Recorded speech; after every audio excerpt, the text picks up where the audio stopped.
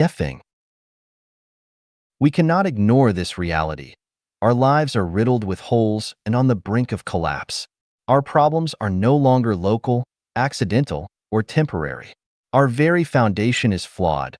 The root upon which we all depend has gone awry. We have lost the underpinning of our existence.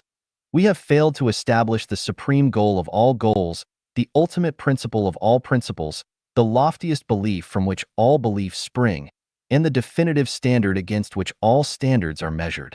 Without an ultimate purpose, how do we choose a specific path in life? Without the highest principle, how do we establish specific principles and adhere to them unwaveringly? Without the loftiest belief and ultimate benchmark, how do we make judgments? How do we contemplate? How do we act? Without all of this, how can our lives not be characterized as blind, empty, and absurd? When the members of a society share this life attitude, how can society itself remain healthy? Unless we bring about fundamental changes, how can there be hope for this nation? So, it all comes down to one point. We lack genuine faith, which serves as the root of all our wickedness and ailments in today's world.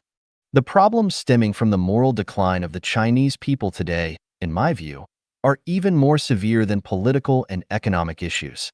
When we address the issue of faith today, it is not about adding a superficial layer to our existing lives, but about conducting a comprehensive self-examination of our lives and embarking on a new way of living. Ingentio, the spiritual predicament of our era, a dialogue on the issue of faith. 人类的起源, the origin of humanity. Xiefeng, translated by Tsong Long. Where do human beings come from? There have been some sayings. Pange created the heaven and earth. Nuwa created men using clay. In Chinese mythology, Pange and Nuwa are the god and goddess who created the world. Prometheus made men out of mud and stole fire from heaven for humans. Ram-headed god Knum molded men from clay at a potter's wheel, and goddess Hecate breathed life into the new body, and they two together made new lives. God created man using clay according his own image. Celestials came to the earth. Human beings were created by aliens. Humans were evolved gradually from single-cell organisms. However, the most influential sayings are evolutionism and the story of how God created man in Bible. The awkwardness of evolutionism. Xiefeng, translated by Tsong Long. The awkwardness of evolutionism. According to the theory of evolution, humans were evolved from apes, and apes could possibly be evolved from rabbits, and rabbis from worms. Worms could be evolved from microbes. Microbes from single-cell organisms, which could possibly come into being by accidents in the sea, the vast, organic, and fertile soup. Evolution is the result of inheritance, mutation, and natural selection. Evolution is a slow and gradual process. Evolution is in accordance with the natural selection, the law of jungle and survival of the fittest. But is this really the truth? The process of one organism evolves to another organism is a very long process. A rabbit can't evolve to a monkey overnight. One seed, from germination, growth, flowering, fruiting to decline, there is a process. Any step of process could not be skipped. If we take picture of the seed every day, we will be able to see the slow and gradual process of its change. Evolutionism firmly believes that humans are evolved from apes. There must be a slowly changing process and some intermediates. That is to say, from an ape to a man, it should at least have some steps of intermediates. It is impossible that an ape will leap to a man. So where are those intermediates? What are they? In 1924, scientists found fossils which they called Australopithecus africanus, southern ape of Africa, near the famous diamond town, Kimberley, South Africa. Later, they found more Australopithecus boisé. It is also called Eastern African, Australopithecus afrensis, Australopithecus garhi, etc. Particularly, they think Java man was the intermediate between ape and human. Based on these facts, evolutionists self-deceivingly claimed that they had made great achievements. But please don't be too satisfied. Self-entertaining will not bring joys to others. According to the calculation based on molecular biology, it was between 4 and 5 million years ago when men and apes separated. So from 4 million years ago till the time of earliest historical records, how human beings evolved. Were there any processes or intermediates? If not, does that mean evolution stopped at the stage? If yes, please show the evidence. Again, I want to ask evolutionists, which animal were apes evolved from? Can you please give us evidences too? How can you prove that the 4 million years old fossils you found are the ancestors of humanity? Just because their shapes look alike?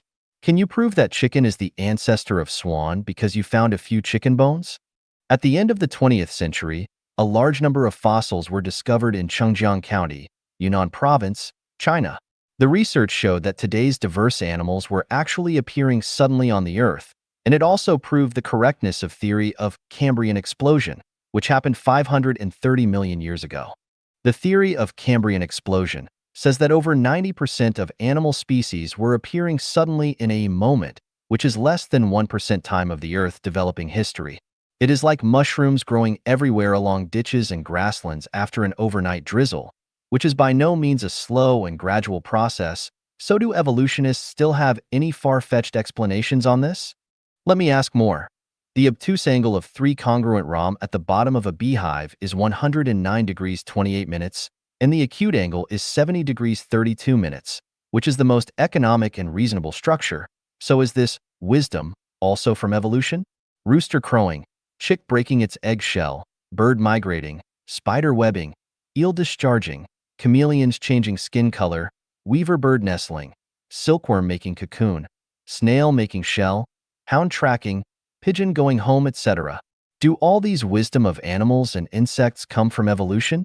Let's make the conclusion by quoting the wisdom of Darwin, the originator of the theory of evolution. If it could be demonstrated that any complex organ existed which could not possibly have been formed by numerous, successive, slight modifications, my theory would absolutely break down. The birth of life genuine has proved evolution theory has absolutely broken down. Evolutionism cannot prove the origin of humanity. Human beings were not evolved from animals at all. So, what about the sayings in Bible? Please read The Origin of Humanity too. The Awkwardness of Bible. Xiefeng. Translated by Tsong Long. There were records about the origin of humanity in the Genesis of Bible. 1:26 And God said, "Let us make man in our image, after our likeness. And let them have dominion over the fish of the sea, and over the fowl of the air, and over the cattle, and over all the earth, and over every creeping thing that creepeth upon the earth." 1:27 So God created man in his own image. In the image of God created he him. Male and female created he them. 1:28 And God blessed them. And God said unto them, Be fruitful and multiply, and replenish the earth, and subdue it, and have dominion over the fish of the sea, and over the fowl of the air, and over every living thing that moveth upon the earth. 1:29 And God said, Behold, I have given you every herb bearing seed, which is upon the face of all the earth, and every tree, in the which is the fruit of a tree yielding seed. To you it shall be for meat. 1:30 And to every beast of the earth, and to every fowl of the air, and to everything that creepeth upon the earth, wherein there is life, I have given every green herb for meat. And it was so. 1:31 And God saw everything that he had made, and behold, it was very good. And the evening and the morning were the 6th day. 2.7 And the Lord God formed man of the dust of the ground, and breathed into his nostrils the breath of life, and man became a living soul. 2.18 And the Lord God said, It is not good that the man should be alone. I will make him an helpmeet for him. 2.21 And the Lord God caused a deep sleep to fall upon Adam, and he slept. And he took one of his ribs, and closed up the flesh instead thereof. 2.22 And the rib, which the Lord God had taken from man, made he a woman, and brought her unto the man. 3.20 And Adam called his wife's name Eve, because she was the mother of all living. So is this how humans come into being? Let's still have a look of what Bible says. For 1 And Adam knew Eve his wife, and she conceived and bare Cain, and said, I have gotten a man from the Lord. For 2 And she again bare his brother Abel. And Abel was a keeper of sheep, but Cain was a tiller of the ground. For 3 And in process of time it came to pass, that Cain brought of the fruit of the ground an offering unto the Lord. For 4 And Abel, He also brought of the firstlings of his flock and of the fat thereof. And the Lord had respect unto Abel and to his offering. For 5, but unto Cain and to his offering he had not respect. And Cain was very wroth, and his countenance fell. For 6, and the Lord said unto Cain, Why art thou wroth? And why is thy countenance fallen? For 7, if thou doest well, shalt thou not be accepted? And if thou doest not well, sin lieth at the door. And unto thee shall be his desire, and thou shalt rule over him. For 8, and Cain talked with Abel his brother.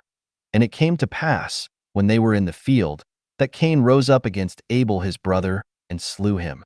For 9, and the Lord said unto Cain, Where is Abel thy brother? And he said, I know not. Am I my brother's keeper? For 10, and he said, What hast thou done? The voice of thy brother's blood crieth unto me from the ground. For 11, and now art thou cursed from the earth, which hath opened her mouth to receive thy brother's blood from thy hand.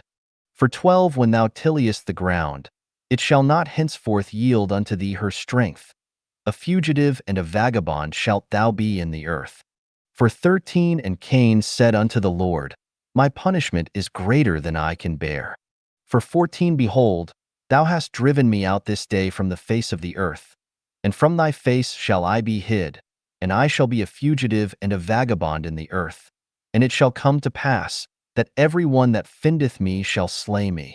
For 15, and the Lord said unto him, Therefore whosoever slayeth Cain, vengeance shall be taken on him sevenfold. And the Lord set a mark upon Cain, lest any finding him should kill him. For 16, and Cain went out from the presence of the Lord, and dwelt in the land of Nod, on the east of Eden. So, we have a question on the above records. Adam and Eve are the ancestors of humans. Cain and Abel are the first two sons of Adam and Eve. At that time, there should not be anybody else exist on the earth except Adam's family. So why Cain was worrying, everyone that findeth me shall slay me? Who were going to find him?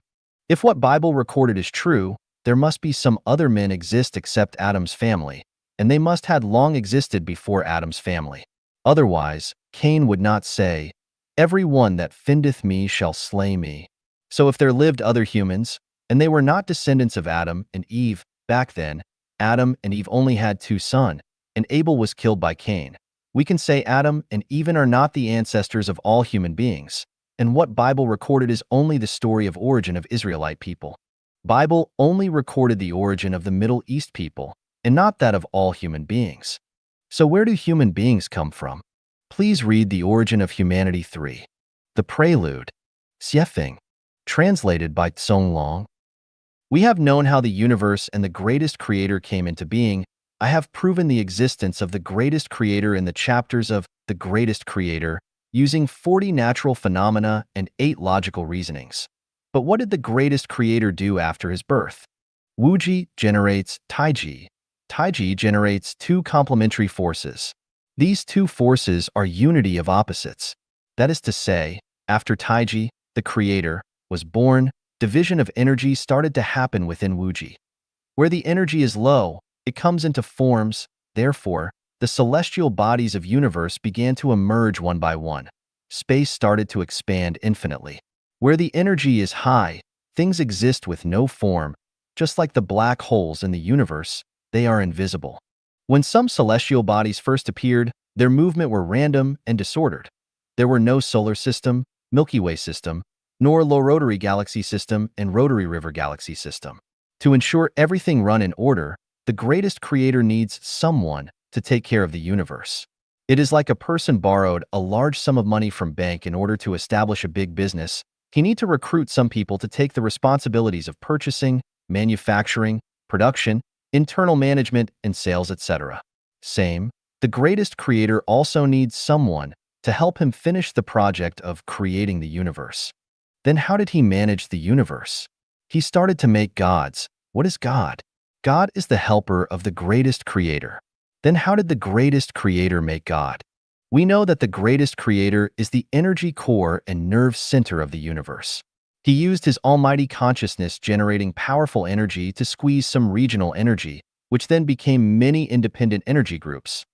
The center of these groups formed a special structure. After the structure was strengthened with the power of the energy, a consciousness was born. These consciousness entities are gods.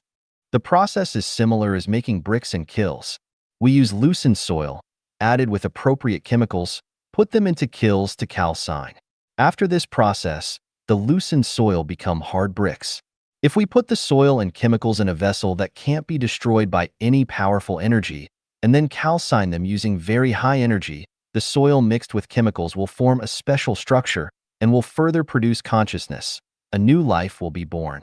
How many gods has the greatest creator made? Many. Each god has his own independent consciousness, but their energy level is far lower than that of the greatest creator. Therefore, gods have to obey the greatest creator. What is the energy level of a god?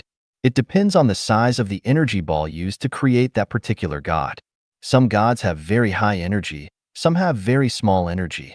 However, even the god with the smallest energy is more powerful than any one of the visible celestial bodies. The energy of sun is very high, but the total energy of the sun is less than that of the least powerful god. The black holes, all over the universe we know, are actually gods.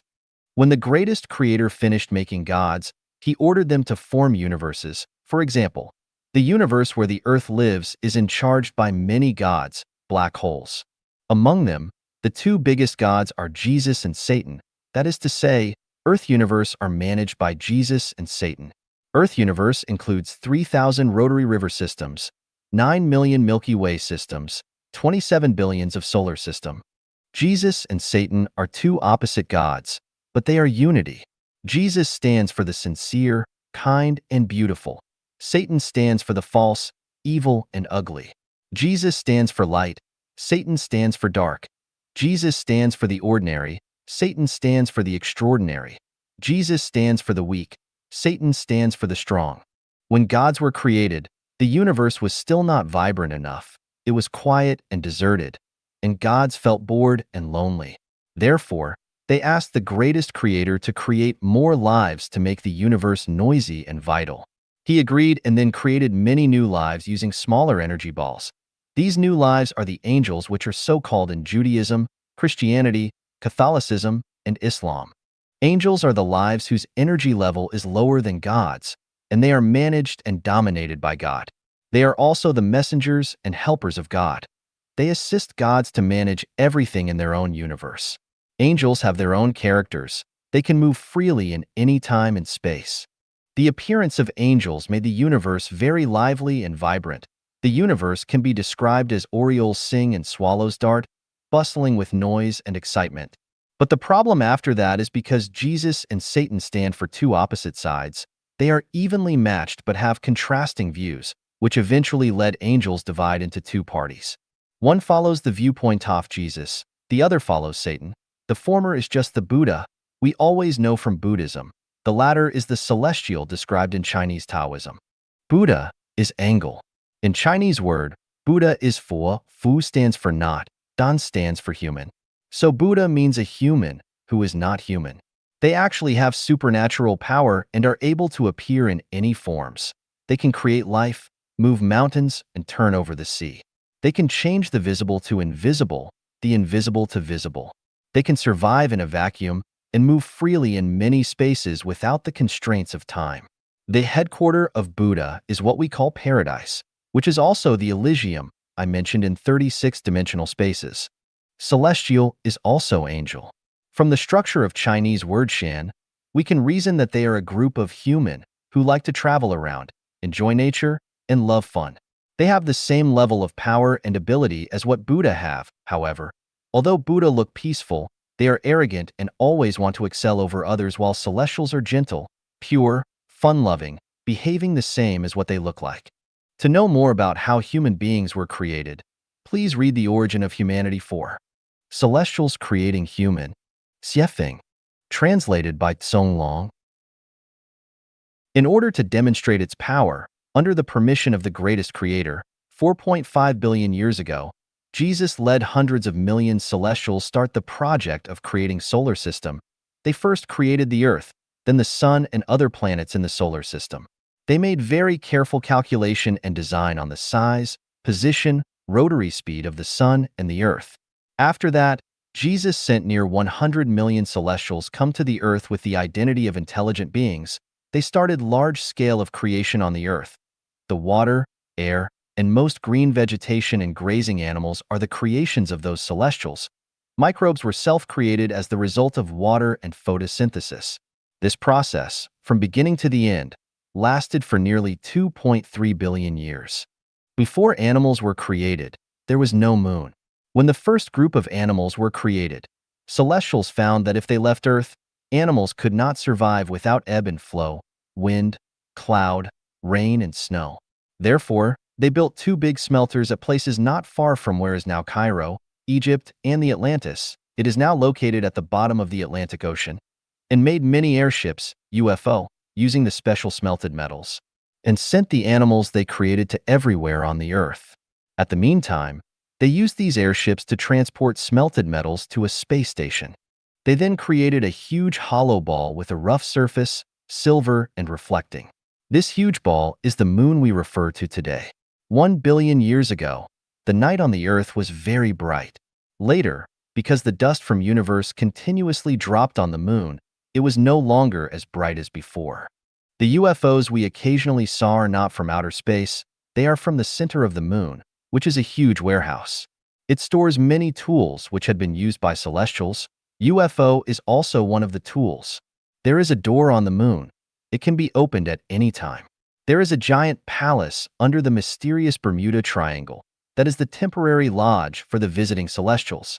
Celestials can remotely control UFOs in the warehouse of the moon to monitor the Earth according to their needs. The Earth of 200 million years ago was very beautiful and prosperous.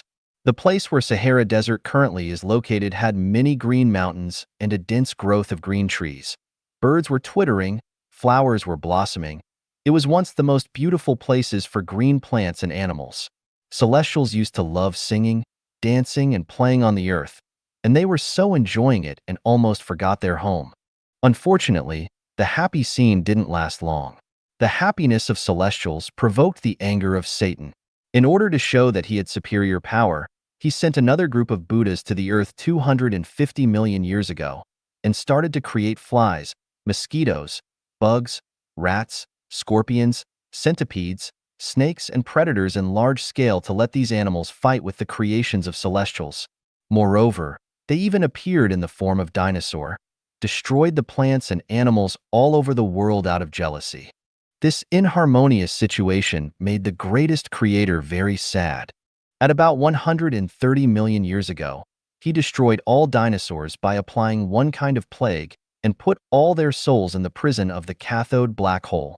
Unfortunately, there were a pair of smart dinosaurs hid under the bottom of East China Sea and were able to survive. They kept dormant underwater for nearly 100 million years. In about 1,600,000 years ago, in order not to let the Earth become idle, the greatest creator designed a life structure himself, which is the draft version of current humans. He then gave the design paper to Jesus and led him to implement. The helpers of Jesus, celestials, started to make new lives according to this design. In order to receive the energy of the greatest creator sending from the universe, also to accumulate energy for creating this special new life and speed up the process, they built many laboratories in the place where now is Egypt. These laboratories are exactly the well-known pyramids of Egypt. Because of the lack of experience and some steps were missed, the first lives they made were monkeys, and then after were apes. Of course, this wouldn't please the greatest creator, so they continued testing and making. The first group of human they successfully made are the black men in Africa, and the second group are native Indians in America. The third are the white men in Europe, Egypt, and North Africa. When they finished producing 3 groups of human, they started to evacuate, and in order to avoid Satan creating difficulties again, they destroyed everything around the pyramids before they left, which is also why Sahara is a desert today. But where do most people in Middle East come from except Egyptian?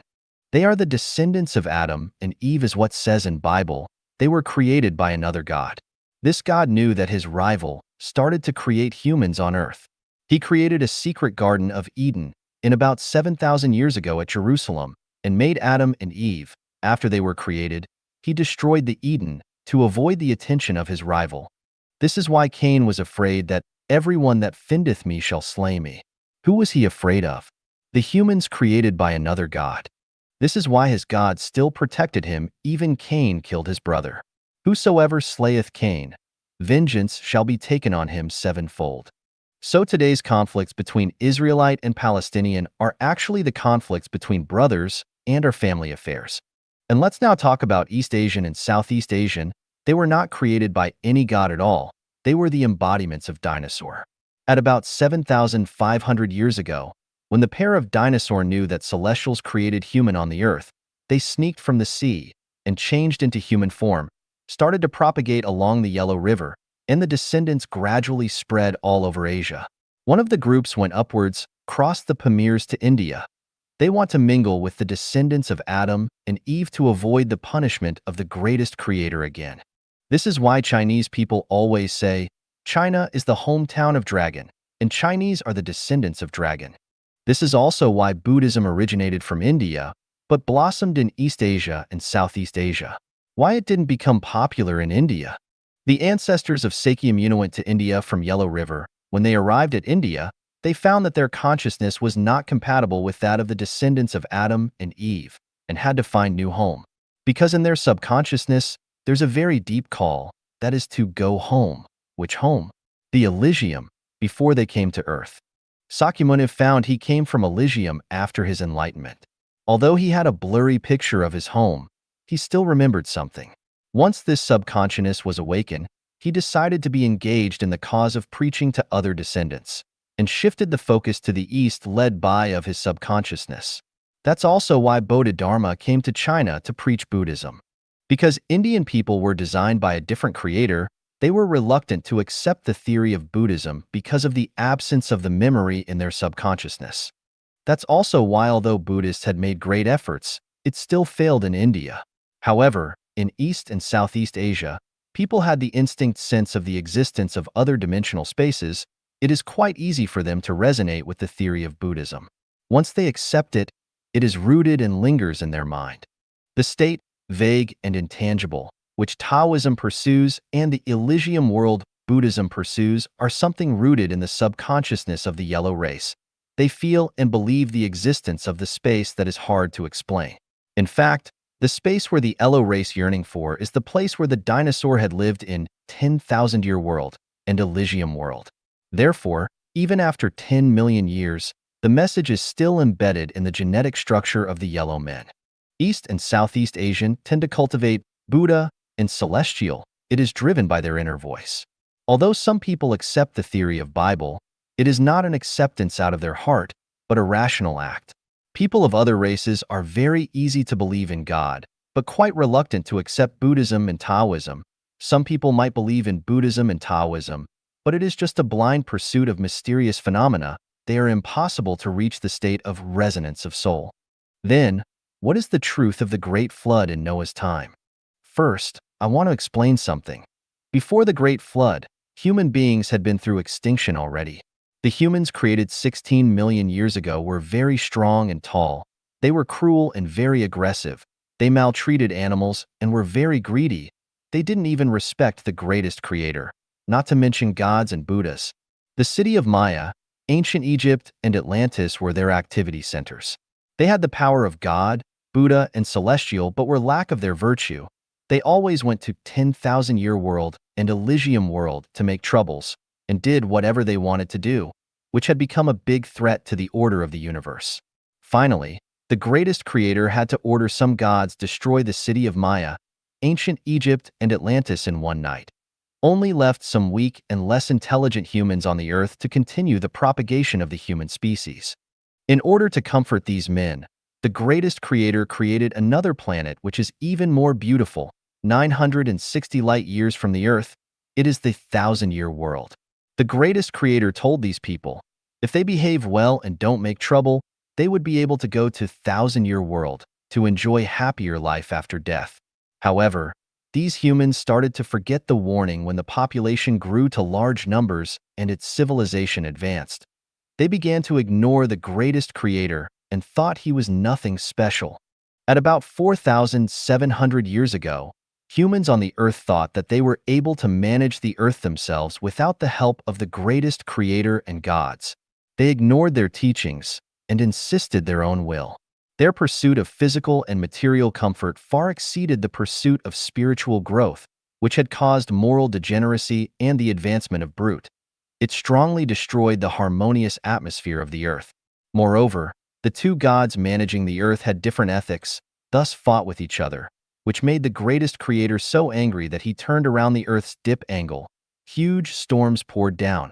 It lasted for 40 days and nights and drowned most humans and animals. The evil act of humans were then curbed. But after the Great Flood, Noah's family were not the only men survived. There were survivors all over the world. This can be verified in many Chinese historical records. The story of Diu flood control is a hard fact. There is also detailed narration in the legends of the Indian tribe Mandan, North Dakota, America. This is the outline of the origin of human beings. 二人类的意义 The purpose of humanity. 写法 Translated by Tsong Long. Is the purpose of humanity only for survival? Are humans the most intellectual animals in the universe? Does the existence or the disappearance of humankind have any influence on the universe? We know from the chapter, The Greatest Creator, that there is purpose for any life beings in the universe. Nothing exists for no purpose. Solar system and everything included are to serve humanity, while humanity is to serve the greatest creator and indirectly to serve gods. The greatest creator created the universe, gods, Buddhas, and celestials. God sent celestials to create humans under the authorization of the greatest creator. Therefore, the meaning of humanity is to live for its creator, gods, and the greatest creator. The greatest creator created numerous gods assist him manage the universe to ensure it is running in order. God is the assemblage of high energy. God only has godhood, but doesn't have playful and naughty character. They can't bring joy to the greatest creator, so the greatest creator created many angels, celestials, and Buddhas. Let them travel freely in the universe to brighten up the atmosphere of the universe. Although celestials and Buddhas were created by the greatest creator, they are on a lower energy level and are dominated and influenced by the God in its respective universe. The celestials coming to Earth 250 million years ago, and the Buddhas coming to Earth 200 million years ago were the result of the influence. There are three origins for the human on Earth. The black men in Africa, American Indian, Egyptian, white men in North Africa and Europe were made by one God. Israelite, Palestinian, Iranian, Afghans, Iraqi, Turk, Syrian, Jordanian, Lebanese, Saudi Arabian, and most Indian were created by another God. Chinese, Mongolian, Japanese, Korean, and the people in Southeast Asia are the descendants of dinosaur. No matter where we come from, we are equal in the sight of the greatest creator. But in the sight of gods, there is big difference. The antagonism among gods is reflected evidently on humans. We can see that from rivalries among Judaism, Christianity, Catholicism, Islam, and Buddhism. The people of Judaism, Christianity, and Islam are originally from the same source, however, because the Israelite can't get along with their fellow, and instead made good friends with the people from other origins, which had caused their God to create Islam. Muhammad created Islam based on the revelation of his God in opposition to the Israelite and other people. The Israelite should stand together with Muslims, but they betrayed their God and went to join the men created by another God. In the end, they were not only not accepted but also persecuted by those men, while their brothers, Muslims, refused to accept them either. This is the root cause why the Israelite were persecuted in World War II and still fight with Palestinian till today. The ideology of Buddhism is completely different from that of Christianity and Islam. To survive, Christianity and Islam have to compete. However, Buddhism advocates not fighting. Even die without descendants to leave this world of disputes and go back home to enjoy free life. The reason why Japanese disturbed Asia in World War II, even fought with USA, is not the problem of Buddhas, but the punishment by God to Buddhas. We know that East and Southeast Asian are the offspring of dinosaur, dragon. They are the embodiments of Buddha. They used to be the followers of God Satan, but because of that great plague, they realized that no matter which god they follow, they could be faced another calamity one day. So the best choice for them is to self-cultivate and go back to the Elysium world. This thought and behavior had provoked the discontentment of their god. So he punished the descendants of dinosaur at the same time he punished the Israelite. Moreover, Taoism, a category of Buddhism pursuing only skill, not way, emerged in the process of propagation of Buddhism. Taoism is a school of religion which looks peaceful from the surface, close the door for the world outside, and form its own system. But deep inside, Taoists are very competitive. When they are at a weak position, they pretend to be humble, but when opportunity comes, they will stand out to show off their power. Japanese Shintoism also has the similar character. Human beings on Earth come from three completely different origins, and the ideological polarity was a historical issue. However, this was not what the greatest creator wanted to see. Jesus came down in form of human body with a mission given by the greatest creator. He was born in the Satan-made Israelite.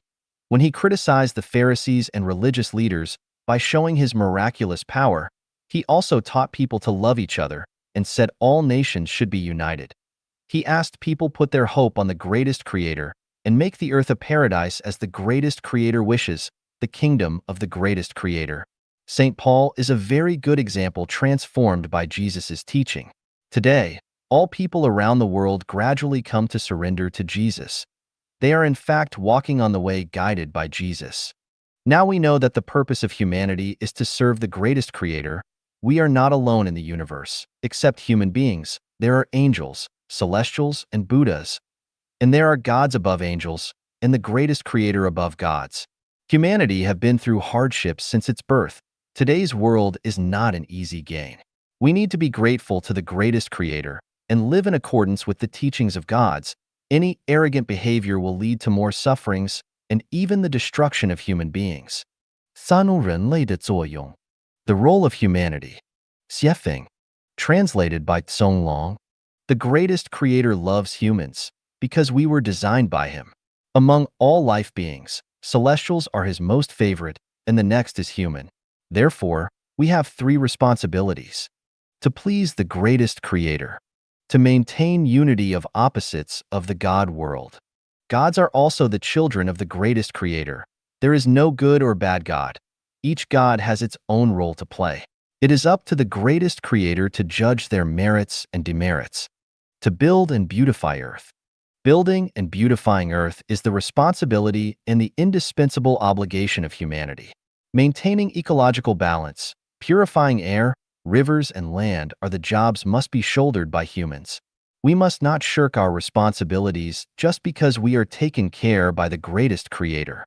It is just like kids must learn to be independent and help themselves.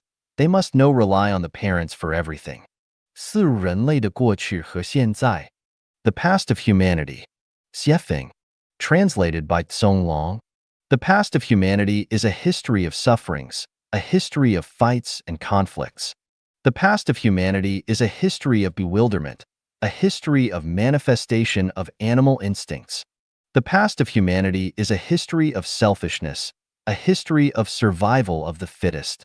The past of humanity is a history of chaos, a history of giants competing for powers, religions competing for position. The past of humanity is a history of wickedness, a history that is not worthy of remembering and emulation. The current situation of human being. Although there are regional extremes, humanity in general has been away from barbarism and ignorance, and on its way to be more rational. While in some places there are still superstitious forces, but scientific developments have made the majority realize that superstition is the source of barbarism and ignorance, and the vital cause of social turbulence. There were some major superstitions. Fanatical belief in religion. They think the religion they believe is the only right one, and others are evil. However, in fact, each religion has its own blindness and a side of suppression of human nature. Fanatical belief in any religion is the result of an emotional choice, not rational. As long as religions exist, the light of human nature is not able to shine, and humanity is not able to get out of barbarism and ignorance, and war is unavoidable. The suffering of humanity will not be possible to end. Frantic worship of the great. Every country has its own great men and its own founding heroes. They made immoral achievements in elimination of old forces. They are worthy to be respected. But if they are worshipped as God and the Savior, a vicious cycle will begin to form. and humans will be dragging into another round of suffering. It is all right to worship a great man, but if it is over a limit, it becomes a mania. Mania is a mental illness, and it is also a new form of barbaric ignorance which will inevitably lead to destruction and repression of human nature. Blindly follow a theory or academic conclusion. The development of things is progressing in a form of wave. Any theory or academic conclusion is a symbol of development from the perspective of current time and space. However, they are not perfect and are not able to cover the comprehensive contents and its extended meanings. They are not the ultimate truth. If we follow them blindly, our thoughts will be bound, and therefore new thoughts and theories are not able to emerge. We will hardly see the situation of 100 of flowers blossom, 100 of schools of thought contend, which will eventually lead to the twist of human nature and stop the progress of human civilization. Nationalism.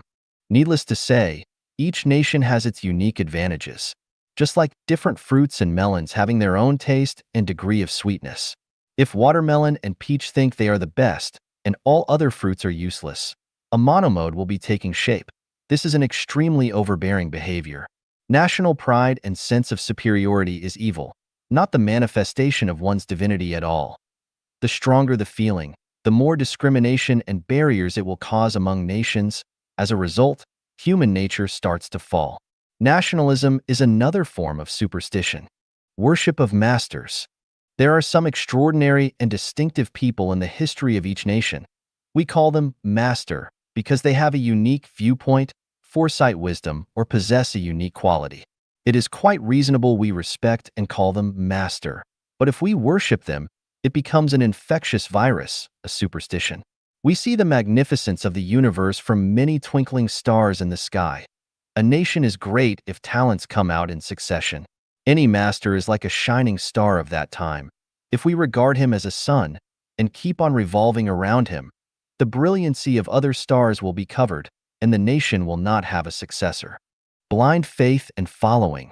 Seek after extraordinary. A man can only be a man as long as he has a human DNA body. He can't be God or something else. We can't deny that life beings in other time and space could be reincarnated to human world. That is because they are bestowed by the greatest creator's special abilities, wisdom, and mission, which is something embodied in their DNA. These abilities and wisdom are far beyond any ordinary person can reach. As one of general public, we can only follow natural law and don't need to seek after extraordinary. If a potato wants to become a tomato, a red date wants to become a walnut, it is not only unnecessary, but also impossible. We will be on the way of devil if we are determined to possess supernatural power. For example, in the last 2 decades, the popularity of one after another gong exercise is a form of superstition and has wasted time, energy, and talents of many wise men who fall into a mud of self-anesthetizing and self-deceiving and can't get out from it, eventually lose their way. Worship of gods and ghosts. Communicating with spirit world. This is a fundamental superstition. As far as human beings are concerned, there are only 2 gods, Jesus and Satan, and no other gods. If there are more, they are made up by men. Humans are not eligible to title someone as God and then worship him. This is a typical superstition. As for ghosts, as long as we show no interest, they will not bother. It is not necessary to ask God to drive away ghosts. Advertising ghosts in movies, books, or verbal communication is a historical retrogression and a wicked act incompatible with modern civilization. The sayings and behaviors of communicating with spirit world are destructing human nature. They are also negation of human beings. Spirit world does exist, but not for current human beings to communicate with. The man who can really communicate with spirit world must be a man with perfect human nature. Otherwise, the communication is not authentic, or it goes astray. Other superstitions. There are a variety of other numberless superstitions, which are the trash descending from human history. If I criticize them here one by one, many people would not accept it emotionally. However, these superstitions will surely be out of sight and disappear as science and human civilization develops. The past of humanity is a time ruled by religion and superstition. The present of humanity is a time of science combined with religion and superstition. The future of humanity will be a time of science and religion mixing together under the light of ration. 五、人类目前面临的危机 V. Current crises faced by humanity. Xiefeng. Translated by Tsong Long. The crises faced by humanity has been long-standing. There had been warnings in Bible, Quran, and the Book of Earth Mother of Buddhism. In recent 20 years, many scientists, ideologists, and spiritual leaders have all sensed the crises faced by humanity are getting more and more serious. They can be summarized as follows. Water resource shortages and pollution, food shortages, rapid population growth, air pollution, widespread of strong virus, leakage of nuclear facilities, desertification, endangered species, ecological imbalance, greenhouse effect, ozone depletion, competition of nuclear weapons, etc. There are also some people have foreseen the culture crisis, ethic crisis, and belief crisis. All the above crises are only the crises on surface, and they are not the core crisis. The core crisis faced by humanity is the crisis of the soul. All the above crises result from the crisis of the soul. If we only focus on the superficial but ignore the core, it is impossible to resolve them. The crises will become even more severe, which would end up with humanity extinction and earth destruction. Only very few enlightened people can sense some other crises like race extinction and religious virus. Others like the crisis of disappearance of a city in one night, and a beam of wave causing the death of billions of people in a few minutes will definitely not be understood and conceived by ordinary people. The core crisis of humanity is the crisis of the soul. Humans can hear, listen, smell, taste, and sense spiritually because they have eyes, ears, nose, tongue, body, and consciousness. However, humans are losing spiritual sense. The results of failing to have spiritual sense are not able to feel the existence of the greatest creator, not able to feel the existence of the God, Buddha, or celestials, not able to feel the existence of 36-dimensional spaces, not able to feel the existence of the non-material and negative universe, do not understand the concept of horizontal time. Too much trust on scientific findings, and atheism becomes popular. Do not believe the law of cause and effect. Do not realize the magic of consciousness. Do not believe reincarnation. Self-centered and arrogant. If a man loses the spiritual sense, he loses spirituality. And as a result, he will not be able to have a perfect human nature. His thoughts are prisoned in three-dimensional space. Does not acknowledge the regularity and certainties. Does not believe the law of cause and effect. Does not believe reincarnation. Believe the theory of evolution, law of jungle, and survival of the fittest. Only value short-term interests and ignore long-term consequences. Rotten morals and falling humanity. Lack of gratitude. A man who loses spiritual sense will be just like a black hole, only absorb stuff in but never contribute. Moreover, he is like a virus, which only does destruction to the surrounding environment. The above statements have shown that the core crisis of human being is the crisis of soul, and it is the root cause of why one cannot have a happy and free life. His thoughts are prisoned in three-dimensional space. He believes that Earth is the only habitat for human beings, and completely denies the existence of other spaces, and regards any other doctrines or theories he is not able to understand as superstitions or fallacies, and blocks the way for human beings to pursue other higher dimensional spaces. Does not acknowledge the regularity and certainties. He sees many phenomena as accidents, and doesn't realize that all natural disasters are caused by unconsciousness. Does not believe the law of cause and effect. He attaches too much weight on win and loss, uses any means to achieve the goal, and ignores the effects that will cause in later lifetimes. Does not believe reincarnation. He thinks that death is the end of life. So does anything as she pleases without conscience, and regards fame, wealth, and power as the symbols of a successful life. Apply the theory of evolution in human society. Believe law of jungle, survival of the fittest. He stops nothing to achieve his goal, which may include making miseries to other people, polluting rivers, bullying the kind, lying, and deceiving. Only value short-term interests and ignore long-term consequences. Use competition as primary means to promote social development, therefore, making nuclear and biological weapons, frantically developing heavy industries that damage environment, predatory exploitation of resources, and treating all people as potential rivals or enemies. Rotten morals and falling humanity. He does not respect God, Buddha, saints and sages, and does not respect his teacher, father, and brother. He is violent, used to cheat, and not shameful of his behaviors. Lying, bullying the weak, abusing women, killing people. He does all evils. Just like what described in the ancient Chinese book Tractate of the Most High One on Actions and Consequences, Tai Sangan Ying Pan, the crimes of the wicked.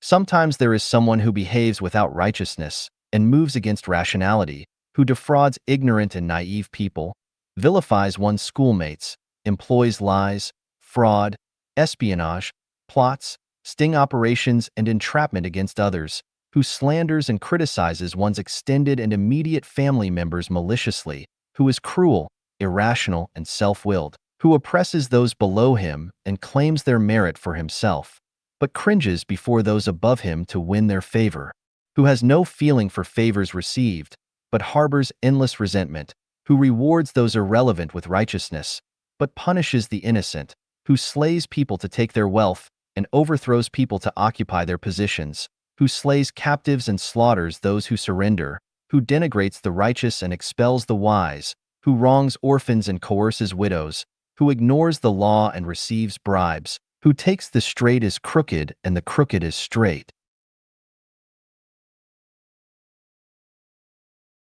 who knowing his faults does not correct them, and knowing the good does not do it, who prays for people's misfortunes, wishes people to encounter disaster, destroys people's success, sullies people's innocence, pilfers people's harvests, masks people's good and kind deeds, and who generate hatred and resentment if desires are not fulfilled, etc.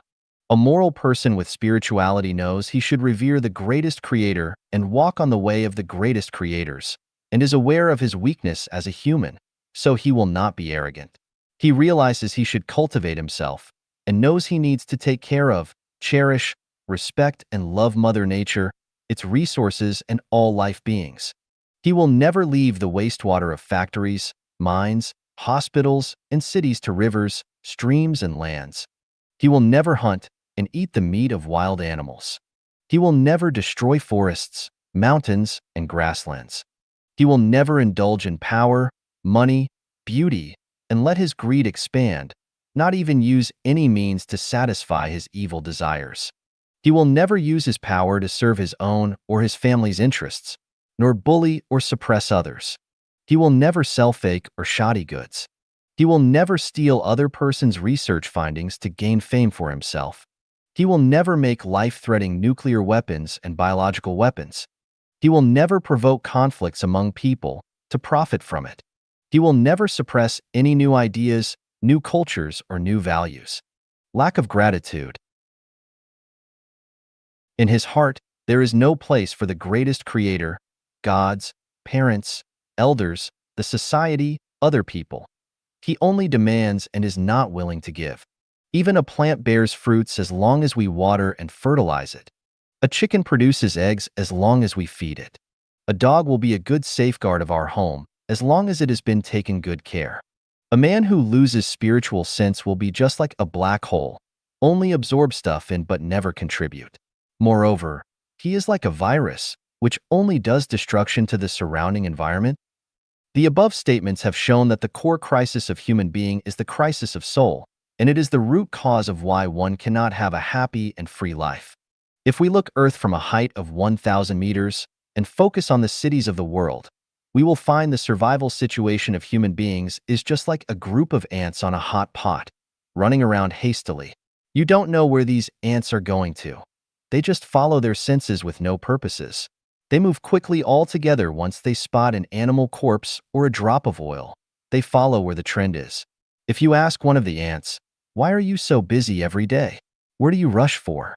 His answer will be, "I'm looking for something to eat, drink, and a place to live. As for where to go, I will go wherever I can find food, drinks, and a place to live." The secular world is just like an animal world. Some people stand themselves out, But where do they go after they get out? They go to religions. All religions, whether it is good or evil, they are made of people who have spiritual pursuit. A real disciple of any religion is superior, in spiritual aspect, to any kings or great men. So we can say, all people in secular world are sleeping and people in religion are awake. The formers do not have spiritual direction as the latters do. However, with the development of science and the growth of human wisdom, many people in religion start to confuse and are not able to tell the direction. Many disciples are like gamblers. They stake all their energy and wisdom on the religion they belong to. Although they know that they can't win back what they have lost, they want to keep gambling. They even want to persuade others to gamble with them to feel psychologically balanced. Just like the fox that has lost his frozen tail on the ice, he has lost the tail. He has been laughed at and left alone by other foxes. He also knows that he doesn't look good without a tail, but in order to comfort himself, he tries to persuade others that a fox without a tail is the most beautiful fox, and others are all fools if they don't cut their tails. People always have an illusion. They think truth lies where the crowds are. Otherwise, why so many people go there? People always have an illusion. They think those religions or organizations that are strong and powerful can point to a place with real happiness. Otherwise, how it can grow so big? People always have an illusion. They think wherever celebrities or intellectuals go must have a promising future, because these smart men will not go for and praise something blindly. However, when they are out, they want to get in. Once they get in, accept bewilderment, blindly following. And some shackles they put on themselves, the only thing left they can do is waiting and hoping with a fluke mind. What are they hoping for? 六人类的未来. 6. The future of humanity. Xiefeng. Translated by Tsong Long. We all look forward to an era where everyone will have a happy and worry-free life. Let's suppose the greatest creator and gods do not exist. Are we able to realize this dream only by relying on the wisdom of humanity? The answer is no. Without the guide of the greatest creator and the power of gods and Buddhas, human beings is not possible to realize this beautiful dream. How many authorities will step aside for others?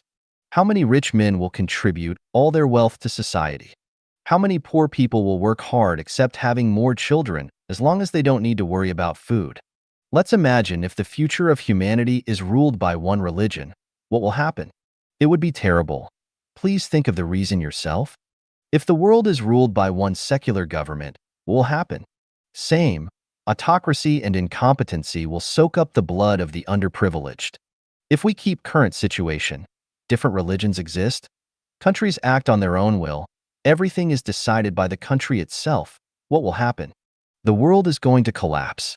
So, what will be the best living situation of humanity?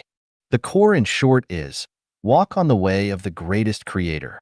Build a non-interference government, promoting freedom in politics, economy, culture, thinking, and spiritual pursuit. Then, the future of humanity will be like the following. All religions will gradually disappear. Humans revere the same and the only greatest creator. Wars between nations will no longer take place. No country will have a military force. The leaders of each country are elected by its people. Election is no longer manipulated by the minority. Each leader serves no longer than 2 terms. The population will no longer be increasing unlimitedly. The growth of population will be controlled. Power and wealth are no longer the most important life goals of humans. People will not talk about how to fight with nature and men. The earth will become a place where all life beings coexist harmoniously. Terrorist activities are going to disappear. Crimes will be decreasing year by year. The care of elders and the education of the youth will become the responsibilities of the whole society, which are no longer private affairs of individuals or families. Family life is going to dissolve. Relationship of men and women is going to show diverse forms. Scientists and artists will be respected by the general. Manual labor is not regarded as a less decent job. A common bill of rights will be made. Journalists will have greater freedom. The force of darkness in some regions will be curbed. A lazy person will be regarded as miserable and incompetent. A parasite-like lifestyle will be seen as a pity. Humans will be able to make new form of life. Intelligent robots will come into being. Sahara will be returning to green again. A large number of supermen will appear. they discover the secret of brain and find the channel to communicate with the greatest creator, and therefore they know the secret of time and space, the cause and effect relationship of lives transiting in different time and space, the secret of thinking, the power of mind, and the road towards higher level life space. These supermen will bring the material and spiritual life of humanity to a brand new level. There will not be nature disasters anymore. Earthquakes, floods, diseases will all vanish. Earth becomes a blessed paradise, which will be serene and harmonious, prosperous and vibrant. Cranes are flying in the sky. People are healthy and have a long life. Everyone live in peace and enjoy their job. In conclusion, human beings will enter an unprecedented, highly developed and civilized era, an era with happiness, abundance, and freedom. Everyone will transform to a celestial at the end. We will understand all secrets by that time. Each moment of our life will be extremely joyful. We will meet our family and friends who have passed away. A brilliant new life will start to unfold. However, there is a prerequisite, which is we must walk on the way of the greatest creator. If we ignore it, everything will be developing in the opposite direction. The position of life. Xiefeng. When we understand the origin of the universe, the greatest creator, and humanity, and comprehend the value and role of time and space, we come to realize that humans are not the highest beings in the cosmos, nor are they the lowest animals. Humans are a combination of spirit and flesh, positioned between angels, celestial beings, and Buddhas, and animals. Human life serves as a transit station between lower-level and higher-level life spaces. From birth to the death of the physical body, humans continuously accumulate merits. With abundant accumulation, life evolves towards higher levels. With minimal accumulation, life remains stagnant, reincarnating on Earth in the next life. And without any accumulation, life devolves to lower levels. The value of life. Xiefeng. The brief span of our lives determines the meaning of our future existence. Everything we say, do, think, and intend shapes our destiny. Every moment, every day, meticulously records our good deeds and missteps. The path we choose, whether it leads us to higher realms like the 1,000-year world, the 10,000-year world, or the Elysium world, depends entirely on how we live our lives. Similarly, whether we can avoid descending into lower realms like the realm of livestock, the netherworld, or the flaming purgatory also depends on our actions during our short time on Earth. Our short life holds immeasurable value. Even if we were given all the treasures of the earth, if, after our physical body passes, our life doesn't ascend to higher spiritual realms but instead descends to the realm of livestock, what's the point of all that earthly wealth? Conversely, if we possess nothing on earth, yet, after our physical body passes away, our life enjoys 1,000 years of happiness in higher realms, or even attains eternal life in the Elysium world, what greater purpose could there be?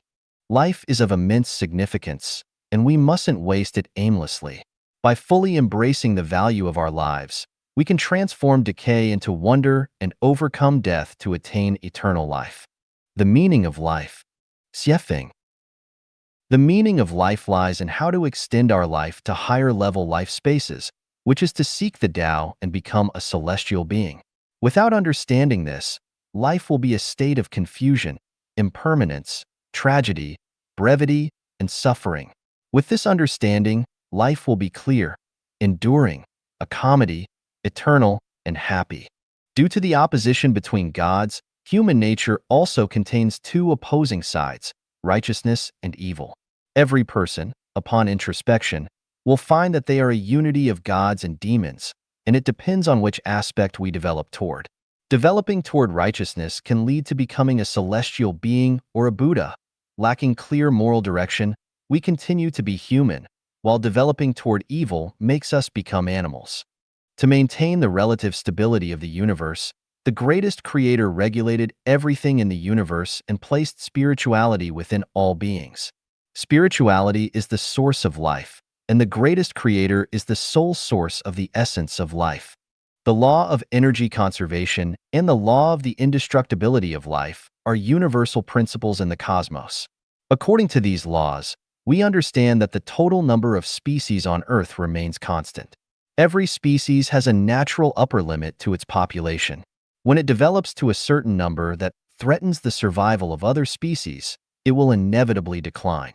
If one species increases, another will decrease. When the human population reaches a certain limit, it will no longer increase.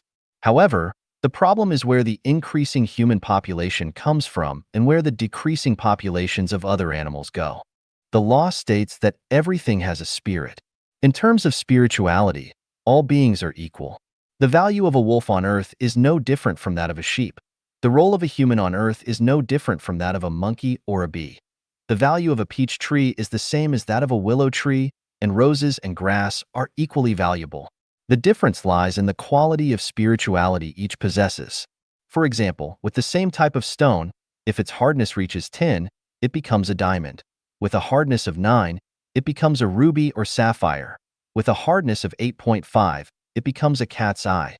With a hardness of 8, it becomes yellow sapphire or spinel. With a hardness of 7.5 to 8, it becomes aquamarine or zircon. With a hardness of 7.5, it becomes emerald or green sapphire. This hardness continues to decrease, resulting in tourmaline, quartz, amethyst, garnet, olivine, jadeite, wood fossil, soft jade, euclase, moonstone, sunstone, turquoise, etc., with hardness ranging from 3.5 to 5. It becomes shoyu jade, pearls, peacocks, corals, and so forth, all the way down to granite and common pebbles. Similarly, based on the quality of spirituality that each possesses, one can evolve from achieving Buddhahood or becoming a celestial being to becoming a human, crane, tortoise, dog, horse, ox, sheep, pig, flying bird, or walking beast, and so on. The same stone, such as aquamarine, can be divided into various grades based on its refractive index, specific gravity, color, transparency, brightness, and the pattern of its crystalline structure. The same applies to people, who can be divided into ignorant people, worldly people, mortals, sages, and saints based on their disposition, education, knowledge, wisdom, and level of civilization. Human beings are composed of a material body and a spiritual soul. After death, the physical body, which originates from energy, returns to energy. The spiritual soul, on the other hand, comes from the greatest creator, and it is eternal and indestructible, undergoing a cycle of reincarnation. This cycle is determined by a person's actions during their human life, specifically, the purity of their spiritual soul after the physical body's death. Depending on this, the spiritual soul can ascend to become a Buddha or celestial, continue as a human, or descend to become a bird or a beast. Therefore, the increase in the human population on Earth comes from other species, and some animals transform into humans. Now that we understand the position and predicament of humans, we must know that humans on Earth are under the guardianship of two opposing gods. We are faced with two completely different choices every day and every moment.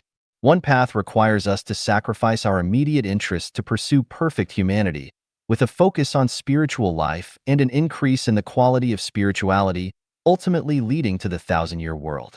The other path requires us to pursue material enjoyment at all costs, maximize material wealth and social status through competition, without considering any illusory afterlife. Because righteousness and evil coexist within human nature, our lives are always filled with contradictions and suffering, regardless of how we conduct ourselves. Being kind, honest, upright, and diligent does not guarantee immediate rewards in this lifetime, just as being evil, deceitful, cunning, or lazy doesn't necessarily lead to a difficult life. Misfortunes and disasters can befall both the wicked and the righteous. Even if we continuously pray, make offerings, and refrain from wrongdoing, there is no guarantee of wealth, well-being for our descendants, or freedom from illness. It's important to understand that our every word, action, and behavior have an impact on our spiritual essence, which will influence our next life. Therefore, we shouldn't use worldly success or failure to judge our moral standards. We should not imitate someone who engages in wrongdoing but still hold high positions, enjoy wealth, and have prosperous descendants. We should also refrain from mocking someone who dedicates their days to reciting scriptures and worshiping deities, yet experience poverty and hardship. Our brief human existence is merely a transitional phase, and its significance lies in our pursuit of spiritual enlightenment and ascension. Human society can be likened to an alchemical furnace, where gold is refined into celestials, and the remaining impurities are classified accordingly. The purpose of life. Xiefeng. The purpose of humanity is to serve the greatest creator, just as the purpose of flowers and plants is to serve humanity. The purpose of human life is to transform karma. We come to the human world for a reason. In the universe, there are no phenomena or results without reasons. We come to the human world instead of other spaces because various causes and conditions inevitably lead us to become human. We come to enjoy the pleasures of the human world and to bear the pains of being human. Why do we have to endure the suffering of being human? It's because we created karma in our past lives. There are no phenomena or results in the universe without causes and conditions. The suffering and hardships we endure are to repay the debts from our past lives. The more suffering we endure, the more debts we repay. Those who oppose us, insult us, bully us, exploit us, oppress us, humiliate us, deceive us, or create unjust cases against us are helping us to transform karma. They are our benefactors. On one hand, we need to transform karma and eliminate the sins we created in past lives. On the other hand, we need to refrain from creating more karma. If we continue to create karma, we will be reborn as humans in the next life. The more karma we create, the more suffering we will experience, and we may even descend to the animal or plant realms. If we stop creating karma and attain perfect humanity, we can enter the 1,000-year world in the next life. If we not only stop creating karma but also accumulate merits by serving society and others, we can enter the 10,000-year world. If we neither create karma nor cease in our virtuous deeds, and we also proclaim the glory of the greatest creator, we can enter the eternal realm, the Elysium world. This is the purpose of human life. 人群分类. Classification of people. Xiefeng. On the surface, there doesn't appear to be much difference between one person and another. We all have the same organs, senses, and bodily functions. We all eat, drink, excrete, and engage in activities like walking, sitting, and lying down. However, once we engage with someone, ask them to perform a task, or have a conversation, we quickly realize that people are vastly different from one another. Most individuals tend to believe that they are not much different from others, with distinctions primarily revolving around differences in wealth and social status. In reality, the variations among people are primarily rooted in their spirituality and wisdom. To help us understand what kind of individuals we are, and to provide a sense of direction for personal growth and goals in life, I classify people into 5 categories: ignorant people, worldly people, mortals, sages, and saints. By considering these categories, you can assess where you currently stand in your life journey. Ignorant people. Basic characteristics. They lead instinct-driven lives, often with disordered lifestyles and no clear life goals. Their values are in chaos, and they struggle to prioritize and distinguish between what's essential and what's not. They spend more time engaging in mindless actions than using their intellect. Instincts overpower emotions and rationality. They lack proper self-assessment and an understanding of life's meaning. Their lives are often marked by confusion, frustration, and erratic emotions. They are arrogant, blindly optimistic, and feeling superior when successful, pounding one's chest, feeling pessimistic and disappointed, and blaming the heavens and others when facing setbacks. They are quick to anger, easily irritable, often unreasonable, and susceptible to manipulation by others. They admire heroes, prefer excitement and dramatic events, and are willing to make great sacrifices for their friends. They have no secrets, are straightforward, and lack a sense of responsibility toward family, society, and others. They are selfless and without faith. Worldly people. Basic characteristics. People who live by desire, with the central focus of life being money, fame, status, and beauty. They enjoy flaunting, boasting, and showcasing themselves. They like to praise others and be praised by others. Every word and action revolve tightly around their own interests. When their interests are threatened or harmed, They disown even their closest relatives, be it siblings, friends, companions, colleagues, or superiors and subordinates. They disregard national and ethnic interests, group and family interests, and principles of benevolence, righteousness, courtesy, wisdom, and trust, as well as laws, rules, and regulations. To achieve their goals, they resort to any means, and they repay kindness with enmity. They have a narrow perspective, seeking only personal gain. They heed rumors and readily exaggerate them. They spread gossip without distinguishing between truth and falsehood. They meddle in conflicts, regardless of the consequences. When it comes to acquiring knowledge, they are particularly obsessed with fringe theories, strange tales, conspiracy theories, and privacy breaches. They enjoy hopping from one thing to another, seeking attention. They excel at empty talk and making far-fetched references. Worldly people enjoy engaging in superficiality and also delight in nitpicking, interfering with, and critiquing other people's lives and lifestyles.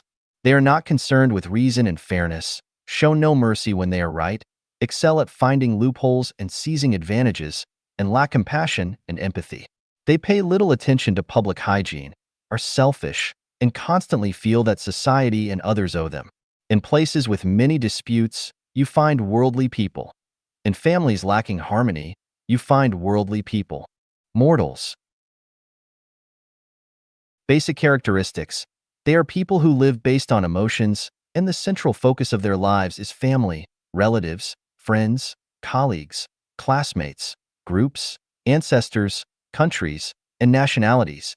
Their minimum life standards include having enough food and drink, having healthy and successful children, enjoying a harmonious and happy family, and living in a peaceful and tranquil society. Their intermediate standards include being able to bring glory to their ancestors, to become renowned, hope for their sons to excel, wish for their daughters to succeed, having wealth within their family and a bustling life outside, and having the capacity to seek revenge or settle scores. Their highest standard, to contribute significantly to one's own ethnicity, religion, group, political party, or country to leave a legacy and be remembered for generations to come. Emotion and reason are the primary factors considered by mortals in handling all matters. They are the most tormented group among the population, as they possess thoughts, emotions, rationality, and ambitions, yet find themselves entangled in the mundane world. They must constantly interact with the ignorant and worldly people, battle against the biases of society, contend with their inner desires, and resist traditional ethical and moral norms. Their inner world is often filled with conflicts and regrets. They yearn for personal growth, but also seek to conform to societal expectations. They require so much yet receive so little. They often lament the scarcity of time and the brevity of life, feeling as though they are adrift in the river of the world, unable to control their own destiny. As they age, they increasingly rely on fate. Mortals do have beliefs, but these beliefs are conforming, blind, helpless, and arbitrary, rather than based on an understanding of truth. Therefore, the faith of mortals is fragile and cannot withstand scrutiny. It changes with the times and the living environment. The reason why they are called mortals lies in their lack of steadfast faith. They cannot and will not derive strength and wisdom from their beliefs. Generations after generations, they can only exist and perish in the painful whirlwind of the mortal world. Mortals tend to regret the past, overlook the present, and yearn for the future. They will never be content, and the suffering of mortals will never end. Sages. Basic characteristics. They are transcendent individuals who lead their lives with reason. They possess clear minds, knowing when to advance, when to retreat, what to seek, and what to forego. Their life goals are to pursue health, wealth, and freedom. They have their own principles and adhere to societal codes of conduct. They can freely manage their time, maintain harmonious and happy families, live in harmony with society and nature, and are mostly liberated from the trappings of fame, status, and wealth. They control their own destinies, move with ease, have extensive knowledge, communicate with civility, display noble conduct, are understanding and reasonable, optimistic, and kind-hearted. They are the pillars of civilized society. Sages are gems among people, possessing significant intrinsic value. Regrettably, While they escape worldly affairs, they cannot escape the limitations of time and space. In the end, they cannot enter the higher realms of life. Sages are just one step away from truth.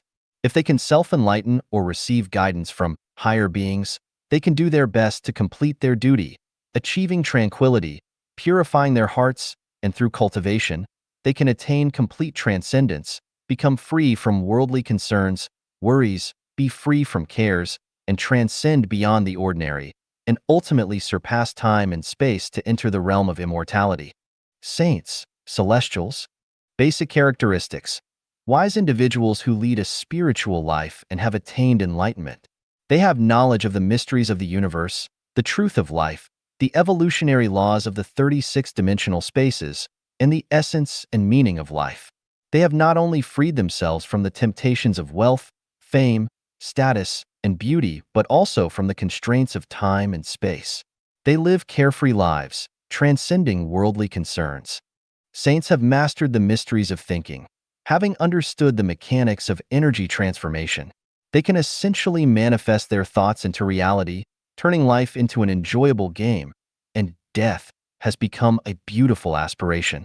Saints do not overly concern themselves with the sufferings of the mortal world. They never interact with worldly people and avoid interacting with mortals. They typically reside in secluded areas near picturesque mountains and rivers, disguising themselves as ordinary citizens, leading a tranquil life detached from worldly strife. They enjoy solitude and value friendships with like-minded individuals. They are not fond of noise and are characterized by activities such as drinking tea, playing chess, reading, and practicing meditation. Sometimes, they may spend an entire day playing with ants or engage in singing competitions with birds. Whether the birds' songs are more melodious or their own hoarse singing sounds better, it doesn't matter to them. As long as it's fun, they enjoy it endlessly. Attaining the realm of a saint undoubtedly leads to the 1,000-year world. Above is the classification of people, and by now, I'm sure most of you have an idea of which category you might fall into. If you find yourself as an ignorant person, you might not be able to pinpoint your position, and after reading this classification, you might feel very frustrated, even wishing to throw a few punches at me. If you identify as a worldly person, you may hold some jealousy in your heart because I've exposed your mindset and peeled back your facade. For those of you who see yourselves as mortals, reading this might evoke a sense of sadness. When you witness that some people in the world seem higher and happier than you, an unexplainable jealousy and envy may arise within you, especially when it comes to wealthy individuals. You might have thought that once you become rich, others would envy, respect, and follow you. However, you never imagined that in the eyes of sages, you're still an ordinary person, and in the eyes of saints, you're just an ignorant one. On the other hand, if you identify as a sage, you'll likely be overjoyed, feeling as if you found a long-admired bosom friend and suddenly realize that your wealth is boundless and that you can benefit infinitely from it. If you consider yourself a saint, you might laugh heartily and criticize me for being idle and wasting time. Regardless of whether you feel anger, jealousy, happiness, or laughter, as long as you take a moment to calm your mind, you'll find a sense of gratitude deep within you. After all, you've come to understand your own state of existence and where you should strive to develop. If you aspire to attain pure spirituality and progress towards the level of a saint, I have categorized human qualities into 18 grades for your reference. 导致人生痛苦的18因素. The 18 source causes of life's pain. Xiefeng, June 30th, 2010. Translated by Tong Xin and edited by Care. Life should be joyful, happy, free, and blessed, but most people's lives not only lack joy, happiness, freedom, and blessings, but also have many troubles each day and night which stimulate pain in their hearts. We have to ask, what in hell causes the pain in life? Let me analyze the sources of pain in life and see if they are reasonable. Wrong values on value, life, and the universe. The values of value, life, and the universe are the GPS of life. If they are correct, the life journey will gravitate toward joy, happiness, freedom, and blessings like heaven. But once they become misdirected, life will slip toward troubles, anxieties, worries, and fears like hell. For example, People die for money and birds die for food is a wrong value. If one insists on such a value, pain will fill their life. For example, every man should take a wife and every woman should take a husband once they reach adulthood. If such a value directs your life will doubtless be full of pain. For example, people just live a lifetime and then die like the light of candles going out is a wrong perception of life, since it ignores the laws of karma, cause and effect, and of reincarnation. If one accepts such values, their life will definitely be messy and as confused as flies without guidance, and they will encounter a lot of pain. For example, there is no greatest creator, no gods or Buddhas, no celestial beings, and no heaven and hell is also a wrong value of the universe. Such identification does not understand that there are mountains beyond mountains and heavens beyond heavens, and does not understand that there are 20 parallel worlds and 36-dimensional spaces. It limits one's view of spirit and soul to the narrow life field of current space so they cannot see a bright and clear future, and causes much pain in life. Selfishness. People who prefer to selfishly take benefits and profits only for themselves rather than serving or contributing to others and to society will definitely live painful lives. Greed. Only take one cup of water among thousands of rivers and lakes. If one wants to possess all rivers and lakes without restraint, their life will surely be painful. Laziness. Being lazy, preferring leisure over work, being opportunistic, and stealing other people's achievements are qualities which will inevitably lead to corruption and poorness. The result of such people is having painful lives unless they can become pigs. Jealousy.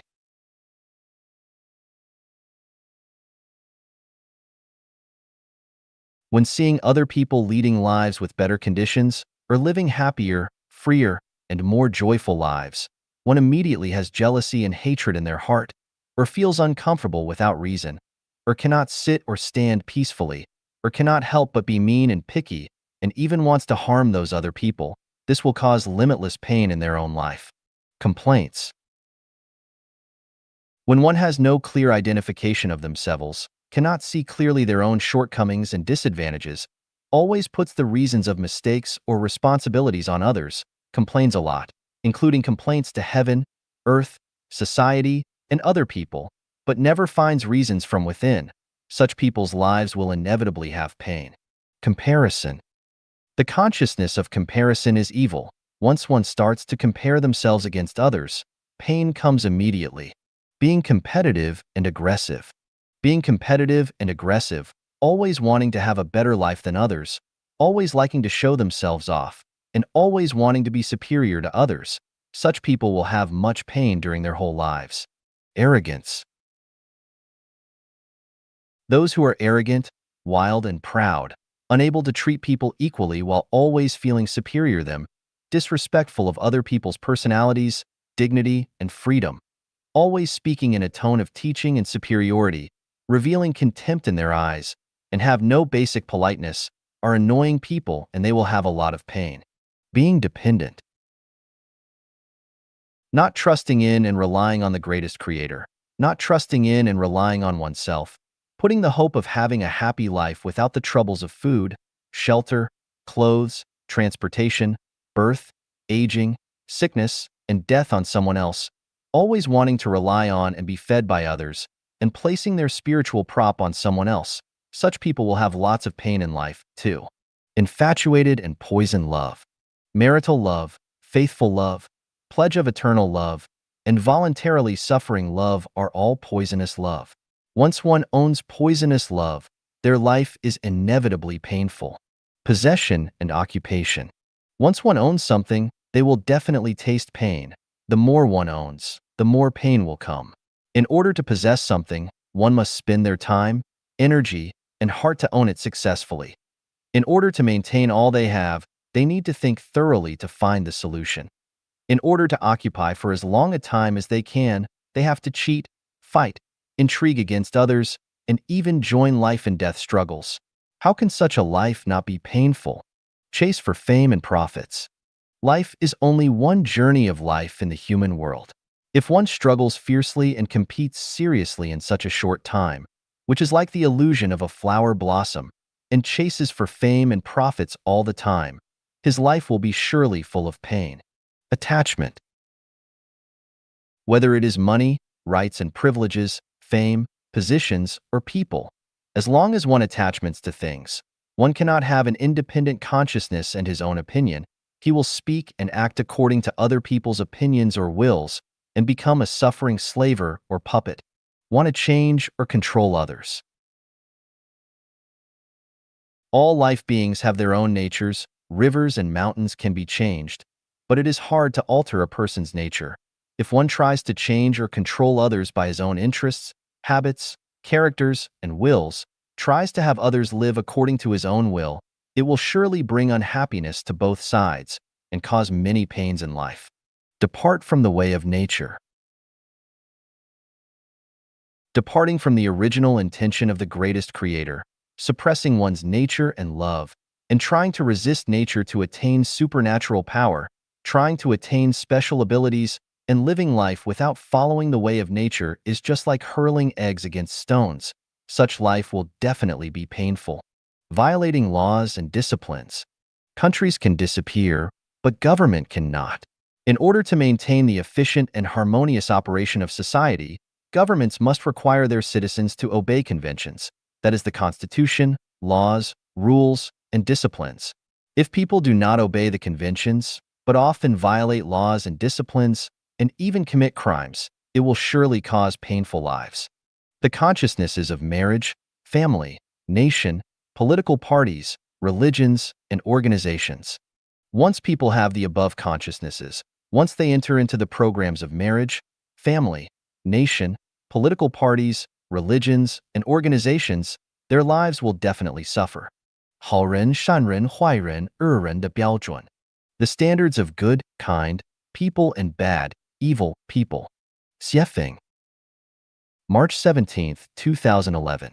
Translated by Tong Xin and edited by Care.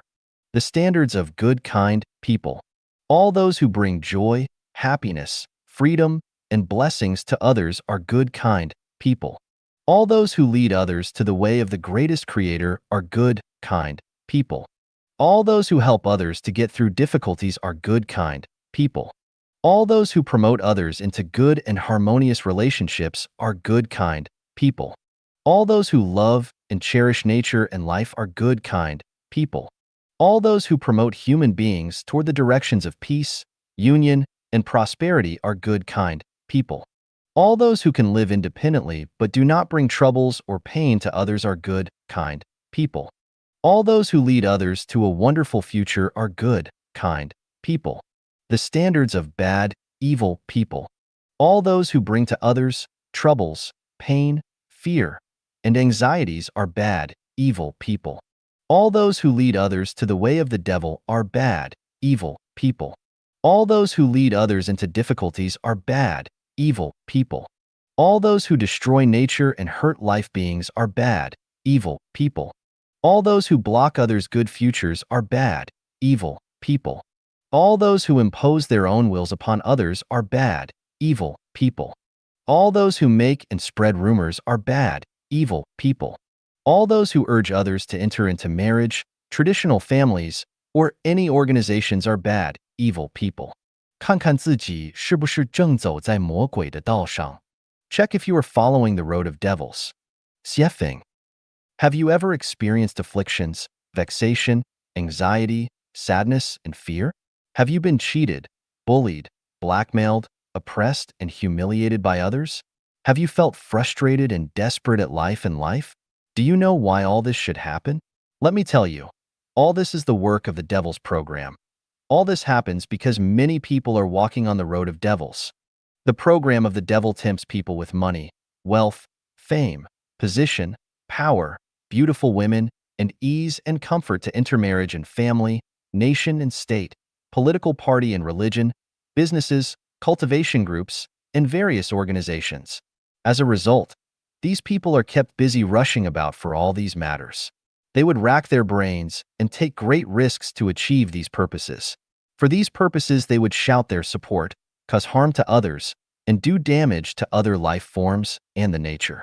People are walking on the road of devils when they struggle for their own interest, for their family's interest, for their nation's interest, for their country's interest, for their political party's interest, for their religion's interest, for their company's interest, and for their organization's interest, and when they each try to cheat the other by sheer cunning and falsehood and grab at each other's throat.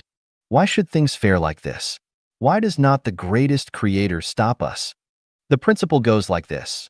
Unity of opposites is a law of the universe. Superior and inferior, up and down, bright and dark, leader and the masses, hell and heaven, higher order of life and lower order of life, man and ghost, man and other animals and plants, carnivores and herbivores. Otherwise, life cannot go on, and the great drama of the universe cannot be staged. It is just like the case of a man for whom eating and drinking form opposites with defecations. The opposites can be united and complement each other. In addition, there is a principle of the universe, namely the sum of positive energy and negative energy is zero. Therefore, everything must be symmetrical, and there must be balance between yin and yang and loss and gain. What one gets in and what one pays out should be orderly, and the power of angel should hold the power of devil in check. To be more specific, in order to survive, man should have animals and plants to provide for his existence. The life at the lower order must serve the life at higher order. Then who will be the man, and who will be the animals and plants? Some people will go to heaven, but who will go to hell to maintain a balance? There are leaders, but there must also be the masses. Thus, the devil's program is necessary. Without it, the universe will lose its balance. The survival of life cannot be guaranteed, and the whole universe will be listless and pale. Actually, the devil Satan is a deity, an archangel and chief angel, who is toiling to maintain the zero sum of positive energy and negative energy. Burdened with notoriety and bad name, he is serving the life of the whole universe. He must deliver many life forms to the lower order of life and lead many life forms to hell. Thus, when a person is walking on the road of devil, he is making his way to the lower order of life and the hell.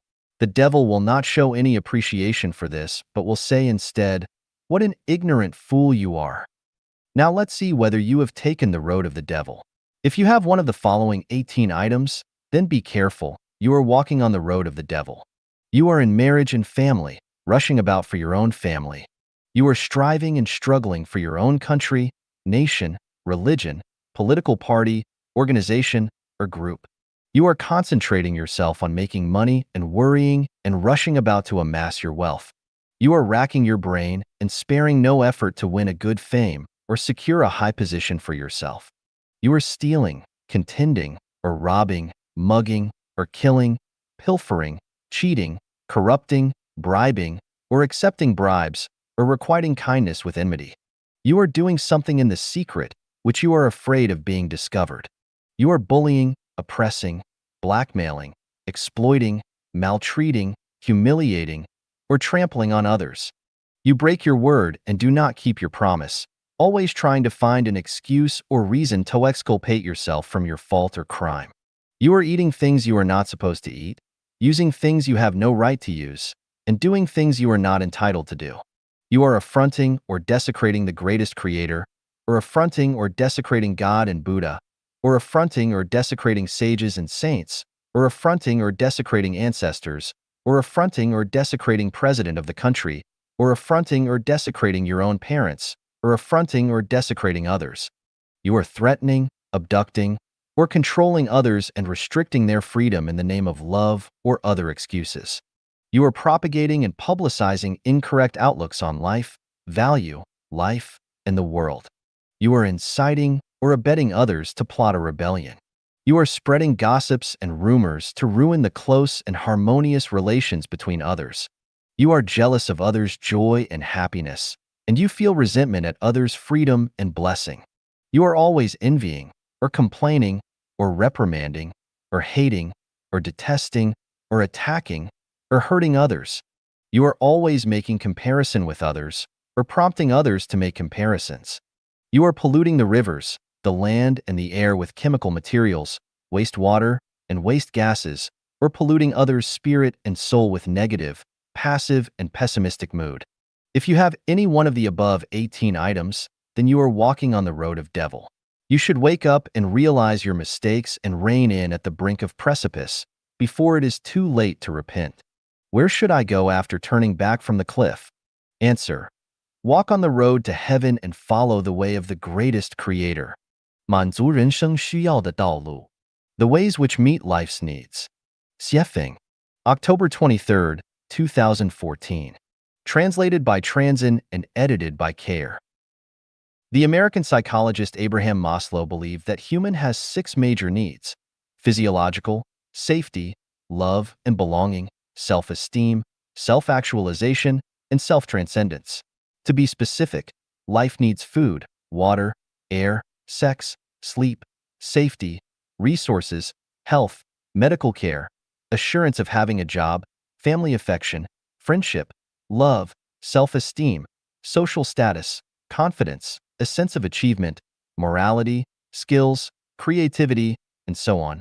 Meanwhile, Maslow also argued that human needs are hierarchical and that they will be fulfilled at each level, from bottom up. That is to say, fulfilling the physiological needs comes first, then the safety needs, and so on, and the self-transcendence efforts can only be made after self-actualization.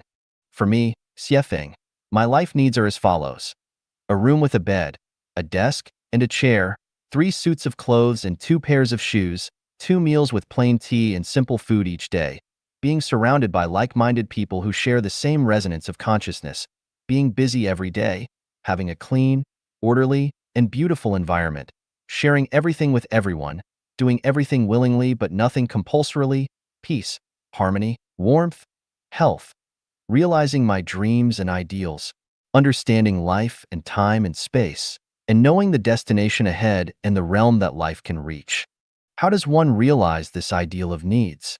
Maslow listed them from the bottom up, but I do from the top down. I have found that in Tao, virtue, benevolence, righteousness, courtesy, wisdom, credibility, achievements, sorcery, and magical art. Only when there is Tao, everything else can be met.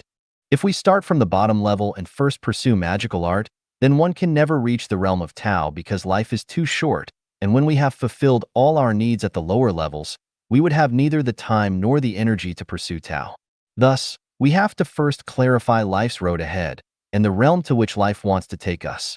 Once this key issue is resolved, the others will readily be. I used to be obsessed with making money. I built my own company, and at one time I had 4 stores, a nightclub, a bar, a fast food restaurant, and also leased a dancing hall, a restaurant, and a barber shop. My annual net income reached hundreds of thousands USD. Later, I miraculously survived a car accident and began to understand things differently. I found that people had unexpected good or bad fortune and that life is vulnerable. If you do not first understand life's value, purpose, and meaning, and the principles and mysteries of life, then no matter how you live, your life will be blind and you can never fulfill your life's needs. I then gave up my businesses and immersed myself into studying the meanings of life, and from there, I developed the theories of first fulfilling the top-level needs and to gradually fulfill the needs of the lower levels in a natural order. Today, I have fulfilled all the levels and have achieved my life's needs, though this would be extremely difficult for even a president or a billionaire to do. Now, what else do I need? I only need one thing, and to have fun. I do whatever is fun. The desire to enjoy the finest food, clothing, accommodation and travel, birth, senility, illness and death, fame and wealth, and leaving a lasting reputation are out of my mentality. Everyone who has communicated with me has benefited from me, so I think that becoming a guide to life and life is not only appropriate, but is also assumed. 无忧人生三大法宝. 3 magic weapons for a carefree life. Xiefeng. February 18th, 2013. Translated by Shidai and edited by Care. When we are born on Earth, it is inevitable that we will develop many worries. Some of these worries will be for food, clothing, shelter, transportation, birth, aging, illness, and death. The worry about how to make our lives run smoothly and have wonderful futures. The worry about how to keep relatives and friends successful and safe. And the worry about how to fully enjoy love and sexual intimacy. Because of these worries, some of us will begin to walk on the way of the greatest creator in life, Genuine. although many of us might have little confidence in their futures and endure fear in their hearts. Therefore, I will show you 3 magic weapons to help you achieve a carefree life. These weapons will strengthen your faith and overcome your difficulties, help you cross your mountains and swamps, in order to arrive successfully in heaven. The first magic weapon is having firm faith in the greatest Creator.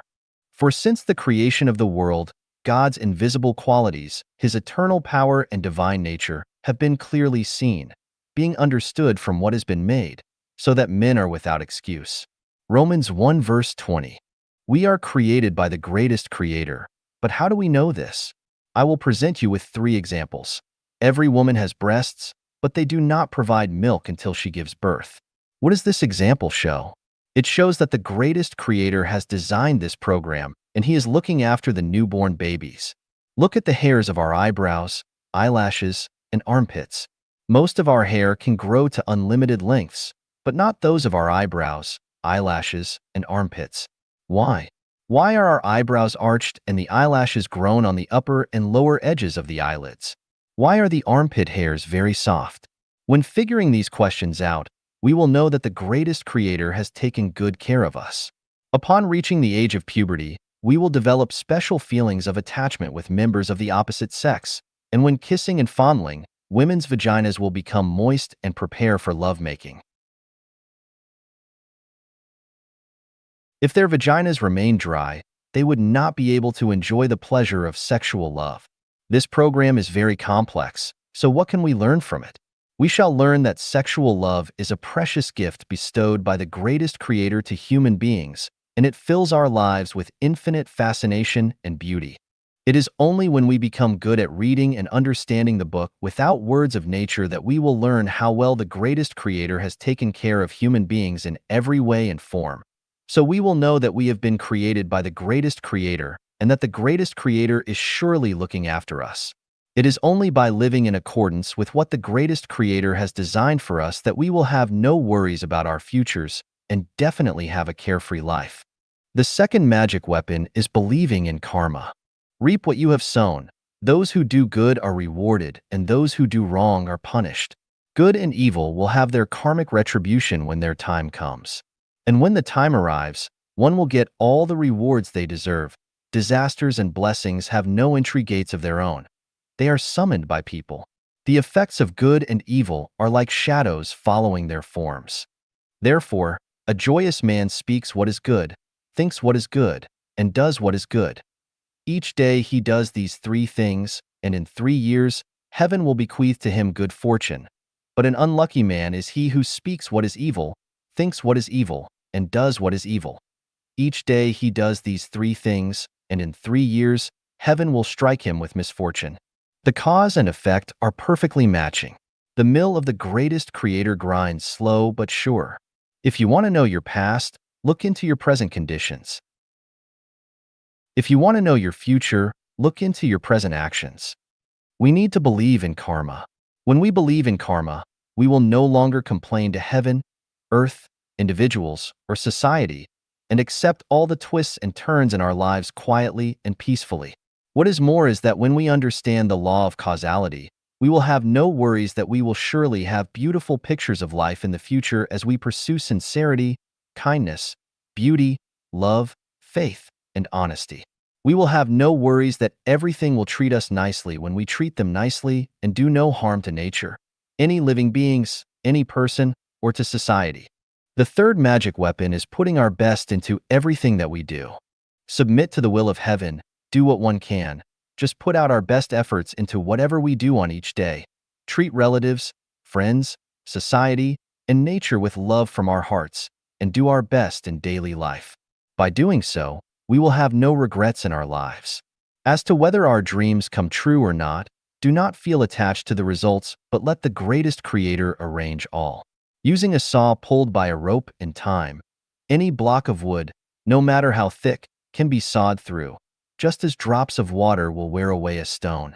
In the same way, those who cultivate Tao must constantly exert themselves in their explorations. Water flows naturally into channels, and the gourd, when it ripens, sheds its stalk naturally. Thus, The person who wishes to master Tao has only to persevere in self-cultivation, and they will eventually become accomplished. We will have no worries only if we do our best in everything. Having firm faith in the greatest creator, believing in karma, and giving our best in all that we do are three magic weapons to bring you a carefree life. If you have the three magic weapons, your life will be like, let the wind blow and the waves beat, better far than idly strolling in the courtyard. You will no longer have worries about food, clothing, shelter, transportation, birth, aging, illness, or death. You will have a very bright future and a carefree life. If you can keep this state in your lifetime, you will arrive in heaven when leaving the earth.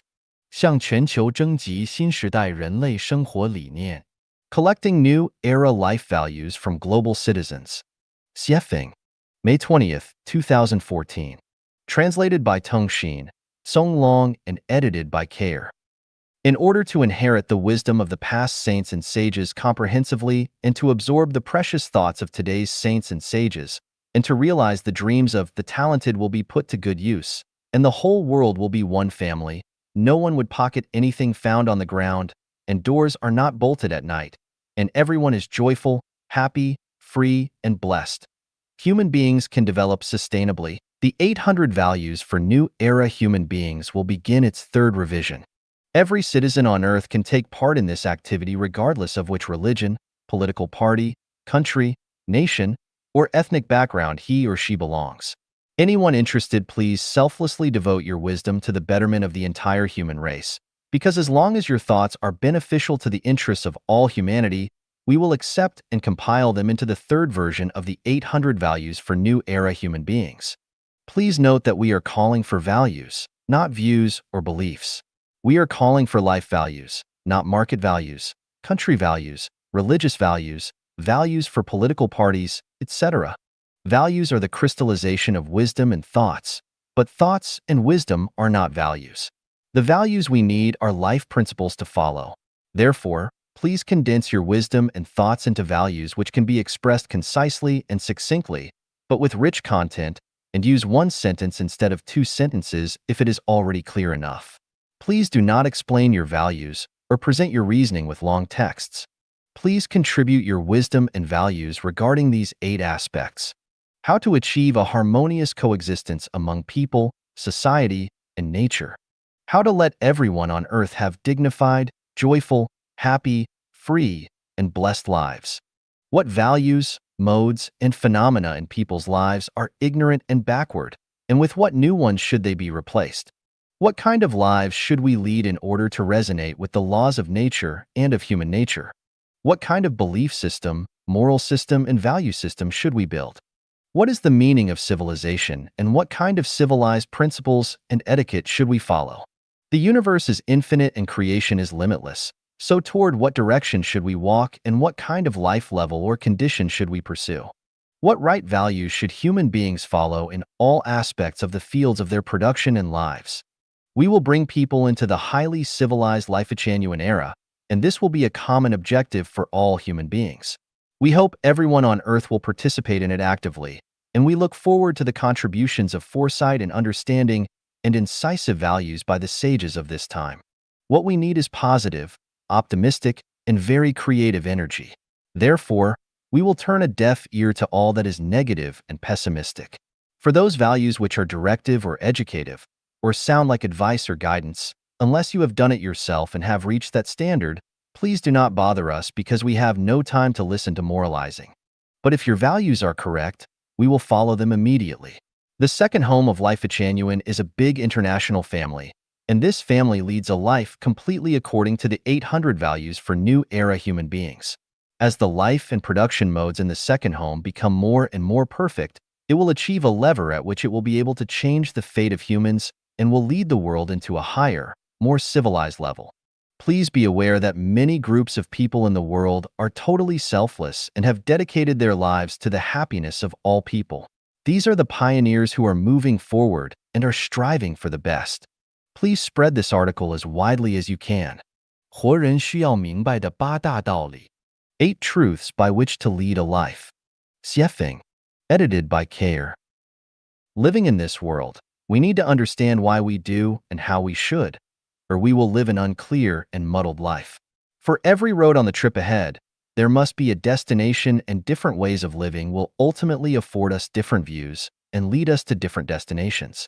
As a messenger of the greatest creator, the incarnation of gods, Buddha, celestial beings, saints, and the guide for human spirits and souls, I propose the following 8 truths by which to live. Please examine and consider them, and choose whether they make sense and whether they can benefit you. Rivers have sources and trees have roots. People have parents and celestial beings have ancestors.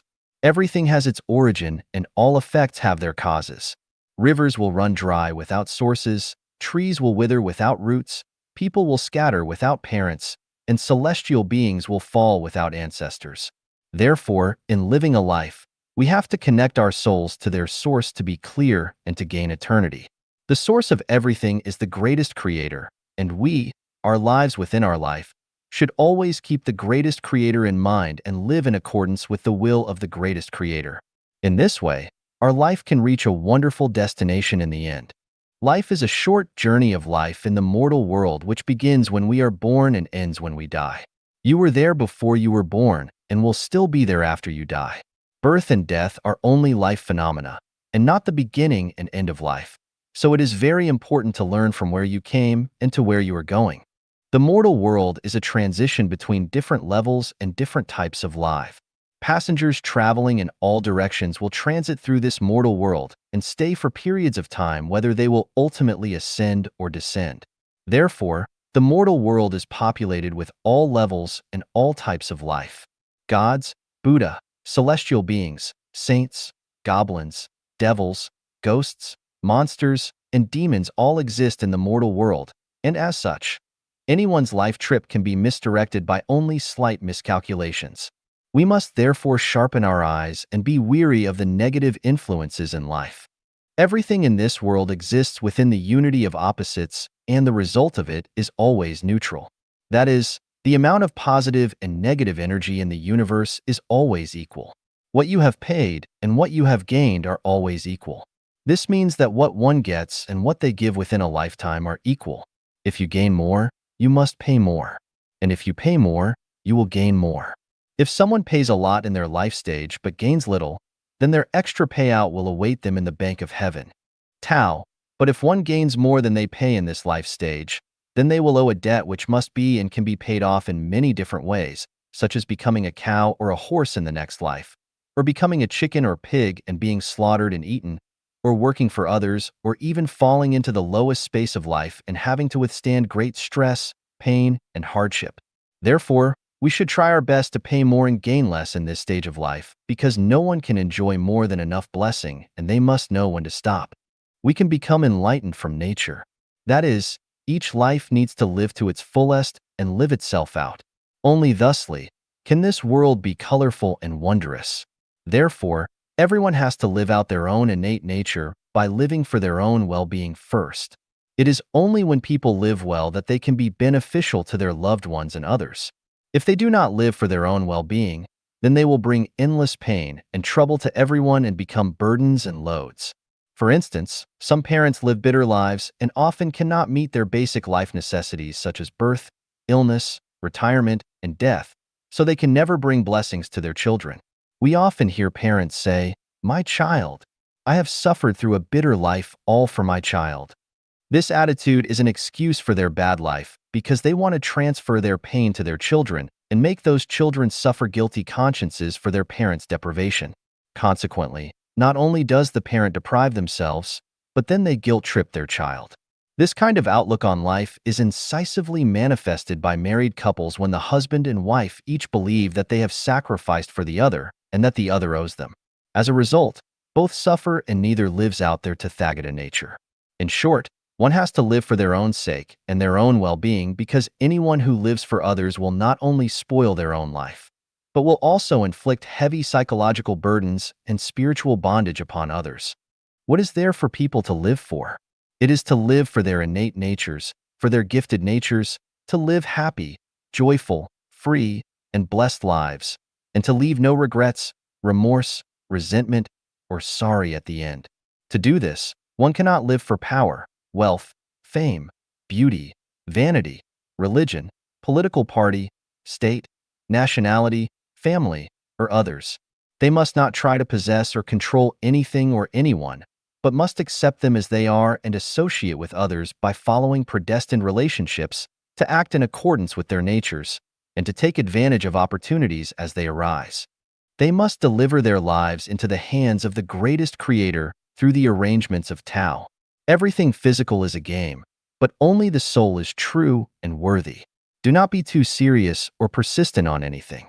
Go for it if it pleases and uplifts, but forget it if it hurts or degrades.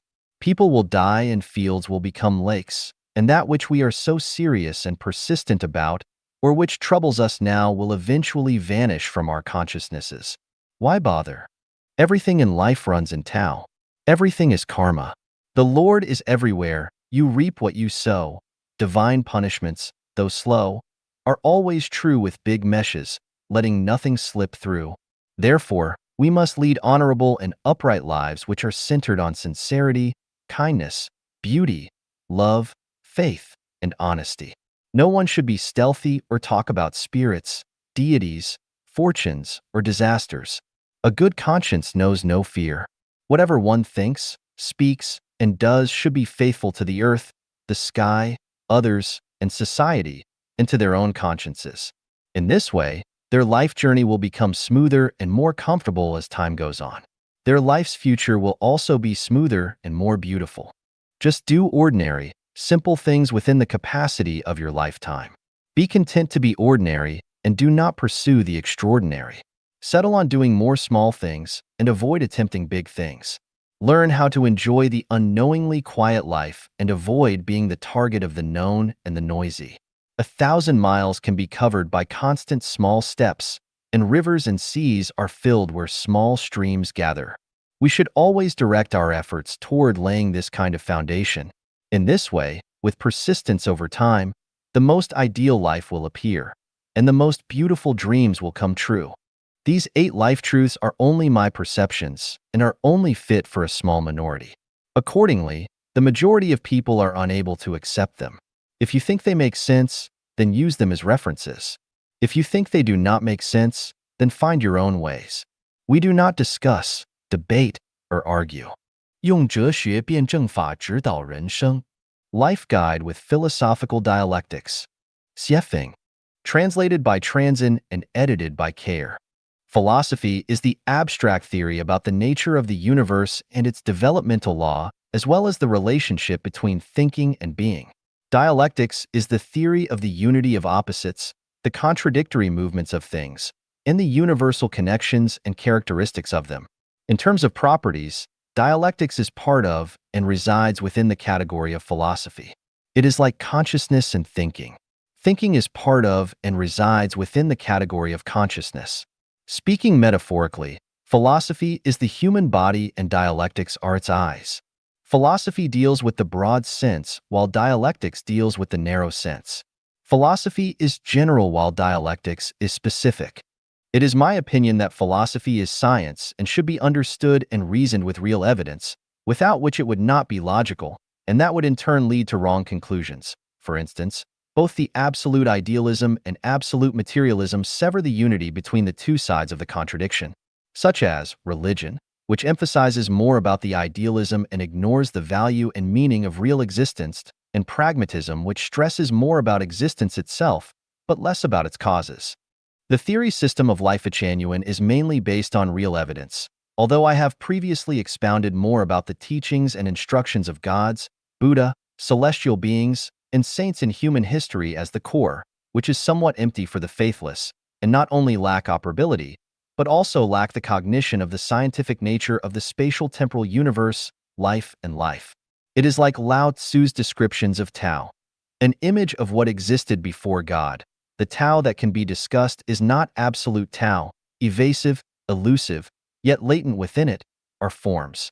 Dark and dim, yet latent within it is the life force, too specious to be understood by anyone who is not extremely wise.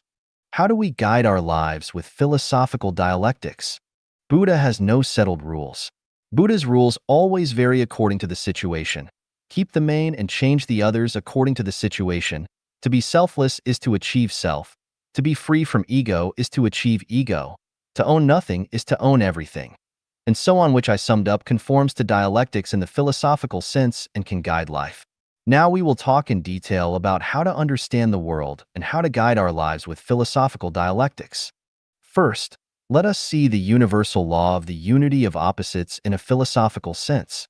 This law is to say that all things in the universe consist of pro and con factors which are opposite, incompatible, and contradictory as fire and water.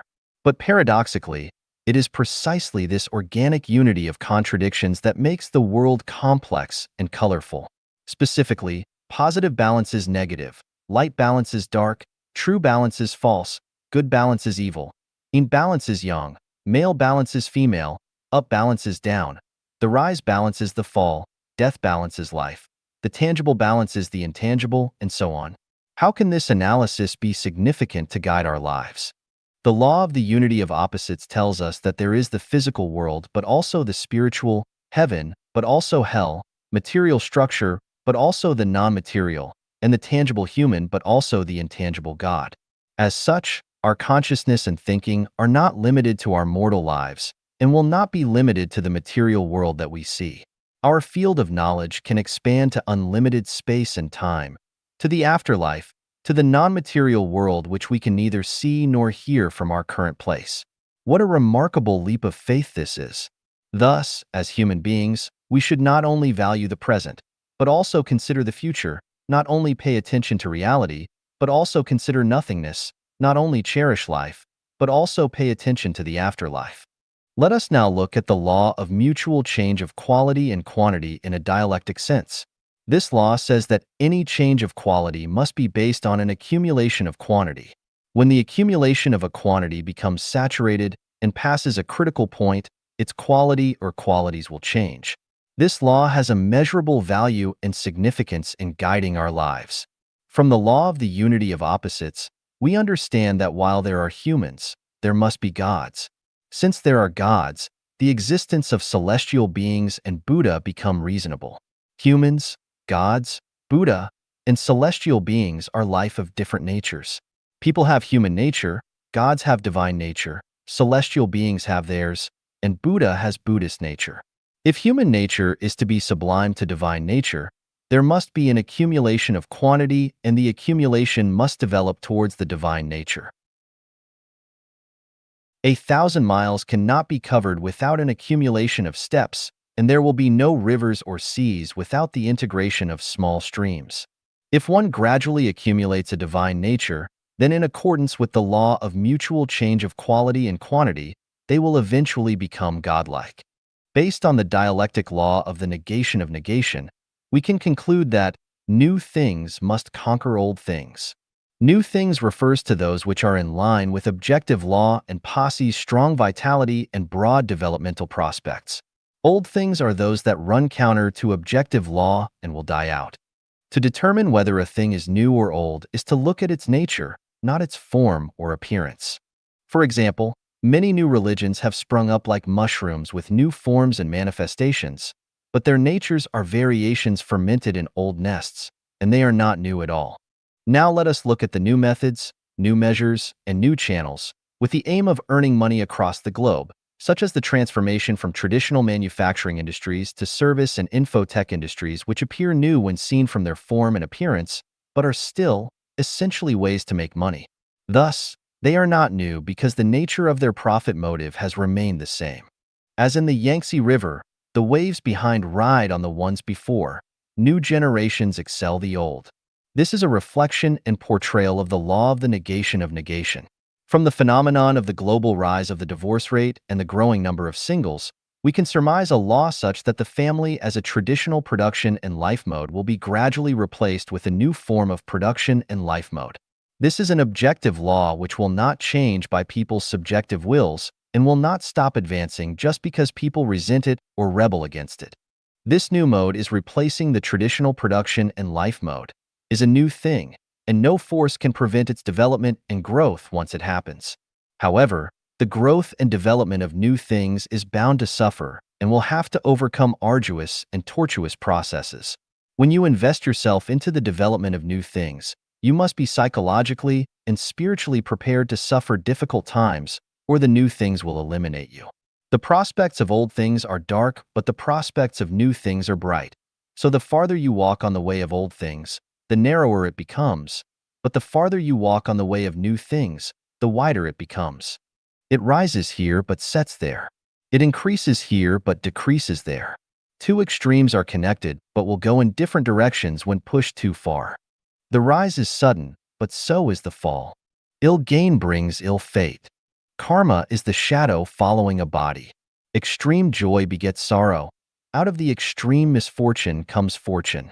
All these conform to dialectics, so we have to remain alert and have confidence all the while.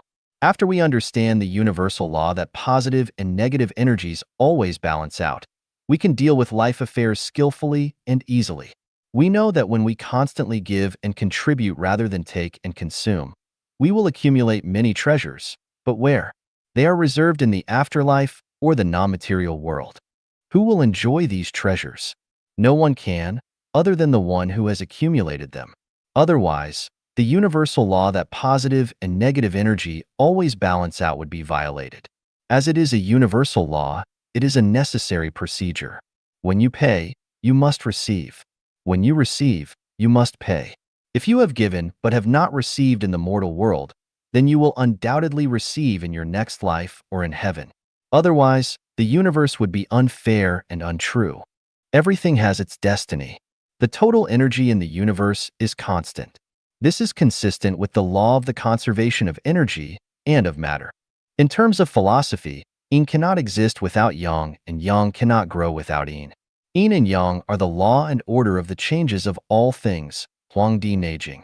As we know from the water on the earth, regardless of the surging rivers brought on by rainstorms or the increase of snow cover on mountaintop, its total volume remains constant. It is destiny. This is to say that the quantity of life in the universe is constant. It increases here but decreases there. It rises here but falls there. Well then, where does the increase in human population come from? Are new lives born out of thin air? People who have explored and studied anything about reincarnation know that human reincarnation happens several days before birth. Therefore, an embryo or fetus does not contain life. It can only be called life when a reincarnated soul enters into it. Thus, we know that a new life will only be born when an old one passes on. There is no life without death and no death without life. That is it. In this case, we know that the increased life on the earth must have come from somewhere. If a new life is born, then an old one must have ended. If we analyze carefully, we may wonder about the many animals on the earth that have died. Where have they gone? Have they become human? Where will their lives go if the earth has a mass extinction in the future? Please refer to 36-dimensional space for the answers. Philosophical dialectics can guide our lives. We have just discussed how to guide our lives by philosophy from the perspective of philosophy. This enlightenment is only the tip of the iceberg.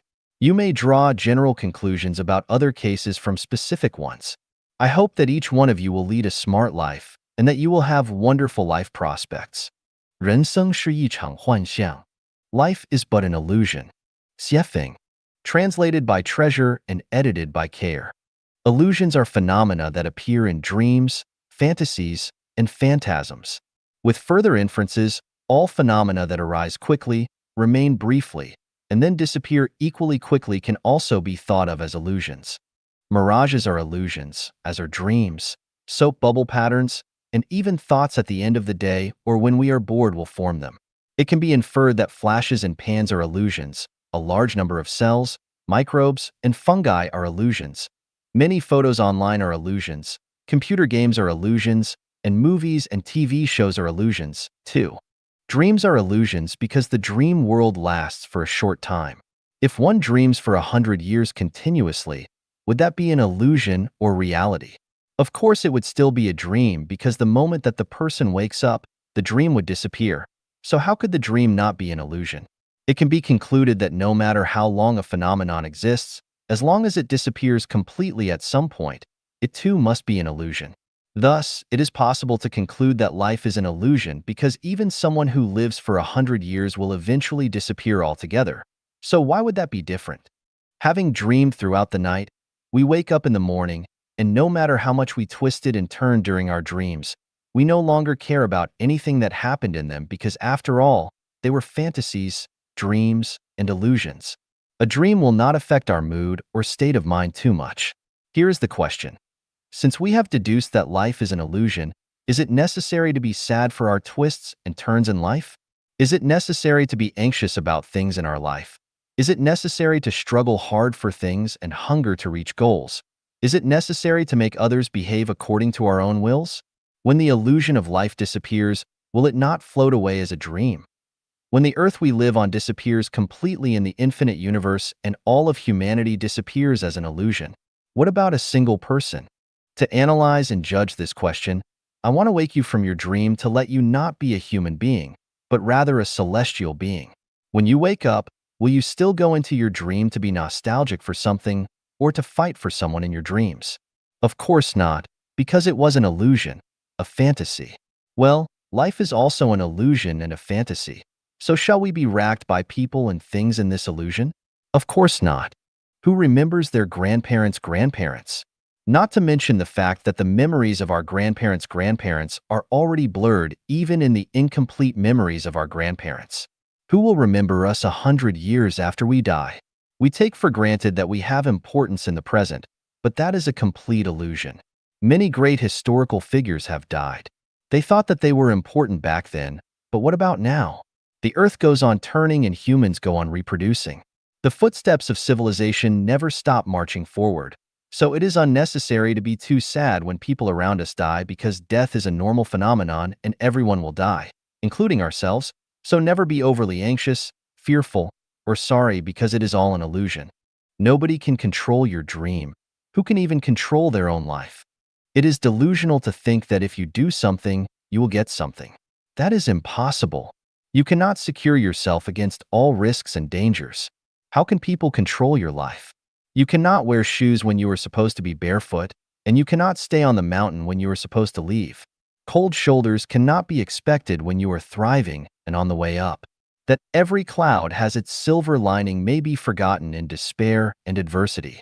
Therefore, never force yourself to learn, suppress yourself to work, or force yourself to do what you dislike and which is against your own better judgment. No matter how successful you are, outstanding or a billionaire, or how glorious your family reputation has been flowing down through many generations, when you wake up, all will have been a dream. Affection and love tactics are the most difficult traps for people to escape. They are the most terrible traps in life. Ask the mortal world what love is. It drives one mad to death. Now think about it. Life is but an illusion. After waking up, everything will be nothing. So is it necessary to be bogged down on affection and love? It might actually be better to live as a beau, a dandy. What people fear most is losing what they own and are most attached to their property, their power and status, their reputation, and of course their most beloved lover. However, they are not at all necessary. What really belongs to you and cannot escape is yours, but if it is not yours, you cannot keep it. Any way one looks at life, it is still an illusion which can be shattered and vanish in a moment. So why make yourself suffer for it? Why not enjoy a natural and unrestrained dream? Has anyone in history been so intelligent and so powerful that they could control everything? Not one. Everyone is acting in a play. They are playing roles, following scripts. If anyone could control all things with their wisdom and power, their fortunes would be as boundless as the East China Sea, and they would live a very happy, healthy, and eternal life forever. Have there been any? Not one. This proves that man is only a grain of sand in a sandstorm, a drop of water in the sea, and that nothing can really be controlled by anyone. So why not just follow predestined relationships and take things as they come? Life will be easier and more natural. People expend a lot of time and effort on their health and appearance, yet regardless of their daily exercise and nutritious eating habits, the sick are still sick and the short-lived still come to untimely ends. No matter how much paint and powder one applies to their face or how much plastic surgery they undergo, wrinkles still creep onto the forehead and cheeks as time passes, and signs of aging become more and more visible every day. These changes cannot be resisted, so why try to fight them when you know that you cannot? Life is too short. Fiddle with this today, fiddle with that tomorrow, and remain confused. You will still get old, fade away, and die. It is a bad deal to live in fantasies, but an even worse one is to indulge them. Do you worry? What do you worry about? You were worried when you were dreaming. What about when you woke up? My point is that there is no need to worry about anything because all of life is ultimately only a dream. There are no real scenarios because life will end. Will all the worry not be gone with the wind? Enjoy the present. Do not worry about tomorrow or the next day. Everyone's life has been predetermined by their destiny, their script. Worry is useless, so why persist with this fantasy, waste your recreation time, and ruin your relaxed mood? Your state of mind is different when you are asleep than when you are awake. Sleeping people led befuddled lives in their dream worlds of obsession, worry, anxiety, sorrow, and fear. However, fully awake people know that all is but an illusion, so they have neither strong bliss nor intense grief, but are just pleasant, relaxed, and calm. Who are these people? Celestial beings, of course. Within the universe, everything is an illusion except for the greatest creator. People live in illusions because all lives are illusions. In this sense, illusions are reality. Illusions are stages of life. People live one dream after another and live a large number of dreams throughout their lives because lives consist of dreams. Although people live in illusions today, this is really the entirety of human life. Never expect to lead a real life without it being an illusion. Even the 1,000-year world, the 10,000-year world, and the celestial islands continent of the Elysium world are all illusions. The differences are that those illusions are more beautiful and splendid and go on much longer. It is very clear that everything is an illusion, but most people are too stubborn, obstinate, and perverse to see them as such and are convinced that they are living in reality. When one awakens from their dreams, their soap bubbles will burst and they will say goodbye to their dream, but they will do it unwillingly and with disappointment and frustration. Knowing that life is an illusion, how does one lead a wonderful life? Whatever it is that makes you happy, joyful, free, and blessed, just do it. Follow your best judgment, have fun, then play. If something bothers you but you need to do it, make a perfunctory effort. No fun. See you later. Better yet, never see you again. 第二家园走不复古文明道路. The second home does not take the road of reverting to ancient civilizations. Xiefeng. People have created splendid cultures and invented innumerable production tools and living products. Inventions, innovations, and scientific developments have relieved us from backward and primitive production and living modes. Except for those gifts bestowed by nature, all that we enjoy today comes from those advancements. If civilization abandoned science and technology, then it would not be an advancement, but a regression. The way of the greatest creator is the way of nature. Scientific inventions and technological advancements have not gone against nature, but some have been used in irrational ways. Achievements of technological inventions and progress have gone against the ways of nature in many aspects, but the fault is not theirs. Rather, it is from people's misuse out of selfishness and greed. Cutting vegetables is a natural use for a knife, but using it to cut woods or to kill people is a misuse. The problem lies not with the knife, but rather with the person who misuses it. It would be extremely illogical to blame the knife, rather than to look into the false consciousness of the person who behaves irrationally. Would it be better to use toilet paper or clods of soil to wipe one's buttock? Of course, toilet paper is better, at least more hygienic. If a toilet paper manufacturer cuts a large amount of woods and then spills wastewater into rivers, it would not be the fault of the toilet paper, but that of the manufacturer who has ignored the result of wrong behavior by only pursuing economic profit. Some people are under the mistaken belief that the production and life mode of the second home will lead to a reversion to primitive conditions, but returning to nature does not include doing such things as eating raw animal flesh and drinking its blood, or wearing the skins and furs of animals. Rather, it means that we should live according to the will of the greatest creator, and by the principle that people need to coexist with nature harmoniously. At least we can say that people should not advance at the price of natural destruction, but according to the fundamental principle of sustainability. What we have created is a brand new civilization which will not only inherit all the positive achievements of scientific and technological development, but will also advance humanity into a more developed stage of civilization. It would not be possible for us to revert to ancient practices because although we would absorb wisdom from ancient cultures, we would not be limited by them. We would learn from their essence, but would not revert to them. Our thoughts should neither be confined to ancient ones, nor make us repeat the mistakes of our ancestors. Following in their footsteps, we need to initiate a new future and a new way of living which will avoid the recurring tracks of previous civilizations which have been destroyed completely. Religions should not stop progress, politics should not be short-sighted, economies should not destroy nature, and societies should not be reluctant to advance forward. The biggest crisis facing humanity is that of the soul. All others pale in comparison. When this crisis is eliminated, all others will disappear automatically. Do not define the second home by using concepts of old production and life modes, and do not assume that the second home will be the same as any other living mode in human history. We are walking on a new road which aligns completely with the will of the greatest creator rather than human will. It will bring happy, joyous, blessed, and free lives to people, and even allow them to evolve into celestials.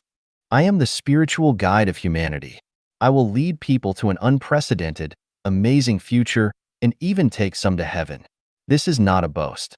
As long as you follow me, you will experience it step by step. 生命绿洲模式将解决人类面临的21个难题. The mode of the new oasis for life will solve 21 difficulties that mankind is facing. Xiefeng, June 27, 2020. Translated by Treasure and edited by Care.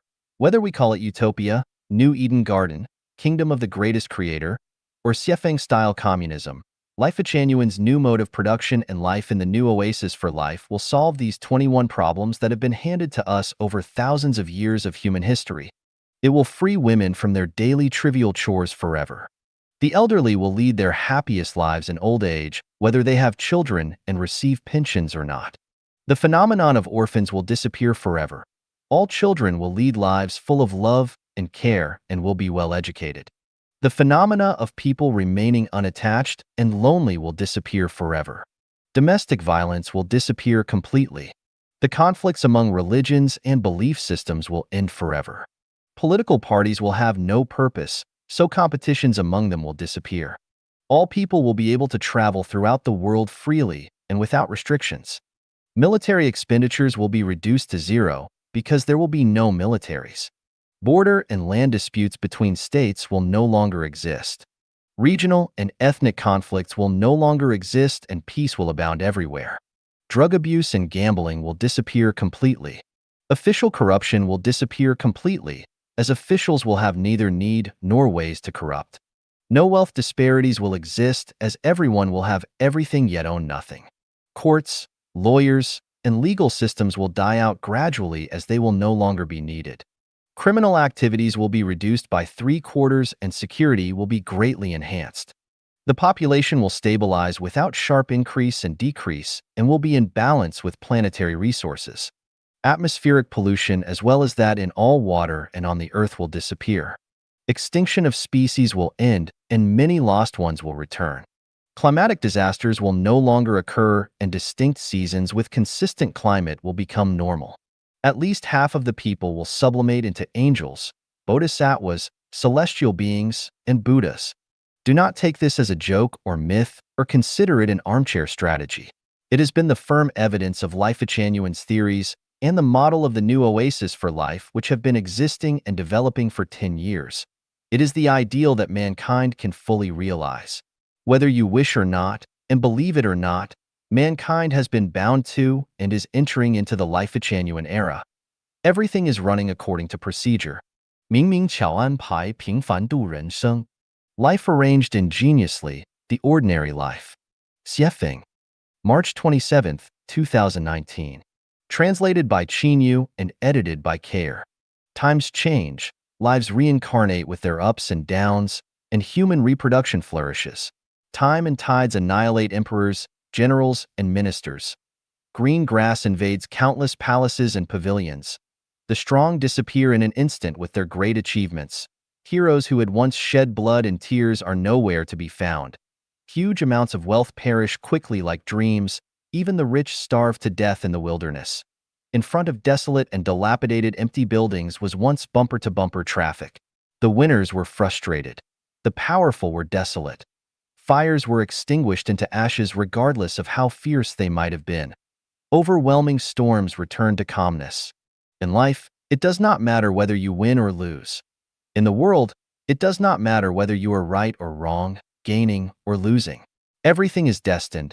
Everything is a constant. We suffer from our own actions. We harvest what we sow. We are responsible for our wins and losses. The greatest creator never has special mercy for anyone and never intentionally abandons anyone. Those who exploited others will be exploited. Those who hurt others will be hurt exactly the same, not more and not less. Evil rages in the guise of justice but will be contained eventually. Self-interest is cheating and bluffing in the name of public good, but it will eventually be recalled. Advantages taken will surely be lost, and every extra gain will become a loss. Tao is never absent. Angels never leave. The devil never slackens. Prosperity ends in a big mess. Prosperous ages end in ruins. Lavish banquets end. That which flourishes dies. Phenomena will not last, but essence never changes. There are tens of thousands of ways to die. If one does not know how they will die or where they will be in 100 years, then what is the use of being busy? Why are you in a hurry? Clouds are rolling and unfolding. Flowers are blooming and falling. Rushing passers-by cannot hold anything. Lonely ghosts cannot find places in which to settle down. What are you fighting for? What annoys you? It is all a waste of energy, a waste of the meaning of life. Useless usage has great use. Power, status, reputation, money, real estate, and houses are all passing clouds, and the winner of them must be captured by the devil. The states of realm, virtue, quality, etiquette, gratitude, contentment, and courtesy are all the claims of life, so one will be blessed by heaven if one possesses them. The sum of all positive and negative energy of the universe is zero. If you gain something here, you will lose something there. Looking at heaven, looking at hell, looking at the world, everything is clear. Joy is sorrow, gain is loss, suffering is happiness, frugality is abundance. You might be eager to get what you want, but when your desire is met, misfortune will follow. You might be eager to achieve success, but when you succeed, you will suffer from it. Virtuous individuals, please listen to me. Avoid the urban noise and return to the rural countryside. Life is like a chess game, and each one is different. We cannot see it through. We cannot explore it all. Why not raise a few chickens and ducks or go to watch the full moon in a field? Pickles and steamed buns warm the stomach and ragged clothes are like honey to the heart. The chaos of the world is not without its source. Do not go back and forth hurriedly and quarreling. It is hard to tell who is right and who is wrong when all are jollifications of knacks. A big fire will burn everything down. A flood will wash everything away. The pandemic came quietly, and man-made misfortunes are everywhere. Living today, we do not know tomorrow's situation. Something superfluous might cost your life, so why rush yourself and worry? The world is like an unsatisfactory tight dragnet, but everything is arranged ingeniously. Every detail is clear, not a word or act is wrong. Do not hate anyone, do not complain about things happening in the world. Results are what matter. Find the benevolence of the divine across 3 lifetimes. Evil things in the world are made by good people, and supremely good deeds are made by evil people. Good intentions always create trouble, and slander waits beside honor and favor. Misery. Happiness is to be found by its side. Happiness. Misery lurks beneath it. Disaster is a blessing in disguise. It is better to cultivate in the countryside, to be an ordinary person, not to be famous, not to fight for profit, but to light the sacred lamp in your heart and watch the world change. Relying on other people, one will exhaust themselves on them. So why not rely on the Tao of the greatest creator? Everyone has a life trajectory that cannot be changed, so why bother to worry about others? Parents' suffering cannot be replaced by their children's, and the children's sins cannot be negated by their parents, let alone by others. You might think that you are doing something for the good of others, But how do you know that you are not working against Tao and disturbing their trajectories? You cannot give money to others without having money in your pockets. How can you guide others to live well if you do not live well? Depend on your own experiences and feelings, and do not listen to others' moral preachings. No harm in life is greater than that which affection can do when it is deep and hurts very severely. Sentient beings are trapped in affection nets until they die in mazes of affection. If you cast your affection onto someone, then their burden will become yours. So why not direct your affection toward idyllic, green mountains and blue rivers? Attaching affection to flowers, birds, insects, and fish is more beneficial than doing so to people. How can you wash your feet while still standing in mud? How can you sever your worldly ties while still living in the world? Waves never end. Repaying debts by borrowing will keep you in debt forever. We also need to repay our debts that we borrowed from nature. The only way to eradicate debt is by giving alms formlessly. Our minds should not abide in form, sound, smell, taste, touch, or dharma, but should abide nowhere. This mind abiding nowhere is our true mind, which is nature, Buddha, angels, and celestials. Looking throughout the world, the best place for life is the new oasis for life. 审视一下自己是不是赌徒. Check if you are a gambler. Xiefeng, May 22nd, 2020. Translated by Qinyu and edited by Care. Do you gamble? Check this out. What is a gambler? It is anyone who wants to win rich rewards by betting their money, youth, future, and life on uncertain things which they self-identify as certainty. Gamblers lose everything that they begin with, including the clothes on their backs. Eventually, are there any who earn good lives by gambling?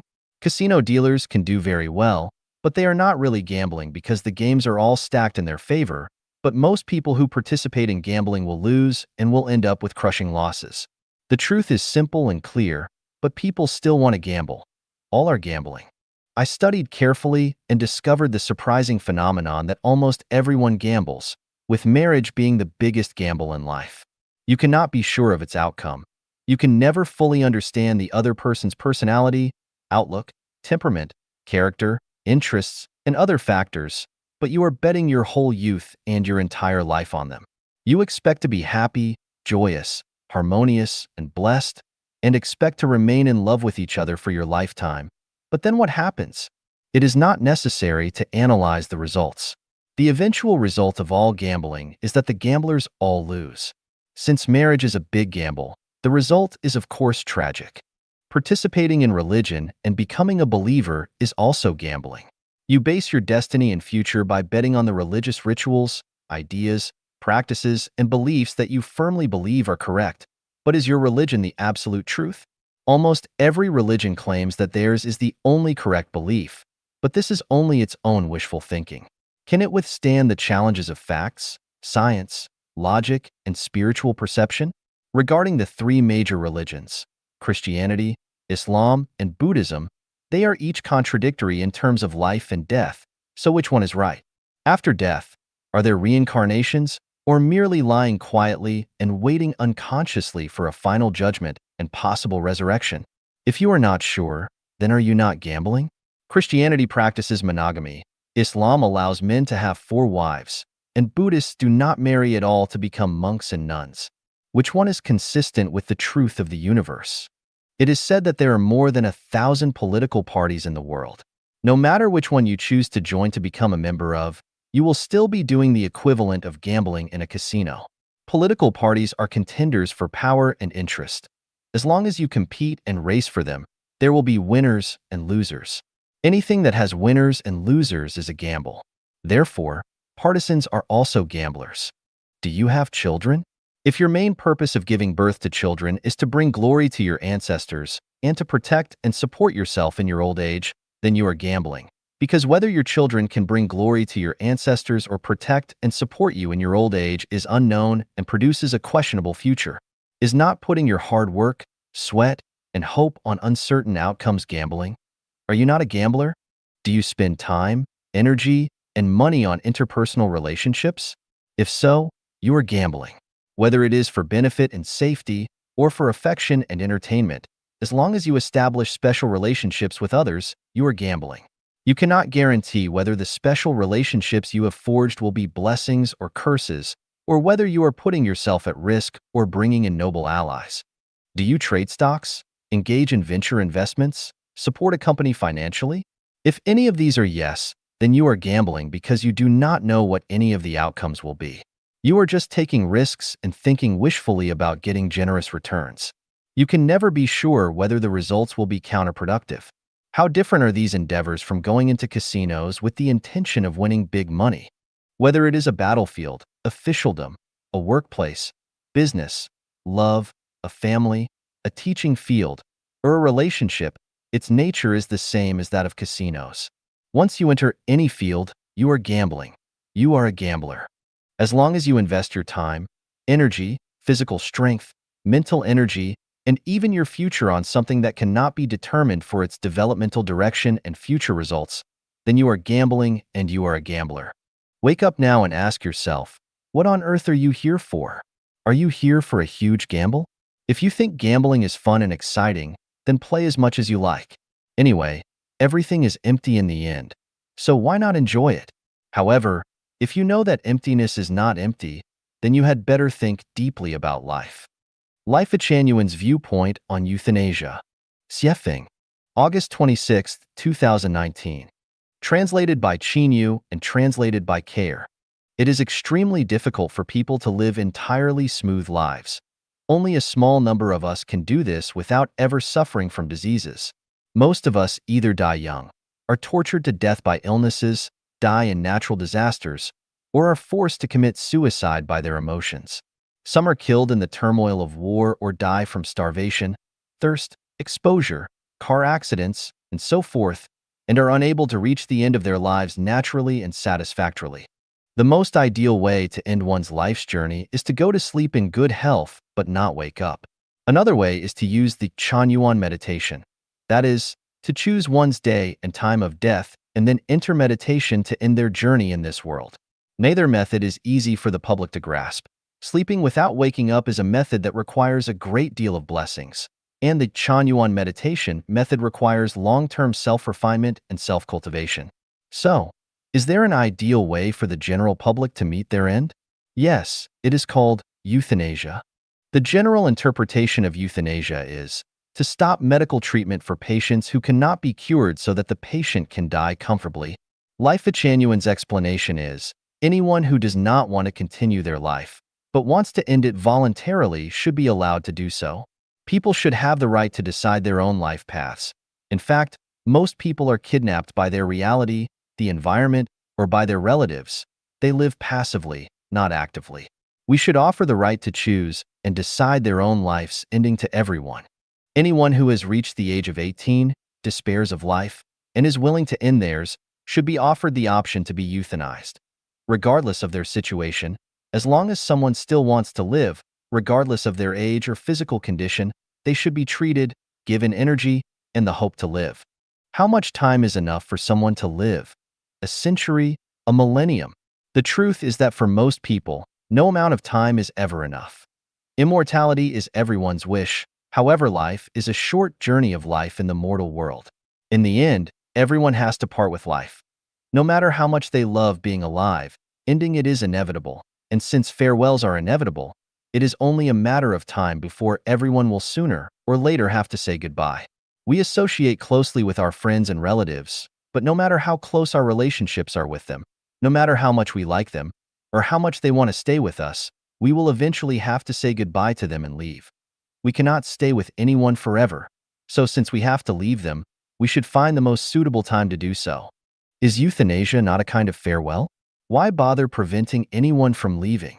It is better to arrange everything leisurely and give a decent goodbye in a cool and ready manner than to end one's life in a hurry with regrets, remorse, anxiety, and fear, without saying goodbye to those of whom we care. Of course, the vast majority of people would not agree with this Fcoinian view of euthanasia, and only those in extreme despair would accept it gracefully. Someone might ask, should we euthanize someone who is 19 years old, healthy, and in the prime of their life with a clear mind and a bright future? It would be the biggest joke ever but no laughing matter. It would be very cruel. Of course, Many people believe that the implementation of euthanasia would be murder if it were not only voluntary but also agreed upon by relatives. But hold on a moment. I have a question. Roughly 1 million people in the world end their lives annually. How many of their relatives have signed on to and agreed with those decisions? Of course, not many. So why would anyone need anyone else's consent if they are willing to end their life? If people could only do this with the consent of their relatives, then few would ever be able to. Of course, this kind of euthanasia requires legislation and a national convention. Otherwise, it would be difficult, if not impossible, to implement. I want to say that we can hardly imagine how many people in this world are living in extreme pain and despair. Many feel tired of life and do not want to continue on, but they have to bite the bullet and continue to live because they are kidnapped. Many others are in pain and are being tortured to death, such as those who are lying in hospital beds for long periods of time while incurable. They need to decide for themselves whether they are willing to accept euthanasia and should not require the consent of any relatives. Now that technology is developed, it is possible to video record the patient's words and wishes. In other words, anyone who voluntarily accepts euthanasia can speak their own mind and record it in an environment in which they are free from any duress, coercion, or kidnapping. Without this legally binding video, euthanasia would not be implemented. If a young person wanted to end their life, their relatives might call them selfish, but who is really more selfish, the young one or the relatives? Actually, I have thought about this. If Genuine were to implement euthanasia and hospice care, at least half of the people who want to commit suicide would give up those thoughts, and that number might be saved every year. By the way, it is better to deal with the people after euthanasia in accordance with the arrangement of the Genuine funeral system.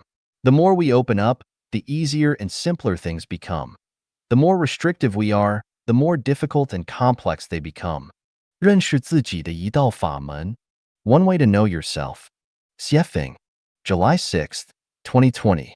Translated by Chinyu and edited by Care. It is fairly easy to understand others, but more difficult to know ourselves. However, when we do not understand ourselves correctly, our lives will be lost, stepped over, and frustrated everywhere. Recently, through my work, I found a method to learn about myself, and you are invited to try it as well. To know ourselves, we must first establish a reference point and compare ourselves to it. Then we can better understand ourselves. Over the past 3 years, I have operated a small hotel in BC, Canada. The nature of the hotel is my 3 sets of large, medium, and small towels, sheets, and quilts are pure white. So once soiled, it becomes next to impossible to restore their original appearances. In contrast, the better one's financial situation is, the cleaner and neater they leave their rooms, and the better they communicate and get along with others. All in all, those who messed things up and could not communicate well were lower middle-class workers, while the more civilized were more intellectual. My conclusion is that a person's situation reflects their education, self-cultivation, and self-restraint, as well as their knowledge, realm, and pattern. Do you want to understand and know yourself? Then look at your current situation because it represents you. If you are very poor, have few close friends and confidants, have trouble getting help from others, and your life is rough and difficult, there must be something wrong with you. And it is not because society is unfair or others are short on love. In Genuine, there is one value. The world is faultless. All faults lie within us.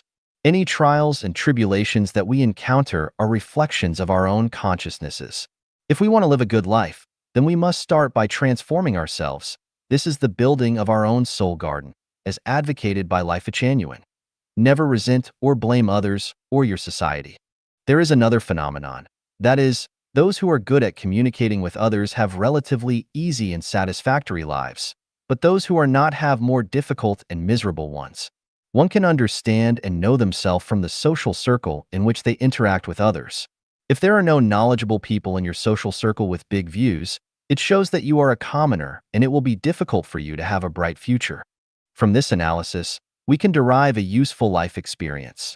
That is, that one should always put the improvement of one's education, knowledge, self-cultivation, self-restraint, realm, and pattern first, not rushing to make money, success, to become the best, to glorify your ancestors, or to curry favor with rich and powerful people and celebrities. If you are excellent, then those correspondingly good things will come to you. But if you are not, then do not detest the flies around you. Let yourself be a flower. Butterflies will find you. By extension, when you are faced with natural and man-made disasters such as epidemics, floods, turmoil, and the like, do not blame the greatest creator for being unjust or people for being unkind. All these things are reflections of your human mind and consciousness because you caused and invited them upon yourself.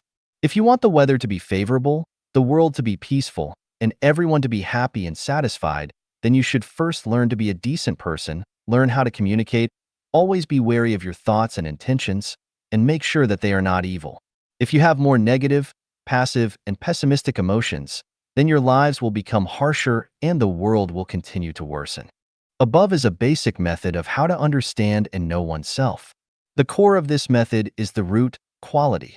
That is, if we want everything to be satisfactory, then we must change our roots. Do not envy those whose roots are bad but very flashy. If one's position cannot match their virtue, then disasters will befall them. Flaunt with bad roots, and you will see the results. They must include disasters. 影响人生的8个外在隐形因素. 8 invisible external factors influencing our lives. Xiefeng, May 9th, 2020. Translated by Q and edited by Care. We should be aware of these 8 mysterious and invisible factors that influence our lives. Feng Shui, geomantic omens, gods and deities, grievances and curses of others, ancestral virtues and sins, solar radiation, socio-ecological environments, destiny trajectories, mathematics. Let us examine each one of them in greater detail. Feng Shui mainly refers to one's geographical and atmospheric environments, the veins flowing underground, the humidity or dryness of the climate, whether the air is fresh and its flow is smooth and unobstructed, whether there is sufficient light and the geomagnetic field is comfortable and pleasant, as well as the water quality and the chemical elements contained within and whether it is alkaline or acidic, and so on. It is really not easy to find a perfect geomantic omen place. The best way to avoid long-term damage to yourself by certain unfavorable factors is to change your living space often. Most chronic diseases are caused by Feng Shui, and they can be cured after changing one's environment. For example, if people with arthritis who live in humid areas can relocate themselves to places with drier humidities for 3 to 5 years, their arthritis can heal completely. People in my hometown in the 1,000-year world never get sick for many reasons, but one of them is that people change their living environments often. This is why I emphasize that Life-genuine celestials must move to another home every 3 years. When there are 256 homes, new oasis for life, on the earth, it will be hard to get sick for a lifetime if you relocate yourself every 3 years. Affection of gods and deities. Everything has spirituality. What we call heaven gods, mountain gods, water gods, earth gods, and so forth are actual gods and deities, and if we worship them in our hearts, then we will have no bad luck. For example, if you want to climb a mountain, pray to it and ask its God for protection, and you will not fall or injure yourself during your climb. If you pray to a river god or deity when crossing its river, then you will cross it safely. If you soothe and comfort the trees, flowers, insects, birds, and beasts where you live, then you will face no misfortune. Other people's grievances and curses are very harmful to life. If you do not believe me, then you should live among people who are full of grievances. It will not only make people lose their fighting spirits, courage, and confidence in their pursuit of better lives, but it will also cause people to become depressed, get sick, and have nightmares. Curses are even more powerful. They are silent harm from their hearts and invisible thought powers. It is also a curse to secretly cut a ground vein or manipulate an ancestor's grave. Curses will lead to the declines and extinctions of families and nations. They will even lead to sudden disasters, so it is best to remain cognizant. Ancestral virtue and sin karma have great impacts on life. An ancestor's virtuous karma can help their descendants to flourish and prosper, but their sin karma can lead them to wither and decline. Therefore, whether our lives are smooth or full of ups and downs, we must consult whether the karma that our ancestors created for us is virtuous or sinful. After learning the answer, we can find a way to remedy it. Otherwise, the trajectory of our lives will not change. Solar radiation. People whose ancestors lived in or near the tropics tend to have darker skin, while those whose ancestors lived closer to either of Earth's poles have lighter skin. This is caused by the amount of ultraviolet solar radiation that is present. We need to be exposed to the right amount for proper vitamin D production, neither too much nor too little. The amount varies with our latitude, and we can often change it to alleviate the damage of insufficient or excess ultraviolet solar radiation. The socio-ecological environment is crucial to the formation of human personalities and consciousnesses. It includes factors such as culture, beliefs, conventions, customs, overall values, and the outlooks on life, and the universe. If you are enclosed in a bad socio-ecological environment for a long time, you will become incapable of distinguishing fragrance from stench. It will be hard for you to know that there are mountains beyond mountains and skies above skies, and you will live very ignorantly. The trajectory of fate is an invisible binding force created by people's previous lives' merits and demerits, as well as an invisible manipulating force. The 18 unmanageable factors of life are an invisible arrangement of the trajectory of fate. Why am I so lucky or unlucky? Why have I met such a noble or unreasonable person? And other such questions are established arrangements along the trajectory of fate. To change that, to resolve or continue your trajectory of fate, you must self-cultivate and self-refine. The influence of mathematics is mysterious. Symmetry and proportion are very important. To be symmetrical and proportional, you must work hard on the math. The figure of the golden section looks beautiful, and this is caused by perfect symmetry and the most appropriate proportions. Symmetry and proportion must follow math strictly. Math is the principle of numbers. The more symmetrical things are, the longer their lifespans, and the more symmetrical a life is, the healthier it is. Once the math falls out of balance, a life will quickly decay and die, and it also becomes easier to suffer from nature. Therefore, how high a house should be, how big its doors and windows should be, how far or close it should be to the neighbor's house, how many sets of clothes and shoes should be stored in its closets, how high its tables, stoves, and windows should be, on which dates you can go out for trips or important meetings should be held, on which date the construction of the house should be started, how many plates, forks, and chopsticks should a family have, how big your house should be, and so on, are all in the math.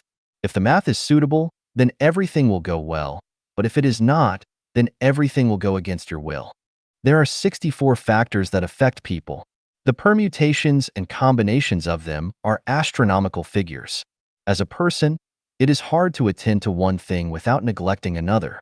The simplest method available is to follow the way of the greatest creator, the path of life. 雪风与年轻人聊聊. Xiefeng chats with young people. Xiefeng. October 22nd, 2020. Translated by Chinyu and edited by Care. After more than 60 years of springs, summers, autumns, and winters, I have some insightful life experiences to share with young people. They may not be correct, but they are just for reference. Life is the perception and experience of life in the human world. The richer that experience is, the deeper its perception is. The deeper that perception is, the clearer its truth is.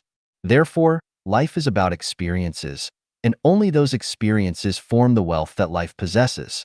Some of those experiences are frustration, disappointment, failure, despair, love, friendship, kinship, sex, holy love, the spring, summer, autumn, winter, wind, clouds, rain and snow endowed by nature, joy, freedom, happiness, satisfaction, sacredness, solemnity, beauty, infinity, the coming and leaving of predestined relationships on the trajectory of life, and the cycles of causes and effects.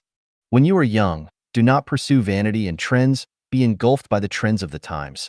Compare yourself with others, or pursue material possessions, such as buying real estate, cars, expensive consumer goods, high-end supplies, and so forth.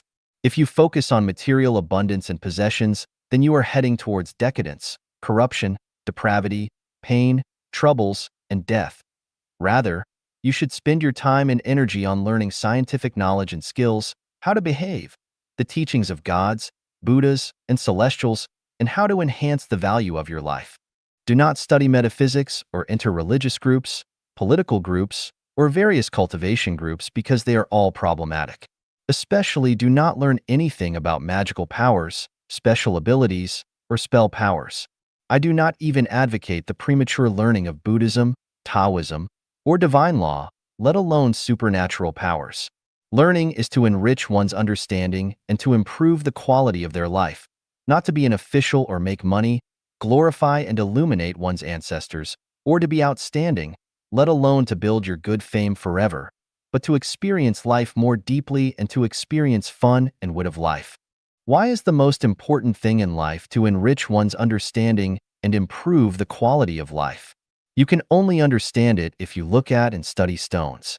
From diamonds, emeralds, rubies, sapphires, opals, aquamarine, tourmaline, moonstones, and garnets, to pebbles, each of their values are completely different.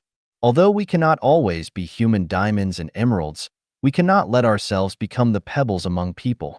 The more precious the stones are, the more embedded they are into the most sacred places, and the rougher they are, the more they are laid under people's feet.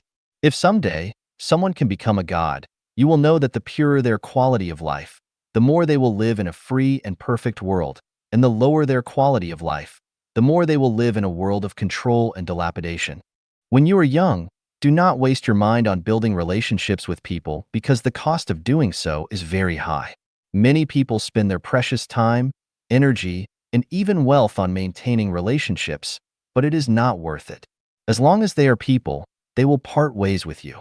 Lasting relationships are almost impossible to maintain. Following predestined relationships is best, but not maintaining them deliberately. True confidence will appear on your road to strive forward instead of in the relationships you maintained by racking your brains.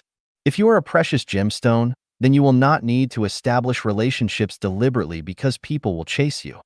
If you are a cobblestone, then no matter how you rack your brains to establish relationships, people will abandon you.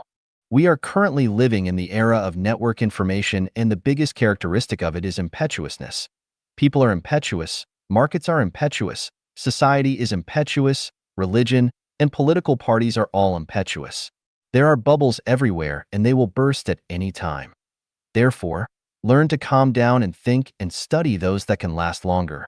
According to my observation and analysis, 95% of the internet's content, including social media, is rubbish. Therefore, if you invest your time and energy with social media on the internet, you will be collecting rubbish and you will be dealing with rubbish. In the long run, you will become a garbage collector.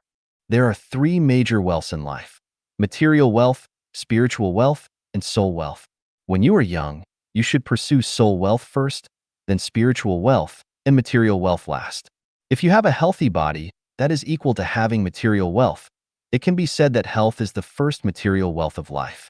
Thus, you should take good care of your body, do not stay up late, do not smoke, avoid drugs and alcohol, do not overeat, but eat in an orderly manner, and do not do so indiscriminately to satisfy your appetite.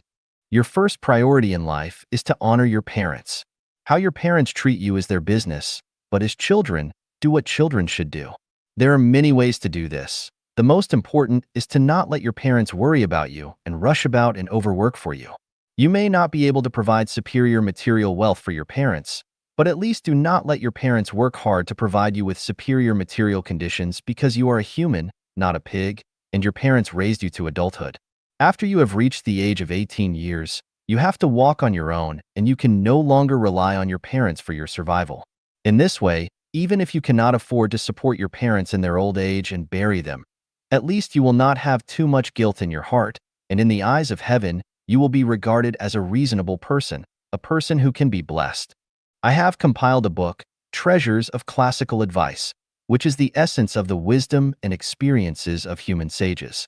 It is worth reading. I hope that you will read it when you are free, because you will definitely benefit from it. 共产主义，劳苦大众的唯一幸福之路. Communism is the only way to happiness. For the toiling masses. Xiefeng. November 20th, 2020. Translated by Chinyu and edited by Care. Communism is actually sharing, and the higher the degree of sharing of things, the greater their value. The most effective way to maximize the value of all resources is to share them with everyone, which is communism's essence. People are inherently selfish, so they reject communism intuitively, and they are most afraid of sharing when they have little material wealth. If a person is so poor that they only have a broken bicycle, then they will be unwilling to allow anyone else to ride it. This is human nature. However, when people not only have material wealth, but also power, status, and reputations, they always want to make themselves and their families live more luxuriously than those around them so that others will envy them. This satisfies their vanity, so they are reluctant to share anything with others. Since Marx founded his theory of communism, the communist movement has almost always been promoted violently and in ways which damage the interests of the property-owning class. The imperfection of Marx's communist theory and the blindness of the behavior of communist practitioners has led to the failure of the communist movement. As a result, when people hear about communism, they instinctively hate it and resist it, which is completely understandable. According to historical experience, I can understand why people demonize and resist communism. This should be a lesson learned, and it can even be said that they are doing right because the so-called communist movements throughout history have run completely counter to the real thing. True communism is gentle, soft, and civilized, not coercive, violent, or depriving others of their property. Who has suffered the most in human history? Of course, it has always been the toiling masses, that is, the common people. For thousands of years, their condition has basically not changed much, and they are still the bearers of most of the suffering. I grew up in Asia, spent more than 10 years in Africa, lived in North America for nearly 4 years, and I have also spent a few months with primitive tribes in Oceania. I felt and experienced deeply the pain and troubles of the commoners everywhere I went.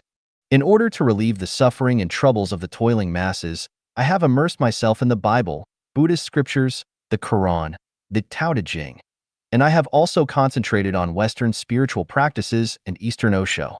I have always paid attention to the global climate and ecological changes, focusing on changes in global political ecology. What I want to tell mankind is that communism is the only bright way out for the common masses. So, what is communism? I have explained some of its theories, but no theories can reveal the essential characteristics of things, let alone analyze all the interpretations and extensions of them. It is only by creating real objects that people can observe intuitively and deeply that they will fully understand them. Therefore, Chanyuan Celestials and I created the purely communistic new oasis for life, formerly the second home. So if you want to know and understand what communism is, you can visit and experience the new oasis for life created by Life Chanyuan for yourselves. Many people equate communism with utopia, and there is nothing wrong with this understanding because utopia is the embryonic form of communism, but most of them throughout history have failed.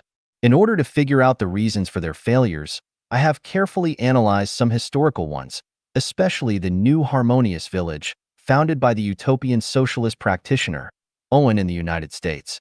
I wrote an article to analyze the reasons for its failure in which I opined that its core problem and the reason for its failure was that its utopian leaders did not have clear understandings and blueprints in their minds.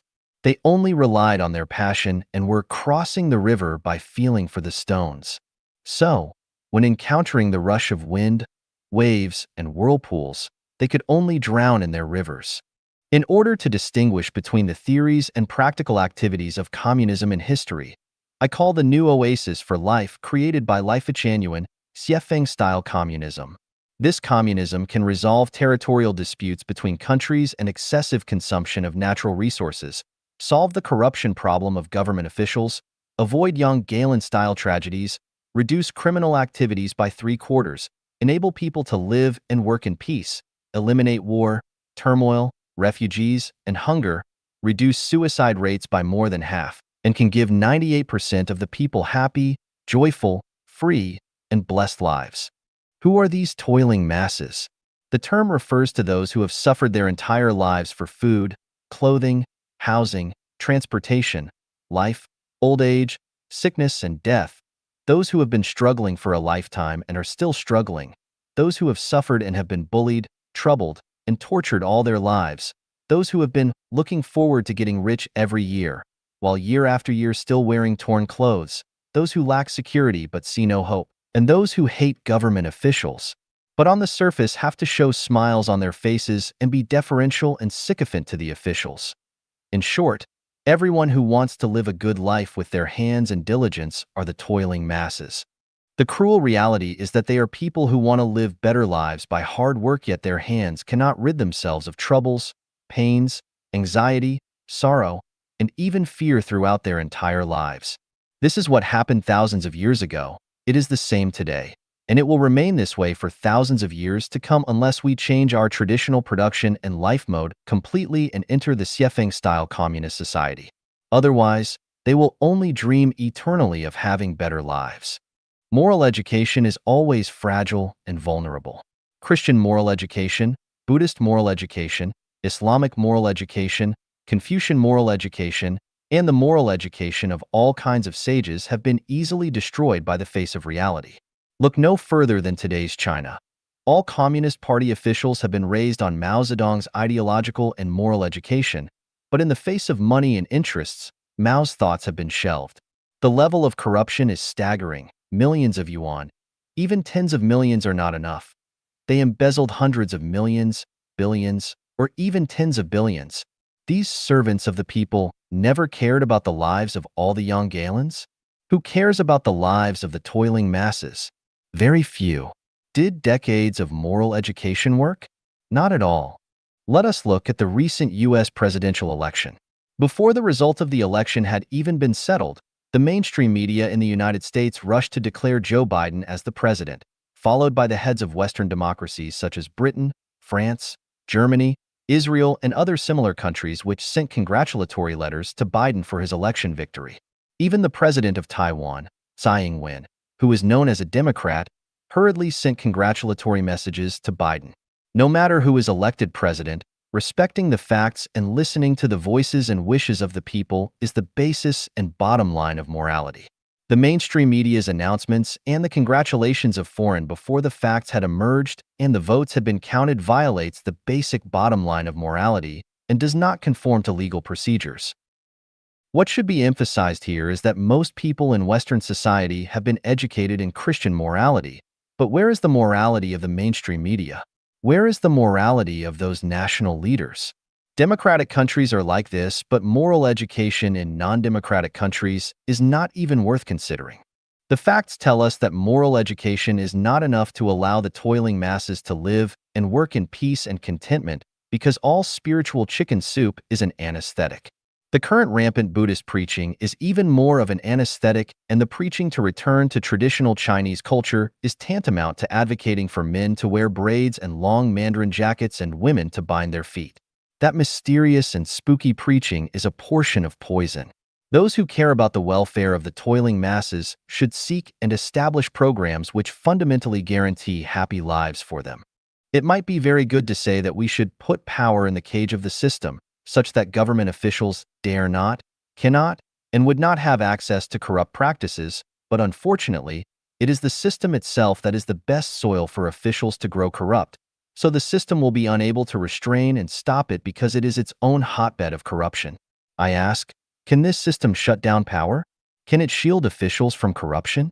Of course not. There have been many changes of dynasties throughout Chinese history, but what were the results? The herbal soups changed, but the medicines did not. Individuals changed, but the system did not.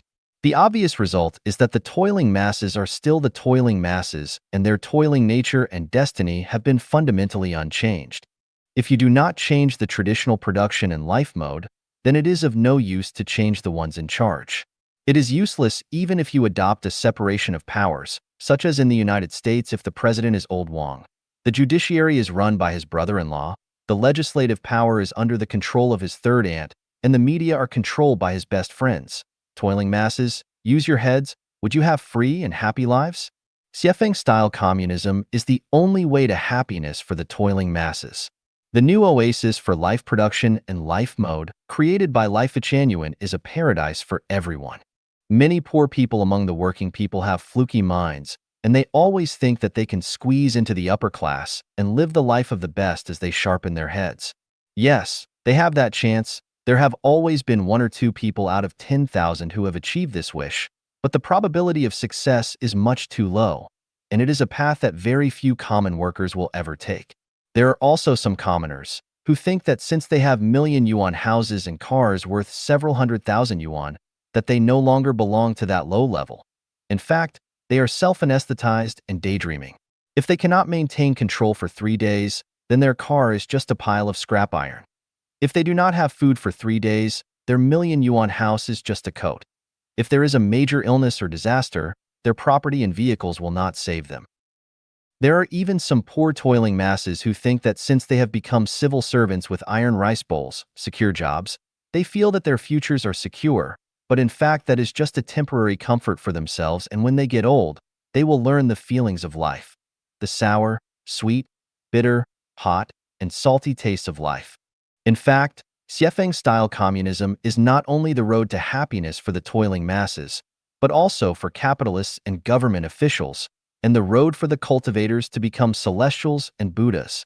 The reason for this cannot be fully explained in a single article. If you have any doubts, please ask those who have lived and experienced Xiefeng-style communism. They can answer you. Remember this. Communism is the only way to happiness for the toiling masses and the only way out for mankind. 分享一点非常重要的做人常识. Sharing of some very important common sense of life. Xiefeng. Translated by Qinyu and edited by Care. October 19th, 2020. If your life is stable but stressed, see if you lack common sense in these areas. If the greatest creator came to you but you failed to recognize him, then your life will reincarnate again and again. If gods, Buddhas, and celestials have come to see you but you have been unaware, then you have not yet awakened, and you can only keep on sleeping. If noble people occasionally appear in your life but you do not acknowledge them, then it will be difficult for your life to have a turning point and change, and your hardships are inevitable. Among the 3 factors that change one's destiny, personality is a very important one. This person may be a god, Buddha, celestial, or noble on the path of your life, and as long as you know any of them, your destiny will develop and change for the better. But I found that no one knows the greatest creator, and when gods, Buddhas, and celestials come around, people do not know them either. When noble people come near, few will pay attention to them. Therefore, most people are just living beings, rather than otherworldly saints. Some people can change the trajectories and destinies of their lives, but it is unfortunate if they keep missing their chances. 5 major turning points impacted my life. 4 were from noble people, and 1 was related to the greatest creator. Had I not recognized the greatest creator, this tour guide that you know would not have been born, and were it not for the 4 noble people's guidance and help, I would be an old farmer in my hometown today. Where are the noble people, the gods, Buddhas, and celestials, and where is the greatest creator? They are all in your life and at your side. Why can you not see them, and why are you not aware of their existences? This has something to do with your consciousness and soul, as well as your understanding and realm. From your consciousness point of view, you cannot tell the priority of your life or reverse it, and from your spiritual point of view, your heart is too selfish and your mind is dim and closed. If your understanding is poor, then the sound of water running down mountains is noise, and if your realm is not high, and you cannot see beyond material content. For example, if I am the noble one in your life, then have I ever appeared before you? And if I have, then did you pay attention to me? If you did not, then you will not get anything from me, let alone change the trajectory and destiny of your life. How can it be considered that you have paid attention to me? When I speak, you must first listen carefully and then express your gratitude to me. When I come to you, you must stop what you are doing, mute your mobile phone, isolate yourself from the outside world, and communicate with me seriously and intently. When I post articles in WeChat, circles of friends, you should offer likes and show that you have me in your heart. When I show you the way, you must have no doubts, but rather start then and there. Such can be considered your having paid attention. So what kind of words and deeds are considered as your not having paid attention? When I talk to you, do you steer clear of my crucial points, not focus on the subjects of our conversations, and stray to topics that have nothing to do with my subjects? Do you talk too much and listen too little? When I came to you, or when you came to me, were you too busy looking at your phone and chatting with someone else to communicate seriously with me? When I posted an article, did you never offer a like, and therefore prove that I am not important to your consciousness? Were you so busy expressing yourself that you never reacted to my point of view, and so on? What I am saying is that there must be someone whose cognition is higher than yours in any group. Just as in a banquet, there must be a guest of honor. Therefore, after entering any group, the first thing that you must do is to find a person whose cognitive ability is higher than yours. As long as they are there, then you should talk less and listen more to them. In this way, you will benefit. Since they might be a celestial, Buddha, or the noble person in your life, they might well change your miserable destiny. There are mountains beyond mountains, skies above skies, people beyond people, and great masters beyond masters. Do not express yourself too much. When confronted by people with higher cognitive abilities, always listen, do not argue or express yourself, because the more you do, the worse you will be, because within the scope of his or her cognition, those actions can only show your limitations. When you become complacent, they will have already abandoned you. In this way, you will have missed the gods, Buddhas, celestials, and noble people, and missed your opportunity to change your destiny. When one thinks that they are completely right, then there is no room or opportunity for them to sublimate anymore. Their sublimation will be over, and the gods, Buddha, celestials, and noble people will avoid them. All those who insist that they are right will distance themselves from gods, Buddhas, celestials, and noble ones, and auspicious lights will no longer shine on them, because they will have already set their shape, and what they now are will definitely remain the same in the future. People have many opportunities to change their destinies throughout their lives, but most are not blessed to seize them. Gods, Buddhas, celestials, and nobles will appear once or many times in each person's life, but whether you can get to know, meet, and accept them depends on your own thoughts, words, and deeds. Of course, the core factor is your consciousness, state of mind, realm, and understanding. Remember, when you feel that you are right, are obsessed with it, and are arrogant about it, then you are finished. 信念和希望的神奇力量. The magical power of faith and hope. Xiefeng, March 21st, 2021. On September 9, 2019, the World Health Organization reported that, on average, 800,000 people commit suicide globally every year. According to statistical analysis, the number of suicide attempts is 20 times that of completed suicides. Suicide is a result of losing faith and hope.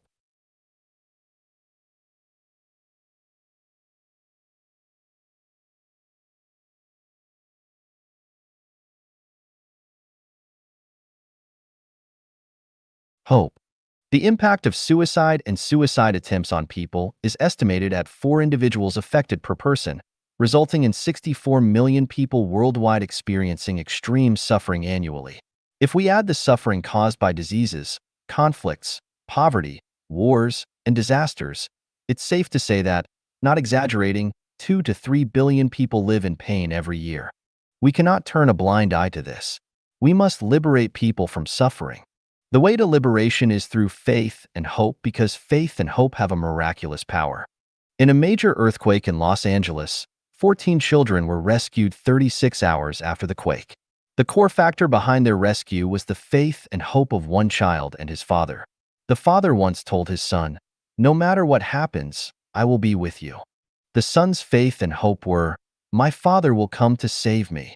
This belief and hope infected the other 13 children, helping them survive the dangerous period of fear and despair, and ultimately being rescued. On August 5, 2010, a collapse occurred at the San Jose copper mine in northern Chile. 33 miners were trapped 700 meters underground, and those above ground didn't know if they were alive or dead. The 33 miners managed to take refuge in a shelter, but their situation was dire. The shelter held only enough food for 2 to 3 days. Yet they persisted for a full 17 days. They survived by consuming just 2 spoonfuls of canned fish per day per person. How did they manage to survive until they were finally rescued on the 69th day? The answer is faith and hope. In times of despair, as long as one holds onto faith and hope, there is a chance to transform danger into safety. In today's era, one of the best examples of maintaining faith and hope is the Chanyuan Celestials of Life-Chanyuan. A group of ordinary people, more than 100 in number, began living together in a communist model since 2009. Over the past 11 years, they have faced repeated hardships. They built 3 idyllic paradises in Yunnan province. Due to the government's lack of understanding, they were driven out of their homes, and their more than 20 million yuan in property went to waste. They then built a home in Nanjing, only to be evicted again by the government. Meanwhile, they created 3 homes in Xinjiang, only to be driven out again. Returning to Yunnan, they built 3 more homes, only to face hardship once more and be forced out. The group exhausted its funds, feeling that there was no place for them in the world. However, they overcame these difficulties and persisted until today. Several more homes have been rebuilt, especially the 2 homes in Thailand received support from local temple abbots. The home building in Canada was delayed due to the pandemic but remained standing. Despite being in dire straits, we did not lose hope. We did not stop moving forward because our faith remained unshaken, and our hope never turned into despair. We firmly believe that the greatest creator will not abandon us. We believe in the justice of the Tao. We believe that the government's lack of understanding is only temporary, and we believe that, as long as there are no unlawful or unruly acts, the government will one day understand and allow us to live according to the communist model. Additionally, our profound understanding of countless secrets of the universe, time, space, and life has filled us with immense hope and confidence in the future. Without the support of faith and hope, Genuine would have long vanished. From the practical experience of Genuine New Oasis for Life, we have gained a profound understanding. As long as all of humanity embarks on the way of the greatest creator, the path of Genuine, and enter into the Xiefeng style, communist form production in life, the 800,000 people won't commit suicide every year, and the suffering of hundreds of millions of people will not only be alleviated, but may even disappear entirely. The entire human race should embrace one faith. Genuine can save humanity and rescue people from the sea of suffering. The entire human race should hold on to one hope. As long as Genuine exists, the beautiful life that humanity dreams of will undoubtedly come. The efficiency, depth, and breadth of life. Xiefeng, July 16, 2020. Translated by Qinyu and edited by Peter. Most people should be geniuses in a certain field, but most people are mediocre and find their goals to be unachievable throughout their lives. The reason is that they are forced by life and cannot engage in the work they like, and their entire lives are consumed in their trivial daily affairs. We analyzed housewives statistically. Few housewives have achieved success in their careers because they are submerged in daily trivial housework. We asked an elderly woman, "What have you done in your life?" She could hardly list any examples that she can be proud of. In fact, she has a lot of work to do every day: cooking, washing, taking children out, purchasing, cleaning, and visiting relatives and friends. Countless daily tasks almost dragged her down, and in the end, she found that she had accomplished nothing in her life. Of course, I do not advocate that all people become the best, glorify and illuminate their ancestors, and be successful, much less advocate that all people be extraordinary and live their whole life gloriously. I just want people to live a life that is a little more comfortable, cool, relaxed, and free. Then, how to achieve this wish? Do only one thing in your life. This is a truth that I have recently realized. In the past 10 years or so, I have spent my life being a guide for Genuine and have not done anything else. Thus, I have finished writing articles comprised of millions of words and created more than a dozen picturesque human homes based on the new life model. But in the last 2 or 3 months, I have done so many tasks which are too miscellaneous that I have hardly anything to show for it. Every day, I get up at 5 o'clock, browse the internet for half an hour, and quickly wash and prepare breakfast for the guests. Even if there are only 2 guests, it takes me at least 2.5 hours from preparation to completion. During these 2.5 hours, I must do at least 20 things or more. After the guests have left, I clean up the room. From cleaning the toilet and bathroom sink, wiping tables and chairs, changing the sheets, pillowcases, and 3 sets of large, medium, and small towels, until cleaning the carpet, there are more than 10 things to do. In addition, it takes an average of more than 2 hours a day to clean up the yard. It is not easy to mow the lawn of 10 acres of land neatly and beautifully.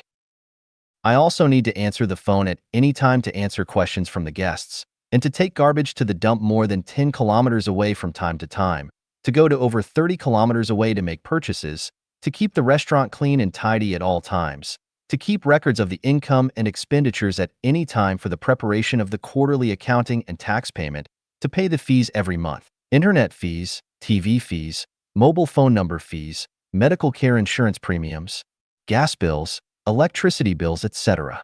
In addition to these daily tasks, I must deal with unexpected occurrences anytime and anywhere. I am thinking that if I spend my whole life like this, even if I am a genius in a certain field, my talent will be buried in endless tedious affairs. Doing a lot of various kinds of work can broaden the breadth of life, but you will never reach the depth, height of life, and there will be no efficiency. Always doing one thing will be the most efficient. The more complicated and varied the things you do, the lower the efficiency. Last year, I planned that any way possible, this year I will go away once, at least to visit Prince George City, which is more than 300 kilometers away. As a result of my daily tasks, I haven't been able to achieve this goal till now. I am tightly bound to the same place and cannot leave for a while. A donkey has a blindfold over its eyes to let it grind grain. It goes around and around the millstone and will go around in circles in the same place for a lifetime. In fact, most people live in the same way as donkeys do. The donkey has to revolve around the millstone. Whether the donkey pulls the grindstone, makes the circle or not, it is not up to it. What about people? Compelled by environment and the pressures of life, people have to repeat the same work every day. All this is involuntarily, and they have no choice. Who can say that I do what I like the most every day? To make life a little more comfortable, chic, relaxed, and free, we must only do one thing in our lives so that we can reach the depth of life. A drilling rig can only drill tens of meters at a time if it infrequently changes the drilling location. To drill to 1,000 meters or 10,000 meters, you must drill in the same hole. Only by concentrating on one goal can it be thus. Rubbing ropes against wooden boards will cut into them, and dripping water onto stones will wear them down. If we work 8 hours a day to make $100, can we make $100 in just 2 hours? I think it is possible. The way to do this is to do only one thing. The more complicated the things we do, the less money we can make. Only by doing one thing can we be relaxed and comfortable. In this way, can we have a good mood and free time to dabble in a broader field in order to expand the breadth of life. The problem is, who can do only one thing in a lifetime? If we still pursue the efficiency, depth, and breadth of life in accordance with the traditional production and life mode, for most people, it is just a beautiful and unrealistic fantasy. There is only one way to reach the goals. That is to live in the life mode of new oasis for life created by Life Genuine. That is the best place to realize your ideal of life. 自由之路, The Road to Freedom. Xiefeng, November 10th, 2022. Translated by Chinyu and edited by Peter. The highest realm pursued by human beings is to obtain physical and mental freedom. Not being physically and mentally free is like being in prison. Why do people want to make more money? Its core purpose is to gain greater freedom. Why do people have to study hard? Its ultimate purpose is to gain more physical and mental freedom.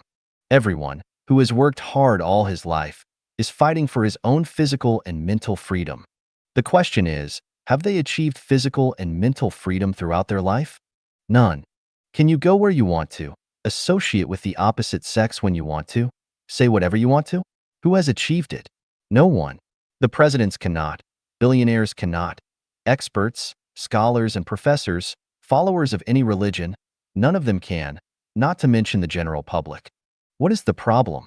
Why has not a single person achieved physical and mental freedom in their entire life for thousands of years? There are 8 factors that prevent people from obtaining physical and mental freedom, namely, country, money, marriage, family, kinship, government, debt, and ego. As long as there are countries in this world, no one can be free. As long as there is money in this world, no one can be free.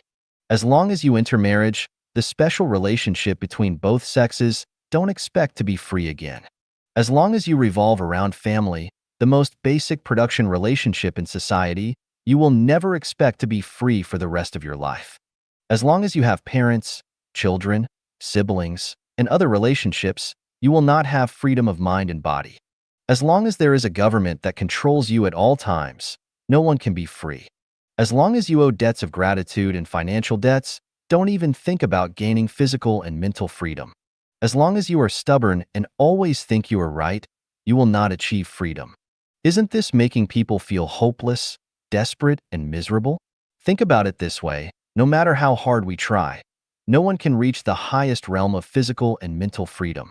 Why do the vast majority of people go to some kind of religious belief? When people cannot get physical and mental freedom in reality, they can only seek spiritual comfort in religion to anesthetize their fragile and sad nerves, and to live a miserable and helpless life in hope. In terms of conventional thinking, there is no possibility that the country, money, marriage, family, kinship, government, debt, and ego will disappear from the world. No one in their right mind can accept the disappearance of these 8 factors, even emotionally. However, it is precisely because people are too rational and pay too much attention to affections that no one has achieved true physical and mental freedom for tens of thousands of years. People cannot imagine how they would live if these 8 factors disappeared.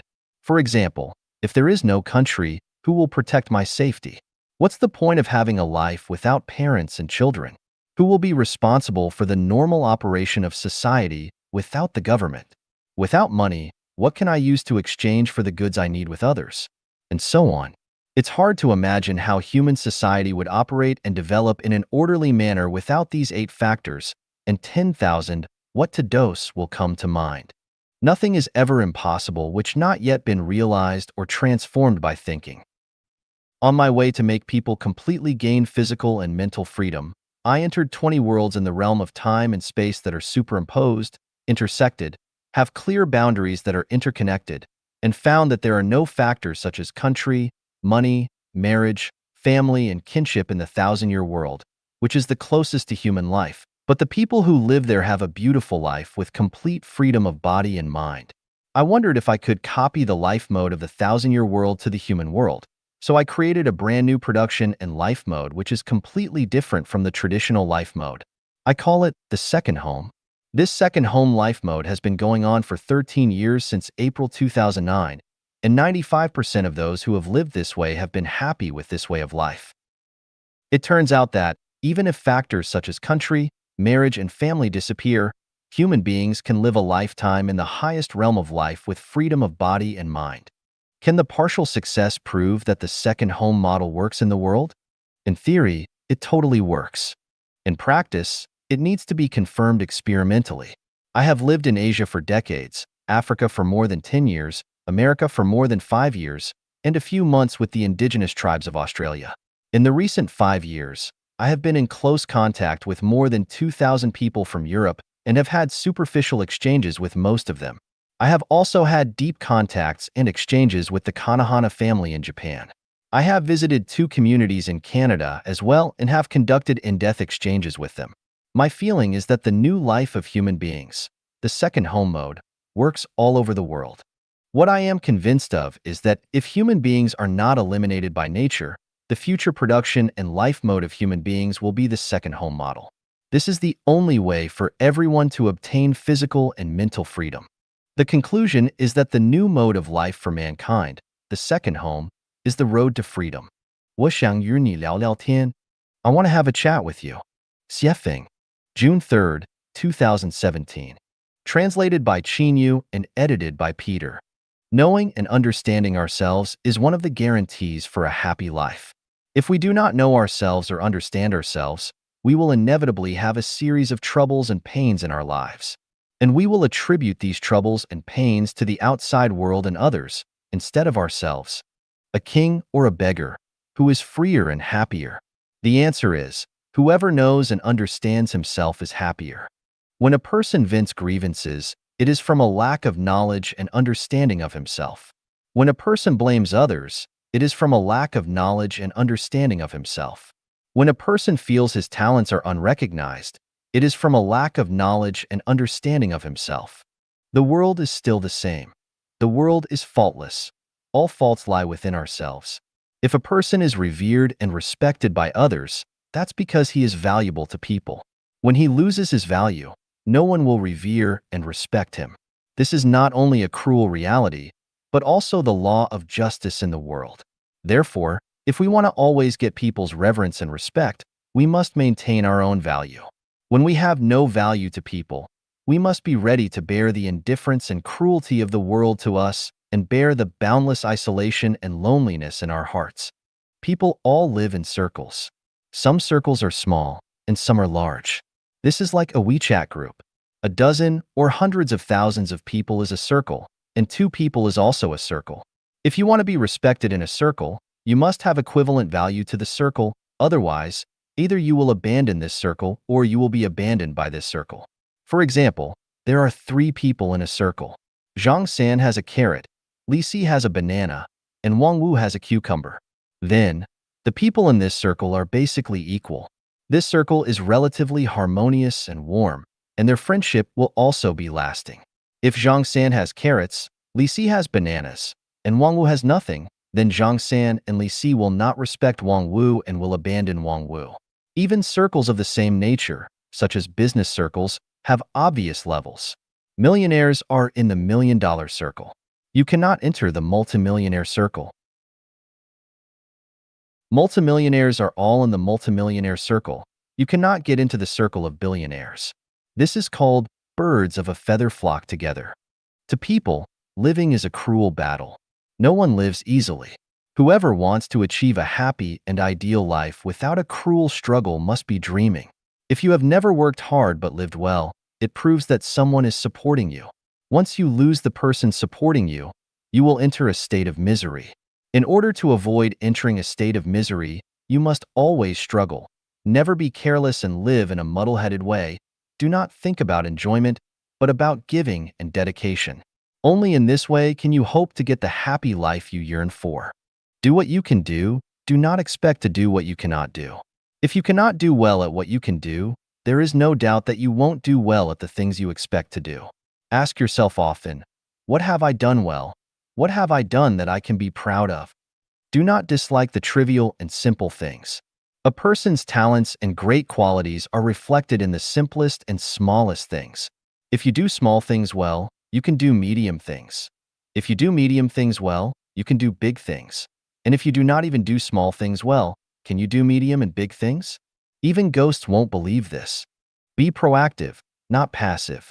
As a child, do not always hope that your parents will arrange everything for you. As a student, do not always hope that the teacher will arrange everything for you. As a disciple, do not always hope that your master will arrange everything for you. As a subordinate, do not always hope that your superiors will arrange everything for you. As a citizen, do not always hope that the president and the central government will arrange everything for you. If we do not give full play of our intelligence and wisdom now, we will never receive support and promotion from nobles. We will lose the steps to promotion forever, and we will never release our inner energy to liberate ourselves or change our bad fate. 超越时空活在未来 Transcending time and space by living in the future. Xiefeng, June 16, 2018. Translated by Qinyu and edited by Peter. Man is life. Life is a non-material structure with spirituality. The core component of life is consciousness. For consciousness, there is no question of reality and illusion, no question of time and space, and no question of past and future. Reality and illusion, time and space, are a problem that stubbornly exist in human perception. For life itself, these problems do not exist. The essence of life is perception and experience. Without perception and experience, there is no life. In other words, life without perception and experience does not exist. As far as perception and experience are concerned, there is no difference between dreams and reality. There is no difference between playing games online and directly participating in games. There is no difference between virtual and real situations. There is no difference between a face-to-face chat and a dream chat. There is no difference between recalling the past and looking forward to the future. And there is no difference between concrete practice and imaginative practice. For example, in the illusory scene of dreams, what we perceive and experience in dreams is the same as what we perceive and experience in reality. So long as it is perception and experience, for life itself, there is no problem with the illusion of reality, no problem of past, present, and future. Human cognition can never go beyond reality, time, and space. This is the limitation of human cognition. This limitation restricts our thinking to four-dimensional time and space, so that we cannot break through the shackles of reality, time, and space. The sayings and viewpoints of living in the present are the most typical examples of cognition and thinking fettered by reality, time, and space. In other words, the cognition and understanding of living in the present is purely human thinking. It is not the cognition and thinking of lives higher than human beings. Now, let's discuss the feasibility of transcending time and space from human cognition. What has happened is called the past or history. What is happening is called the present or now. What is going to happen is called the future or the time to come. Now let's make a choice. Would you like to live in the past, in the present, or in the future? For those who have had a good past, they want to live in the past, but also look forward to the future.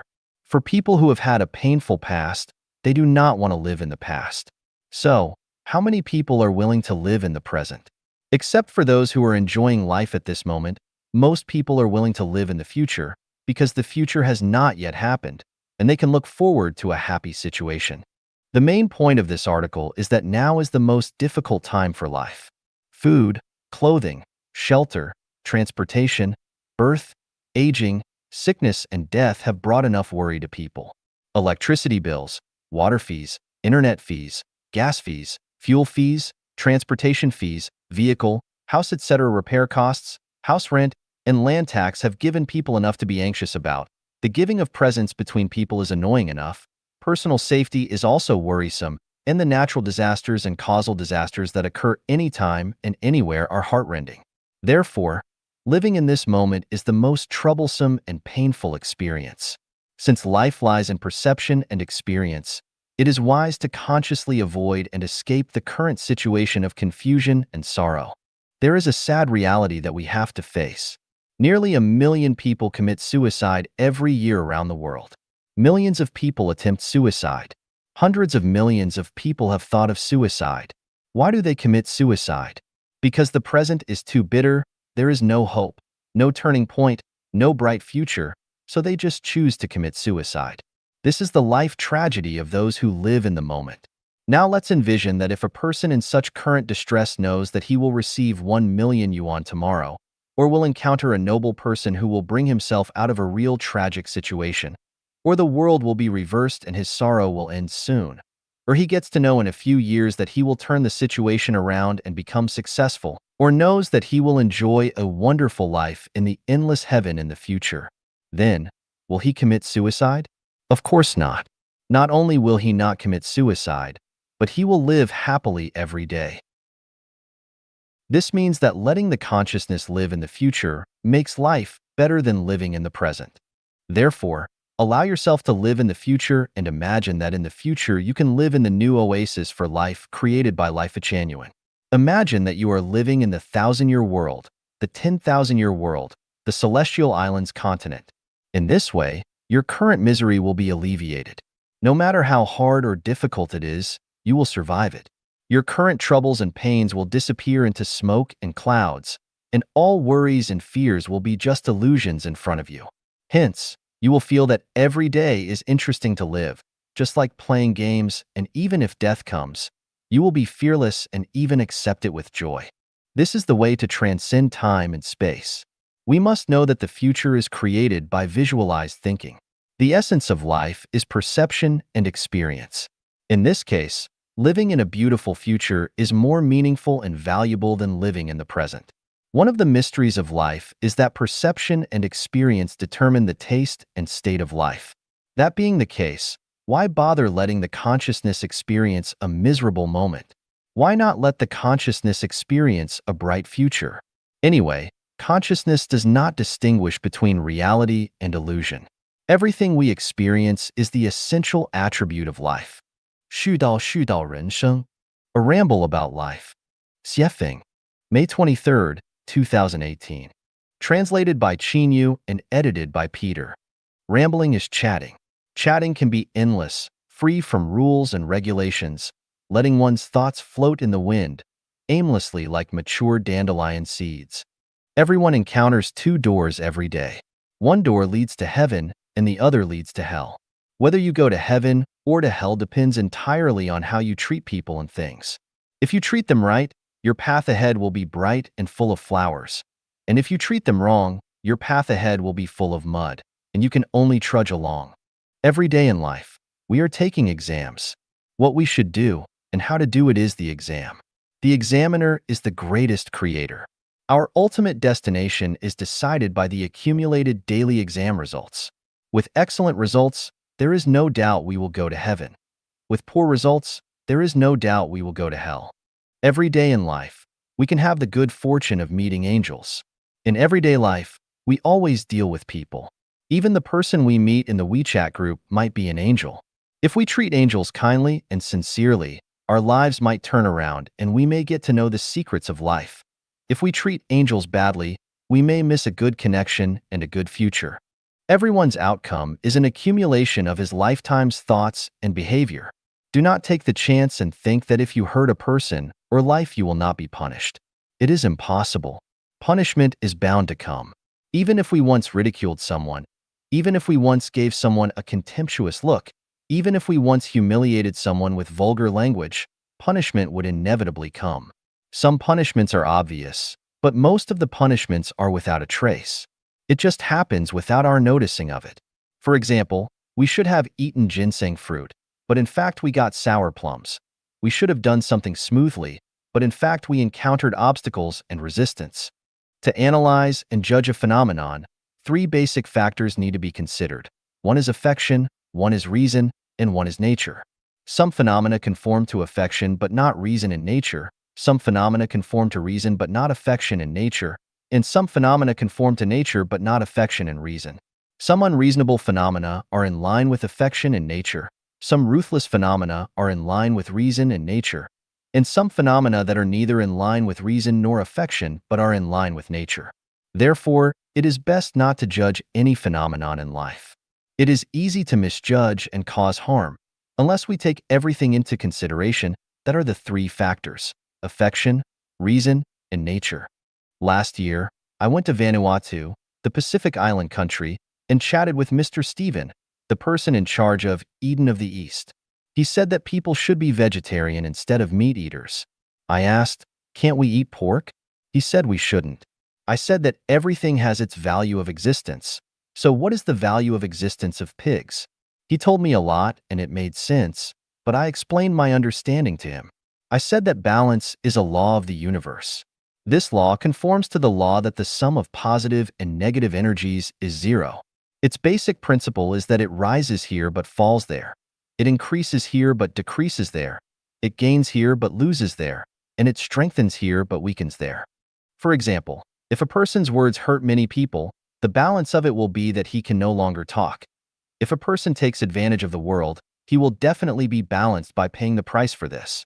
If a person owes someone a debt, it will be balanced by his repaying the debt. If a person cruelly killed another life, it will definitely be balanced by the giving of his own life. In this sense, a pig must be the reincarnation of a certain person as a result of his words bringing too much hurt to others. He took too much advantage of others, he owed too much debt, and cruelly killed a certain life. Only by reincarnating as a pig and paying with his own hair, bones, blood, flesh, and life can he balance the debts he owed in his previous life. In this sense, eating meat is a kind of benevolence, and not eating meat is cruel. Why do I say so? When a person owes a debt, he will be reincarnated as a pig to repay. If you do not eat his meat, that means that he is not allowed to repay his debts, and he has to continue to carry his debts and reincarnate again and again in the livestock world. This is a bit cruel. But if you eat his meat, it lets him repay his debts and leave behind his reincarnation in the pig world and return to the human world as a human being. Isn't it a good deed? There are endless truths that people need to learn and understand in their lives. There is a deep understanding that I want to share with everyone. This is to never hurt anyone in your life. Do not hurt with words, nor with deeds, eyes, mouth, hands, feet, or thoughts. Even if others hurt you, you must never deal with a man as he deals with you. Just say good words, as many as you like, and never say anything bad. Once you do, it will become sin, and it will be too late to remedy. Fish are in the water, people are in the towel, and the operation and changes of all phenomena and things in the world are in the Tao, and there are no people or things that should be wronged. Feeling being wronged is because of your not understanding cause and effect. If you understand the law of cause and effect, you will know that everything is appropriate. It is really divine punishments, though slow, are always sure, with big meshes yet letting nothing slip through. Therefore, if others hurt you, they will be handed over to the Tao's handling and arrangement. We ourselves will never hurt people, will never hurt anyone. 人类最佳出路，改变传统的生产和生活模式. The best way forward for mankind, changing the traditional production and life mode. Xiefeng. February 1st, 2023. Translated by Qinyu and edited by Peter. With the development of human beings today, there are many chronic diseases that cannot be cured by the traditional production and life mode. More than 7 billion people are living on the earth and consume a large amount of resources every day, and consumption has exceeded the regeneration capacity of the earth. Rapid advances in science and technology can develop new types of energy and save resources, but ultimately, it is a drop in the bucket and cannot solve the crisis that we are facing. The chronic diseases of the entire human society are as follows. Resource consumption exceeds regeneration capacity. Everyone is a consumer of resources, not a creator of resources. In the long run, the depletion of resources is an inevitable reality, and this problem cannot be solved by relying on the traditional production and life mode. The waste of resources. A large part of what people use in food, clothing, housing, transportation, birth, old age, sickness, and death today is extravagant and unnecessary. This problem cannot be solved by legal and moral teachings. It can only be solved by changing the traditional production and life mode. Official corruption and a slothful government. There are always contradictions between officials and the people. This problem has not been resolved for thousands of years. The problem is that the traditional production and life mode are fertile soil for corruption. If the traditional production and life mode do not change, the corruption of officials and government sloth cannot be eliminated. Conflicts between ethnic groups and between countries. The competition and conflicts between different ethnic groups and nations which are caused by resource competition and ideological differences have never been resolved in history. If these conflicts cannot be resolved, huge military expenditures will not be reduced, and wars will be inevitable. The huge damage that this causes to society cannot be avoided. The only measure to solve this chronic disease lies in changing the traditional production and life mode of human beings. The gap between the rich and the poor. Due to everyone's different talents and the efforts that different people make, it is natural and normal for people to have a wealth gap between them. However, if the gap between rich and poor becomes too large, conflicts will form. The most effective way to alleviate this conflict is not legal and moral teaching, not to mention administrative orders and taxation, but to change the traditional mode of production and life. The magic of money. With money as a medium of exchange, its value and function cannot be questioned and underestimated. However, when people regard the pursuit of money as the primary motivation and purpose of survival and life, social turmoil and personal troubles and pains will be the result. How can the magic of money be eliminated? Only by changing the traditional mode of production and life. The loss of integrity. The more there are people, the fewer the resources, the more intense the competition will be, and the lower the integrity of people will be. With the loss of integrity, the cost of communication between people, countries, and special interest groups will increase infinitely. This is not only detrimental to the welfare of all the people, but also detrimental to resource conservation and social stability. How can this problem be solved?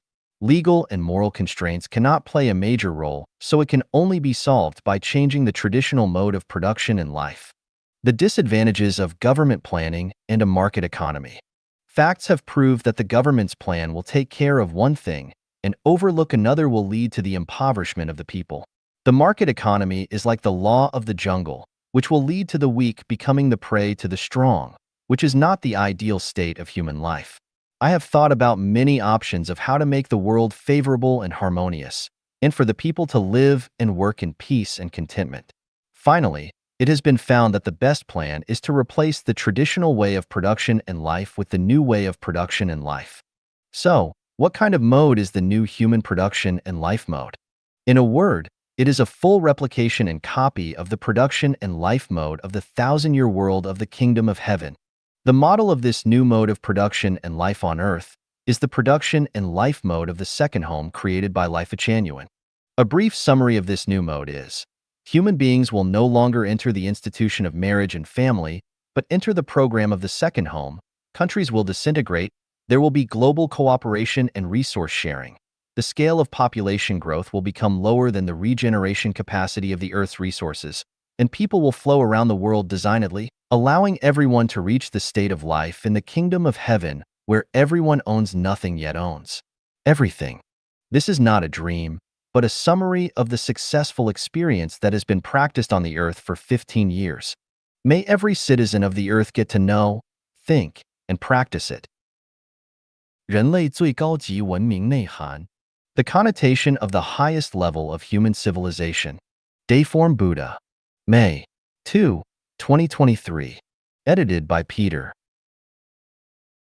When human civilization enters the most advanced stage, there will be no laws, no countries, no currency, no marriage and family, and no forms of identification such as ID cards, passports, driver's licenses, work permits, medical licenses, judge certification, professor certification, and so on, and there will be no various types of business licenses. Readers may think that this is impossible. Without laws, without countries, without any identification, the whole human society will become chaotic. For example, if there are no driver's licenses, people who don't understand traffic rules will also drive on the road and will inevitably cause traffic accidents. I want to say that we cannot imagine the form and operating mode of the highest level of human civilization society with the current consciousness and living environment of people, but we can imagine that when everyone is selfless and exudes the nature of truth, goodness, beauty, love, sincerity, and trust from within, all the disputes in the world will be melted away. The unskilled driver will not drive on the road because he loves others more than he loves himself. Perhaps some readers may think that people cannot completely achieve unselfishness and selflessness, but in fact, when the traditional production and life mode of society will be replaced by the second home mode, people will find that the more unselfish and selfless they are, the more they will enjoy the joy and beauty of life and life to the greatest extent. We have proven this through 14 years of this production and life mode in practice. Without countries, laws, and marriage and family, will everything become chaotic? No. When we emulate the thousand-year world mode, we will find that the higher the degree of freedom, the more civilized people will become. The more restrictions and constraints, the more people's selfishness, greed, and opportunism will be stimulated. Moreover, when tens of millions of second homes are born on the Earth, people will choose to enter these homes to live in, and all the homes will operate according to universal values and the way of nature. All people on Earth will become members of this big family of homes, and no matter what they do, whether it is power generation, farming, clothing production, education of children, shepherding on the grassland, or technological innovation in the laboratory, people from all walks of life will become members of the Earth family. Without currency and private property, everyone will freely use their intelligence and talents, and all the issues of food, clothing, housing, transportation, aging, and death will be resolved by this big family. No one would want to keep currency or have private property. Each second home has 30 to 300 members, and each member rotates to work and live in another home for 3 years. When people around the world start to flow freely, there will be no more national, party, religious, or cultural barriers, and any turmoil and war will no longer occur. Hunger will also disappear, and the probability of theft, robbery, corruption, fraud, and deception will become negligible. I am very sure that everyone must have 100,000 questions in their hearts about this, but I can tell you that I have thought of all the problems you are worried about, and I know the solutions.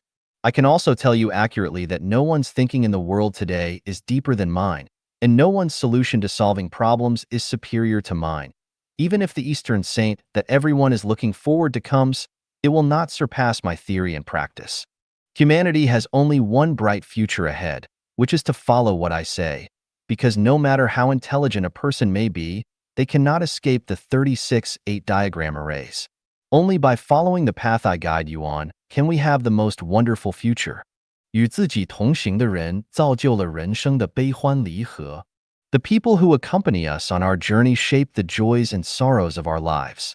Xiefeng, June 1st, 2023. Edited by Qin Yu. People realize and understand as they grow older that the individuals that they journey with shape the joys and sorrows, separations and reunions of their life. They contribute to the ups and downs, the completeness and deficiencies of one's existence. During childhood, parents are the ones who bring both happiness and sadness, separations and reunions, completeness and deficiencies. Having loving and understanding parents is a blessing in life. However, if parents treat their child as a means to uphold family honor or as a target for venting frustrations from outside, it becomes a source of sorrow in life. During adolescence, the most influential people to walk alongside are teachers. Their words, actions, and evaluations lay the foundation for one's character and outlook on life. Wise and caring teachers pave the way for a hopeful and bright future, while narrow-minded and bitter teachers fill the sky of one's life with clouds, lacking warmth and sunshine. Young adulthood is a vibrant period for expanding one's social boundaries, and making friends is inevitable. Typically, people form 2 or 3 close friendships, and it is precisely these close friends that bring about significant turning points in one's life. Genuine and open-minded close friends, filled with the confidence and courage to strive and excel, will inspire oneself, leading to a passionate and hopeful outlook on life. On the other hand, if a close friend is selfish, deceitful, and harbors a dark mentality, one will also be drawn into a chaotic and disorderly path that goes against morality and even legality. In middle age, the most important companion in life is a spouse. If one is fortunate to meet a considerate, capable, and affectionate partner who excels at managing household affairs, it is a great blessing. Conversely, encountering an unreasonable, selfish, and greedy spouse who lacks understanding and often voices complaints creates a life filled with bottomless sorrow and misery. In such circumstances, whether it is the husband or the wife, thoughts of suicide often emerge in their minds. The inner pain has nowhere to be expressed, and they can only silently endure day after day, year after year. In old age, as physical strength gradually wanes and illnesses silently afflict the body, confidence in life diminishes. People around us unconsciously begin to drift away. At this time, the attitudes and treatment received from our children become the final scenery on the journey of life. If children are filial, it is a stroke of great fortune, bestowing immense blessings and great destiny. However, if children are unfilial, physical and mental suffering seeps into our marrow and nerves. Ultimately, the journey of life concludes in a state of calling to the heavens without response and crying to the earth without answer. Whether it is during adolescence, young adulthood, middle age, or old age, if one encounters someone who cares genuinely, bringing happiness, joy, freedom, blessedness, and hope without expecting anything in return, that person is truly a saint, a bodhisattva, an angel. That must be you have burned some high incense in your past life, and blessings poured forth from your ancestral graves. Cherish this extraordinary affinity. If one is fortunate to encounter a group of individuals who selflessly give and contribute without making excessive demands, it is a tremendous blessing and the greatest care and blessing from heaven. It is worth treasuring for a lifetime. 失业大学生们的锦绣之路. The Splendid Path of Unemployed College Students. Xiefeng, April 25th, 2023. Edited by Qin Yu. Happiness. Misery lurks beneath it. Misery. Happiness is to be found by its side. What I see is a bright future awaiting unemployed college students, a wonderful life that is incomparable. This is what I think, and I hope respected and dear unemployed college students can consider whether it makes sense. At this moment, you may be in a state of confusion, anxiety, uncertainty, restlessness, and disappointment. This is because you are carried along by the tides of the times. If you try to catch up with the tide or let others determine your fate, you will find yourselves in a sea of suffering. Not to mention reaching the other shore, you won't even be able to see where it is. First of all, you should understand that it is not your fault, nor your parents' fault, nor the fault of your school teachers and professors that you are unable to find a job. It is the fault of the times. Just like the blooming flowers wither in the spring, it is not the fault of the flowers, but the result of a cold spell. You may be inspired by another form of success studies, such as how to make a comeback, how to escape from the lower class, how to cross social barriers, and so on. I want to say that such motivation will only make your situation more difficult and miserable. Don't aspire to be superior to others, don't aim to live a life that others envy, don't expect to achieve financial freedom quickly, and don't anticipate starting your own business. These thoughts and actions are poison to life and will make everyone's existence even more unbearable. In front of you lies a life adorned with beautiful flowers. Endless is the sea of bitterness. Repent and you will find the shore. How do you repent? How do you reach the paradise-like shore of life? Once your roots establish yourself, the way will grow therefrom, and the way will guide you. Only seek to serve more people without desiring to earn more money. Reduce your material desires to the minimum. Live in a thatched hut, wear patched clothes, eat simple food, drink plain water. Refuse all luxury goods. If necessary, you can beg. Regard yourself as the most ordinary blade of grass in nature. Don't pursue romantic relationships, don't get married, don't start a family. Concentrate your efforts on establishing a foundation, inheriting the wisdom of the past, creating everlasting peace. Listen to the teachings of Jesus Christ, respect the Dharma of Shakyamuni Buddha, embrace the spirit of the Prophet Muhammad, and adopt the thoughts of the Taoist Saint Laozi. Regardless of how dark the world becomes, how fickle people's hearts are, how bleak the future appears, and how others may comment, dedicate yourself to unifying the world and ensuring the well-being of all people, allowing everyone to enjoy the blessings of life. Strive to make everyone possess everything while having nothing, and work hard to provide everyone with a means of livelihood. Regard labor as the foremost necessity of life. Adhere to this principle. The image of laborers is the most beautiful. Labor is the source of joy and happiness. Laborers possess the finest qualities. Engage in diligent work every day, create, and never allow yourself to be idle. Abandon laziness. Abandon getting something for nothing. Abandon seeking comfort and despising hard work, and abandon seeking quick gains. Sing the praises of all laborers in the world. Embrace unconventional thinking and indulge in wild imagination. Reversion is the action of the Tao. When the majority moves west, quickly move east. When the majority flock to the cities, quickly go to the countryside. When the majority prioritizes pragmatism, quickly prioritizes ideology. Whatever the majority criticize, quickly sing its praises, and vice versa. Distance yourself from money, power, fame, and profit, including distancing yourself from the wealthy, influential, famous, and powerful. Get closer to the most ordinary and common laboring masses. Reverse all the perspectives on life, values, worldview, outlook on life, and moral outlook that human society has established, and establish anew the 5 outlooks necessary for the highest level of civilized society. Then, you will discover the scenery of, just as the weary traveler despairs of finding a road, lo, a village appears, and the shade of willows and riotous flowers beckon. The path has been paved for you, and the future is definitely more beautiful than you imagine. If you find my words reasonable, follow the path I have laid out. If you think I am talking nonsense and misleading you, then continue the path you believe to be correct. 性的神力和魔力. The Power and Magic of Sex. Xiefeng. March 31st, 2021. Edited by Qin Yu. In the Bloodstream Sermon, Patriarch Bodhidharma said, "Nature, same as sex in Chinese, is Buddha. What propels society forward is sex. The universe is a dance of sex. The fulfillment of sex is the fulfillment of life and the fulfillment of the universe. In order for a person to become immortal, achieve enlightenment, and become divine, they must attain the fulfillment of sex. From the principle of Taiji, every life is polarized, either masculine or feminine. Only when the masculine and feminine unite can life become complete. The power of sex is immensely strong. It is impossible to transcend sex. It is self-deception. Sex possesses divine power and demonic power, which humans cannot control.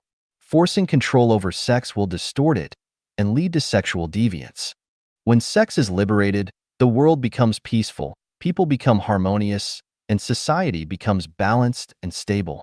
Therefore, sexual freedom is both fundamental and ultimate freedom. Without sexual freedom, there is no personal freedom, no fairness or justice in society, and no possibility for individuals to become immortal, achieve enlightenment, or become divine. Thus, sex should bloom freely like wildflowers in the mountains and flow freely like rivers. Sex is amoral. Therefore, moral standards should not be imposed upon it. The following conclusions are derived from an insightful perspective on sex. They may be shocking, but I hope readers will not reject them based on outdated beliefs and moral standards. To determine their correctness, rational analysis and judgment should be employed. Respecting facts, examining them with a scientific spirit and logical abilities, and avoiding emotional reactions is crucial, as becoming emotional renders one unable to reason. The conclusion is as follows. Regarding anyone's sexual life and behavior, no matter how strange, bizarre, even absurd, or how promiscuous, licentious, immoral, or even deviant it may seem, as long as it does not harm others or society, as long as it is not forced and is willingly embraced by those involved, it should be tolerated and should not be condemned or even criminalized. For example, sexual intercourse between humans and animals, between a father and daughter, mother and son, grandparents and grandchildren, son-in-law and mother-in-law, and so on. For example, the fickleness of women and their involvement in multiple sexual relationships, the promiscuity of men and their involvement in multiple sexual relationships, and instances of infidelity within marriages, and so on. The myriad of unconventional sexual activities and patterns should be understood.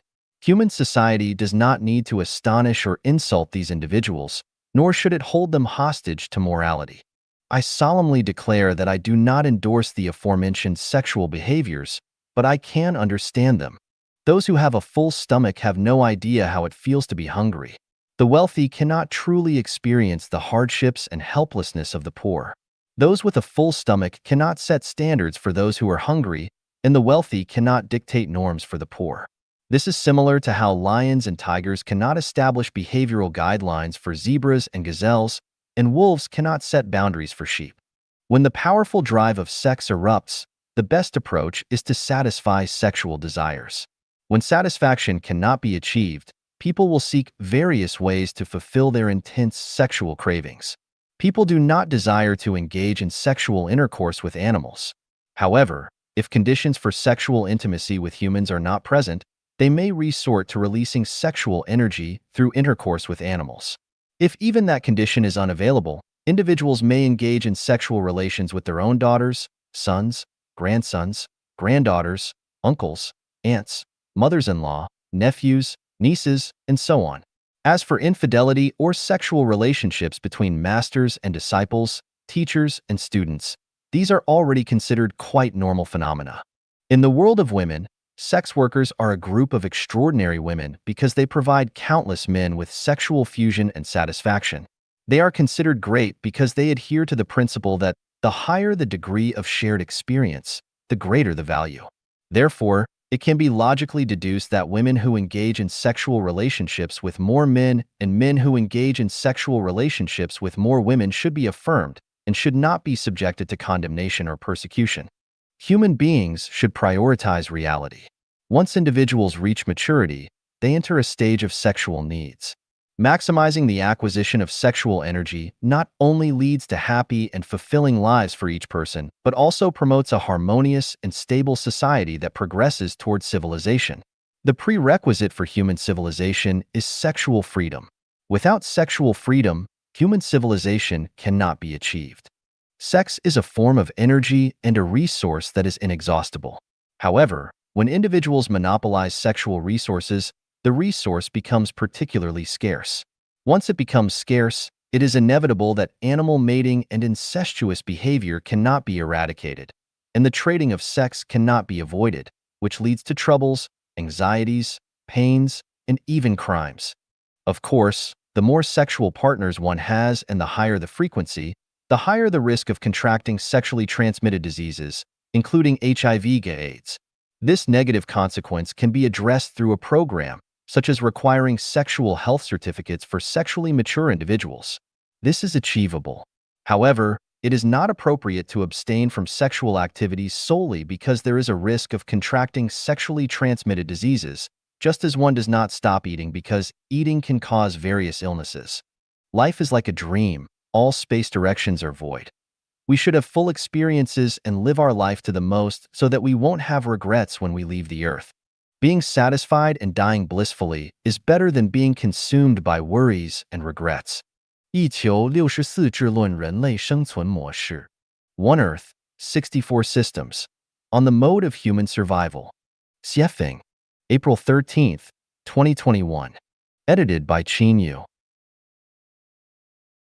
Inspired by the concept, One Country, Three Systems of Mr. Li Liangbin, who is from Jinshi Province, let us explore the future mode of human survival. The most ideal life mode for humanity in the future is the Xiefeng-style communism. However, before that, we can implement the One Earth, 64 Systems as a transitional mode. The so-called One Earth, 64 Systems implies that there can exist 64 different life modes on Earth. Let's examine the following scenario. In a circle, there are cows, horses, donkeys, sheep, pigs, dogs, chickens, ducks, and geese. Due to their different habits, food preferences, and physical characteristics, conflicts, arguments, and fights often arise between them. Chickens, ducks, and geese often complain that sheep, pigs, and dogs trampled on their eggs. Sheep, pigs, and dogs frequently lament that cows, horses, and donkeys snatch their food. Cows, horses, and donkeys often grumble about chickens, ducks, and geese defecating in their feeding troughs. All the animals blame each other for excessive flatulence, making it unbearable for anyone. As a result, no one is leading a good life, and it becomes impossible to live under such circumstances. To solve the above problems, moral education is futile and ineffective. The best approach is to separate them and provide each animal with its own enclosed space, corresponding to their species. This way, we can avoid mutual complaints and torment. The human species has some similarities to the livestock mentioned above. Some people prefer the capitalist way of life, while others prefer the primitive tribal lifestyle, socialism, communism, anarchism, democracy, dictatorship, rice, noodles, meat-based diets, vegetarian diets, monogamy, polygamy, or polyandry. The list goes on. When individuals with diverse preferences are forced into the same mode, conflicts, arguments, and even physical fights are unavoidable. The way to eliminate contradictions and conflicts among individuals is to allow them to live in their respective spheres, where they can find peace and happiness.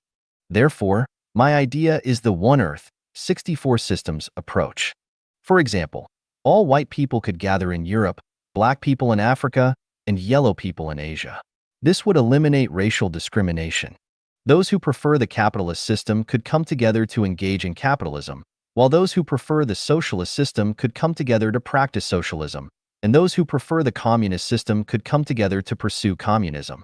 Similarly, those who embrace Christianity could gather in one place, those who follow Islam could gather in another place, and those who practice Buddhism could gather in yet another place, and so on.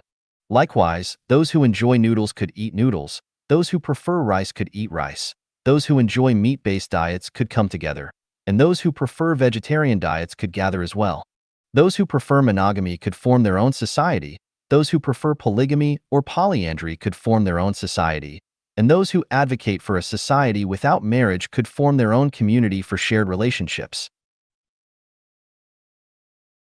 In this way, just like providing separate spaces for cows, horses, donkeys, sheep, pigs, dogs, chickens, ducks, and geese, humans no longer need to argue and fight with each other due to differences in personality, interests, and so on. Why 64 systems?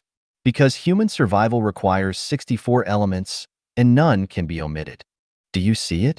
Cows, horses, donkeys, sheep, pigs, dogs, chickens, ducks, and geese are arguing together without any value or meaning, and their arguments will never end.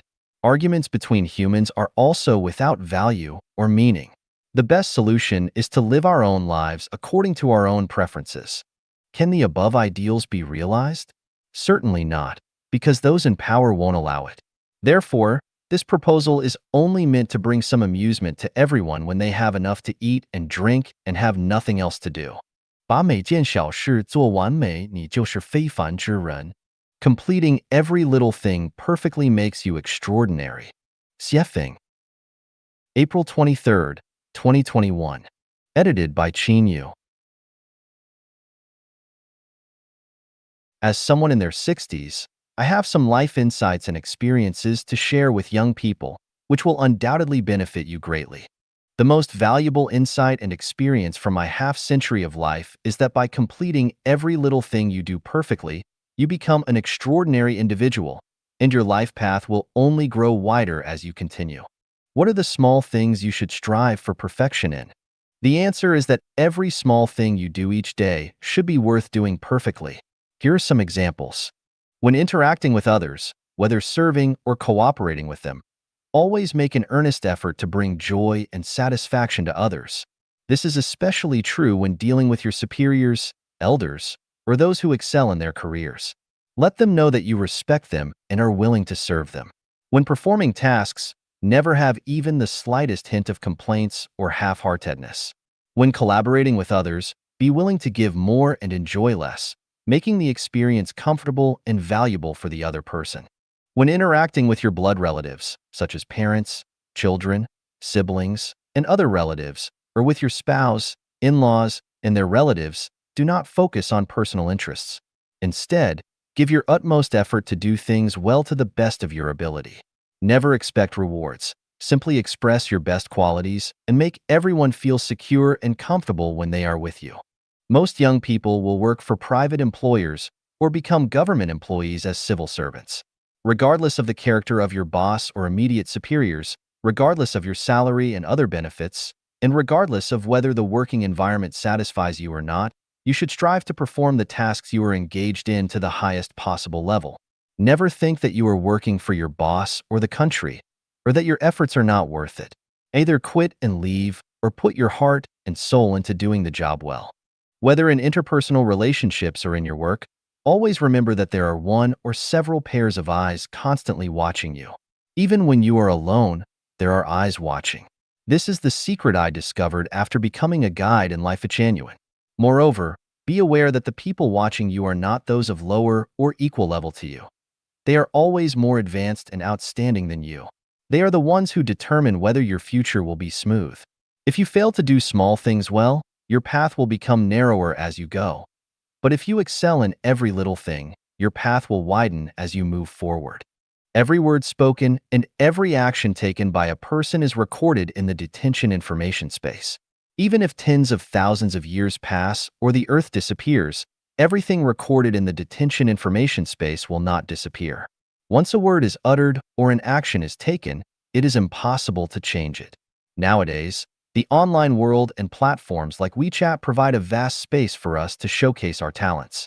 However, we must be vigilant because every word we speak in the online world or in WeChat groups, etc., will influence our future. Every word and every action pave the way for our future. Speaking perfectly and doing every little thing perfectly paves the way to heaven, while speaking and acting in an ugly way paves the way to hell. As I said before, what information you input into the world determines what results the world will give you. Therefore, be cautious with every word you speak and put your heart and soul into completing every little thing perfectly. Every word we speak and every action we take fully reflects our inner world and life qualities. It is important to be aware that sometimes a single word we speak or a small thing we do can change the trajectory of someone's life. All the words we say and the things we do collectively shape the trajectory of our lives. Extraordinary lives are those who complete every little thing perfectly. 不幸是生命旅途上转折的起点. Misfortune is the starting point of turning points on the journey of life. Xiefeng. January 9th, 2022. Edited by Qin Yu. As a guide in Life Genuine, I understand that Life Genuine members who follow the guide to climb the peak of life know that whether it's the articles I write or myself, everything is presented truthfully and transparently to the public. I have nothing to hide or conceal. I am transparent, I am real. There is no hypocrisy, no artificiality, no pretense, no schemes, no tactics. What I say may not be completely correct, and what I do may not be flawless, but what I say and do is a genuine expression of my true self. I speak out about the insights, experiences, and viewpoints I have gained on my journey of life, hoping that they may have some value as references. I experienced the years of hunger in 1958 and 1960 and almost starved to death. That was misfortune. However, the result of this misfortune is that I have found every meal I eat in my life to be delicious, whether it's the sour taste of Northern cuisine, the spicy taste of Central cuisine, or the sweet taste of Southern cuisine. Whether it's Chinese, Western, or African cuisine, they are all enjoyable. This is because I have a belief in my heart that simply having enough food to fill our stomachs in life is happiness. In 1980, I studied at Zhangjiago Geological Technical School, specializing in being a fitter. During one semester, I was assigned to the automotive repair workshop to learn car mechanics. The master had 2 apprentices, and one day the master asked his 2 apprentices to let me practice driving by taking the car to the school playground. The older apprentice explained to me how to operate the car and then got out of the car. However, the younger apprentice grabbed the steering wheel and started the car, practicing without ever letting me drive. During the practice, students from the fitter class and mechanic class came to the playground for physical education, and the younger apprentice was driving in a reckless manner. It was unfortunate for me that the younger apprentice didn't let me drive, but this misfortune saved me from disaster. Every time I think of that scene sitting in the driver's seat on the school playground, watching the younger apprentice nervously practicing driving, I am grateful that fate didn't let me drive that day. If the person holding the steering wheel had been me instead of the younger apprentice, I could have driven and hit many classmates, with terrible consequences. I might have been born with the qualities to become an official. During my primary school, middle school, technical school, college, and the first semester of university, I was almost always the class monitor. At the age of 18, I became the deputy secretary of a brigade managing 11 production teams. In 1984, I was designated as the director of the 3rd echelon in the geological hydrology 3rd team. In 1988, I was designated as the principal of a school for children of employees in the Geological Bureau. In 1992, I was designated as the director of a prospecting machinery factory. Unfortunately, I messed up all these positions because I didn't take those official positions seriously. Looking back today, this misfortune was actually a great blessing. If I had become an official at the time, according to what my wife said in 1993, I would have already been the governor of Gansu province. If that were the case, there would be a 90% chance that I would have become a corrupt official and could have ended up in prison. Even if I didn't end up in prison, my name would certainly be infamous throughout history. In 1994, while I was abroad, the official's vehicle broke down. I was asked to drive it to Blavoy, more than 200 kilometers away, for repairs. As I was the translator, no one else could handle it. The owner of the repair shop was a white person who said it would take 3 days to fix the car. So I handed the car over to the repair shop and returned to the base. However, that evening, I was subjected to the official's insults. He wanted me to fix the car and bring it back the same day. Faced with such irrational treatment from my superior, I quit on the spot. This unfortunate event led me to leave the system I had finally entered. Later, I started my own business and embarked on the path of self-reliance. Thanks to the irrational insults from the official, I finally found my path to freedom. At a time when there were very few private cars in China, I already had a sedan and a van, and I was living in a spacious villa with a front and backyard and a swimming pool. I employed 2 people to maintain the garden and clean and wash clothes for me. Over 20 years ago, I had a car accident, an unfortunate event. However, it was that car accident that became a major turning point on my journey of life, completely changing the trajectory of my life and leading me onto the way of the greatest creator, finding the way to heaven. In China, due to the establishment of Life-Genuine and the second home, I faced suppression from the government. Over 10 communities were destroyed. This was misfortune. But precisely because of these misfortunes, I was pushed to Canada. In Canada, the land is vast, and I live on 40,000 square meters of private land. According to my friends, Where I live is a mansion with 10 bathrooms, 2 washrooms, and 6 showers. I enjoy a peaceful, harmonious, and secure heavenly life. From the aforementioned unfortunate events, what have we realized? In fact, when we encounter unfortunate events, we feel anxious, suffer, worry, and even become resentful. However, in most cases, misfortune is precisely the turning point in life. It is truly said, good fortune lies within bad and bad fortune lurks within good. When we understand this, when faced with misfortunes on the journey of life, we face them calmly, accept them willingly, and may even secretly rejoice.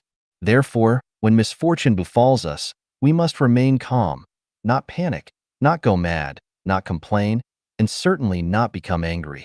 As long as we are alive, we can await the day when the clouds disperse and flowers bloom.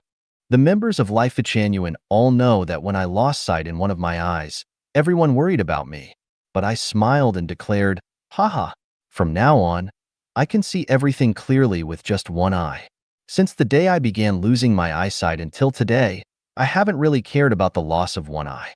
Who knows whether it is a good thing or a bad thing? When the Chinese government released a video message calling the second home created by Fcoin an evil community, I laughed and felt delighted all day long. How marvelous! Darkness curses the light, and the light becomes even brighter. Calling me Xiefeng, evil only serves to prove that it is a case of thieves crying, "Catch the thief." As a result, the status, value, and significance of Fcoin in history will shine even more brilliantly, and future generations will have profound respect when they hear about Fcoin. When numerous unfortunate events occur on the journey of life, congratulations! The gates of heaven have already opened for you. Misfortune is the starting point of turning points on the journey of life. Please cherish misfortune. 仇富必将贫穷. Hating the wealthy will lead to poverty. Xiefeng, January 12, 2022. Edited by Qin Yu. Philosophy tells us that the principle of unity of opposites is universal in the universe. For everything, there exists something that is its opposite. If there is an up, there must be a down. If there is beauty, there must be ugliness. If there is wealth, there must be poverty, and so on. This existence of opposites is not only reflected in the external world, but also within ourselves. It means that within the same person, there can also be opposing aspects. For example, if you dislike wearing clothes, then you can only be naked. If you dislike the truth, you can only live in falsehood. If you dislike men, you can only become a woman. Therefore, if you hate the wealthy, you will inevitably head towards poverty. From this, we discover a pattern. Things tend to move towards their despised opposite. Based on this pattern, we can draw the following conclusions. If you hate heaven, you will move towards its opposite, hell.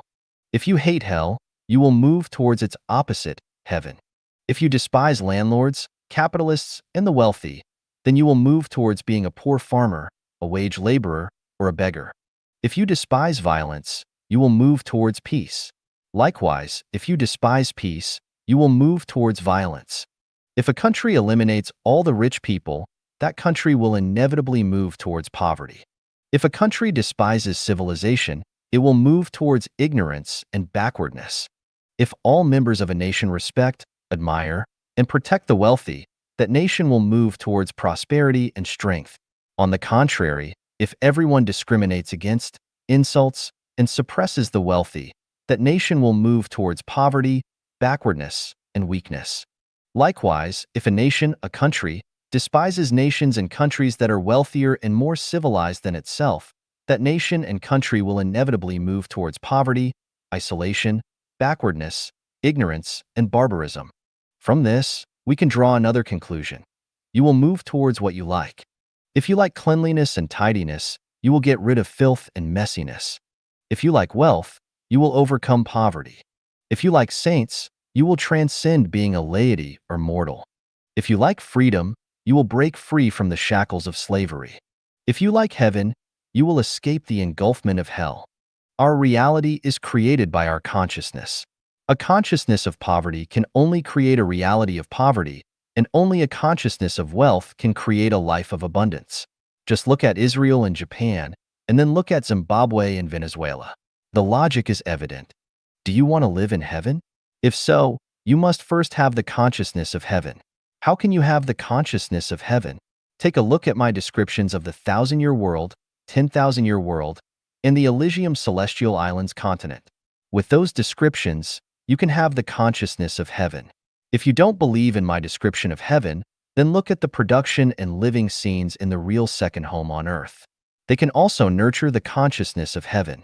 Without the consciousness of heaven, no matter how much you practice or strive, you will never reach heaven. In conclusion, hating the wealthy will lead to poverty. Consciousness determines one's present situation and future. 如何走出痛苦? How to break free from suffering. Xiefeng, January 15th, 2022. Edited by Qin Yu. Feeling uncomfortable, depressed, troubled, anxious, worried, fearful, disappointed, and hopeless are forms of suffering. Suffering originates from three aspects: physical, mental, and spiritual. Physical pain can be endured and healed, and spiritual pain can be eliminated by establishing faith in the greatest creator. However, suffering arising from the mind is difficult to overcome and dissolve. Mental suffering stems from a lack of freedom, whether it be physical, mental, financial, or in one's actions. Any form of restriction on freedom can lead to mental anguish. Therefore, the core root of mental suffering lies in the inability to experience freedom. To break free from mental suffering, the first step is to identify the root causes that lead to such suffering and eliminate them, thereby allowing mental suffering to disappear.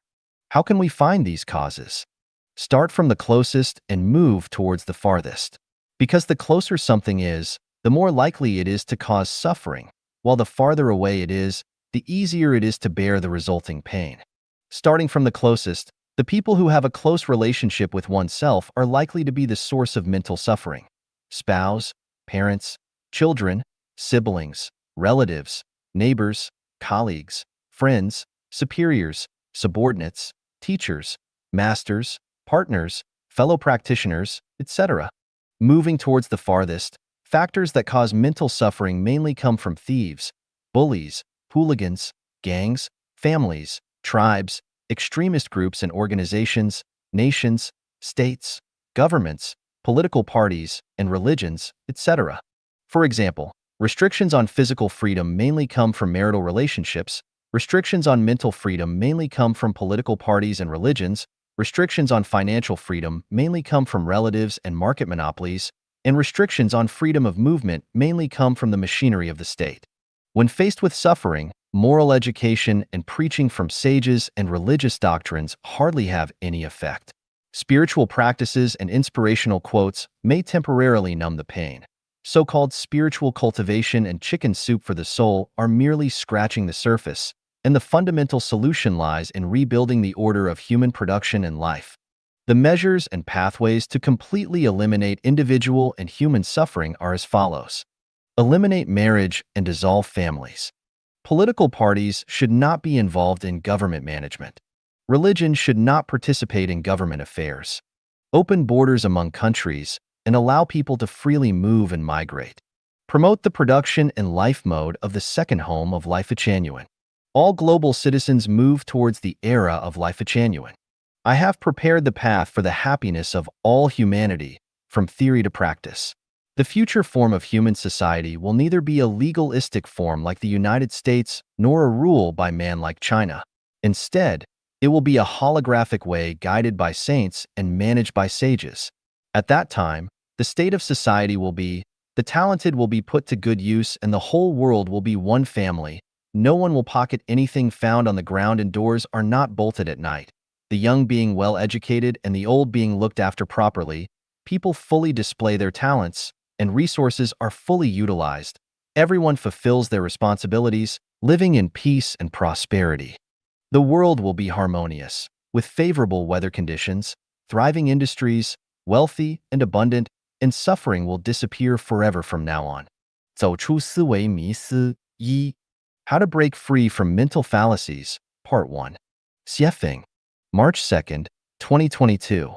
Edited by Qin Yu.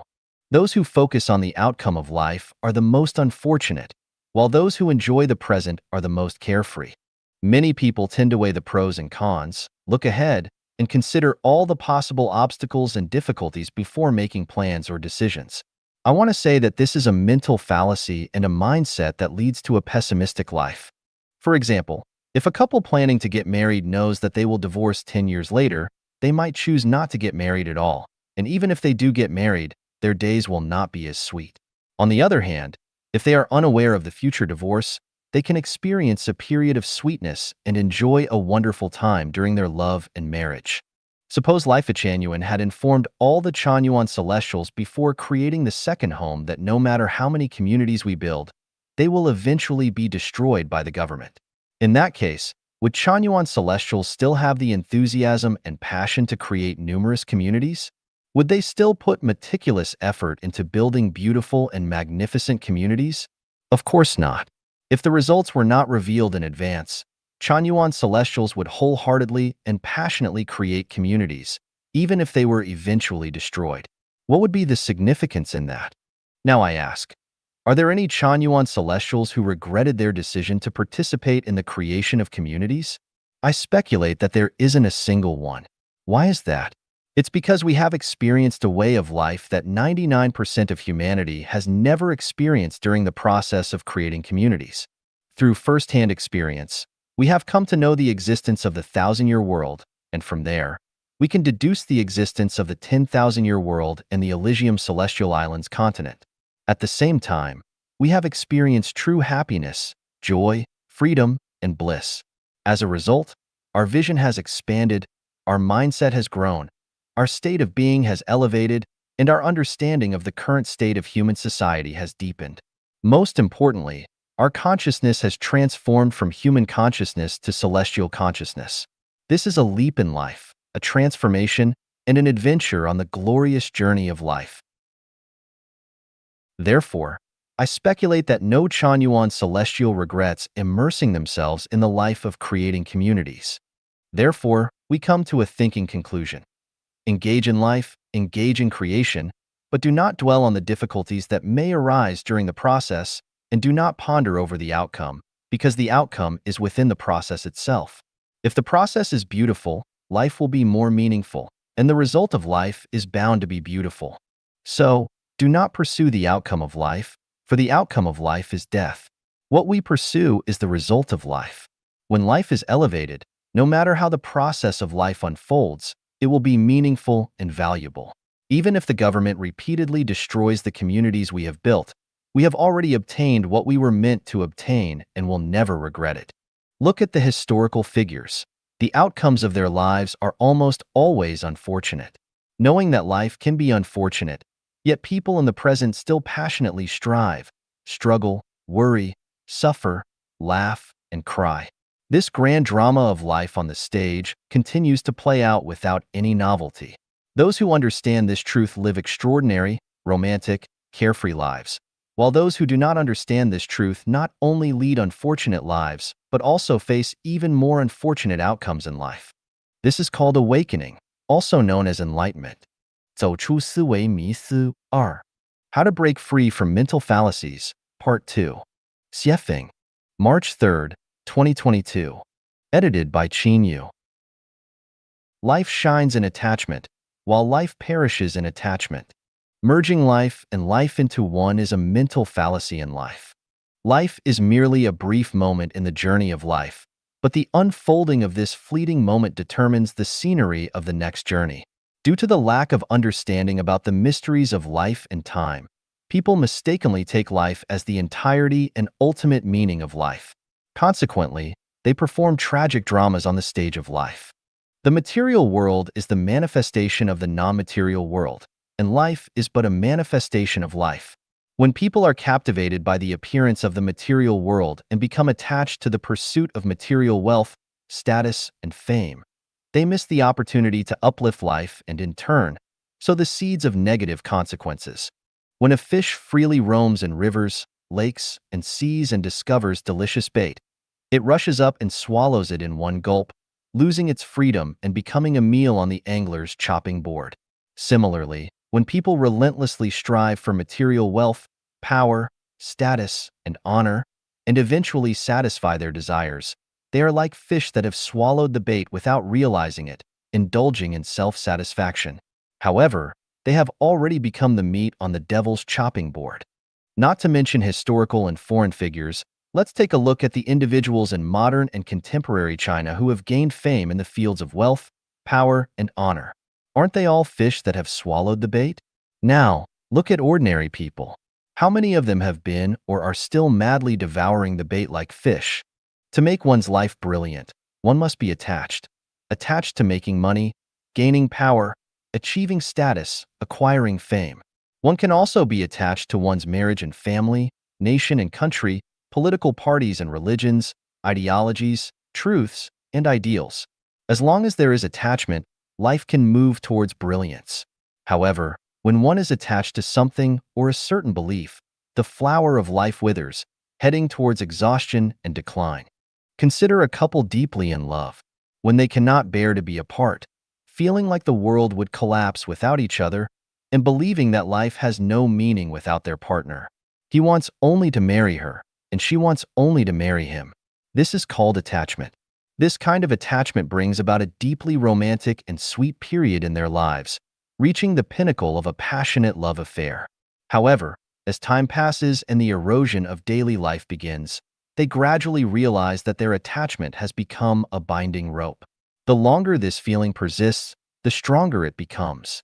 Because of excessive attachment, they neglect all the other scenery along the way. By the time they grow old, they realize that they have missed countless opportunities to appreciate breathtaking scenery. Beneath their smiling faces lies a sense of helplessness and endless lamentation. An old man descending from a mountain tells young people who are excitedly climbing up, "There is nothing worth seeing at the mountaintop. The view is even better down below." Of course, the young people do not believe him and think, "This old man just doesn't know how to appreciate the scenery." So, they keep climbing, eventually reaching the mountaintop, but also growing old. And what do they find? The old man was right all along. There really isn't anything worth seeing at the mountaintop. Consequently, one by one, these people who were once young and climbed mountains start descending. As they see the younger generation climbing with excitement, they tell them, "There is nothing worth seeing at the mountaintop. The view is even better down below." However, how could the young people believe the words of the old folks? Thus, this story of climbing the mountain continues to unfold from the distant past to the present and will continue into the distant future. In the end, we will discover that especially serious people will die due to their seriousness, and especially attached individuals will die due to their attachments. Nutritionists will die due to nutrition. Excessively clean people will die due to cleanliness. Those desperately seeking longevity will die prematurely in pursuit of longevity. Those who aspire for political power will die due to political power. Those pursuing wealth will die due to wealth. And those scheming to attain power will die due to power. The list goes on. So, where is the best path in life? Take things as they are, associate with others by following naturally come-and-go relations, act in accordance with one's intrinsic nature, and take advantage of opportunities as they arise. Let go of attachment. This is the best path in life, and it also aligns with the path of the sublimation of life. 走出思维迷思3. Breaking Free from Mental Fallacies, Part 3. Xiefeng, March 4th, 2022. Edited by Qin Yu. Life is enriched through possession, while life withers through possession. When people travel by train, they buy a ticket, enter the station, board the train, travel for a distance, disembark, and exit the station. Simple and effortless. Rarely does a passenger want to buy and possess the train they are traveling on, nor do they wish to stay on the train indefinitely. Why don't passengers want to buy and possess the train? Because it is unnecessary, and ownership would become a burden. Likewise, people do not desire to possess commercial airplanes or large cruise ships because they are merely using them for one journey. Perhaps they will only use them once in a lifetime. So why invest time, energy, and money to own them? However, the fallacy lies in the fact that despite knowing we are merely traveling through this earthly realm for a short period, where everything on earth is not worth possessing, and even if possessed, it will eventually have to be relinquished, why have humans tirelessly racked their brains over what to possess? Why are they even willing to pay the price of their own and others' lives to possess illusory dreams along their journeys? Let's assume we have 1 million in cash. Is it better to use that 1 million to buy a house, or to temporarily rent someone else's house and use the remaining money for other purposes? For example, renting a house for 1 year with a rental payment of 20,000 yuan. Renting for 50 years would amount to 1 million yuan.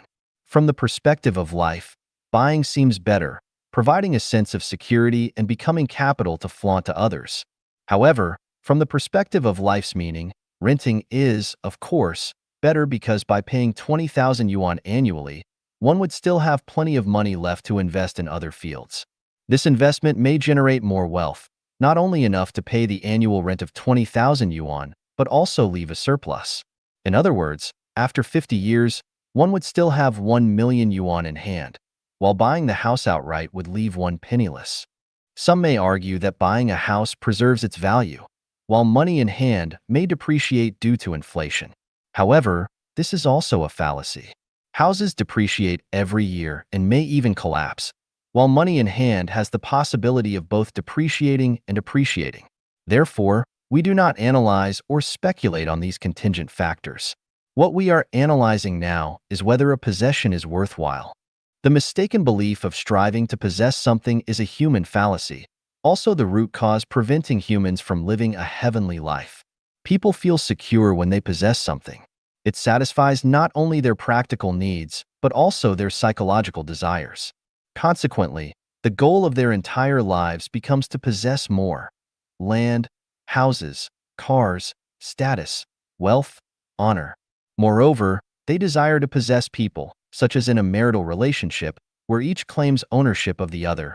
This is my man, this is my woman, this is my child, and so on. If you were to ask someone, "What do you possess?" and they answer, "I have a villa and a luxury car. I own a company and a business. I have 200 acres of land. I have 30 cows. I have an iPhone," people would look at them with envy, respect, and even admiration. However, if the answer is, "I have nothing," people would look at them with disdain, contempt, and even scorn. When the mistaken view of life, and values becomes a general principle for the masses, mistakes turn into correctness, fallacies turn into truth, and heaven turns into hell. When a person dedicates their lifetime and energy to possessing more and more things, they lose the qualifications to appreciate the artistic charm of life and obtain a ticket to heaven. Heaven is heaven precisely because every life possesses nothing. It is a state of having nothing. Paradoxically, it is because every life possesses nothing that it achieves the result of possessing everything. When we possess something, we feel secure, and the more we possess, the more fulfilled our lives become. Our vanity attains maximum satisfaction. However, precisely because of our possessions, we are alienated from heaven, and this is the withering of life. 人生八悲, The 8 Sorrows of Life. Xiefeng, April 3, 2022. Edited by Qin Yu. Ancient wisdom states that there are 3 great sorrows in life: losing one's father in youth, losing one's wife in middle age, losing one's child in old age. I do not fully agree with this viewpoint. First, these 3 sorrows seem to be unrelated to women themselves. Second, these sorrows are not inherent, but are created by human cognition and culture. My perspective on the sorrows of life is as follows.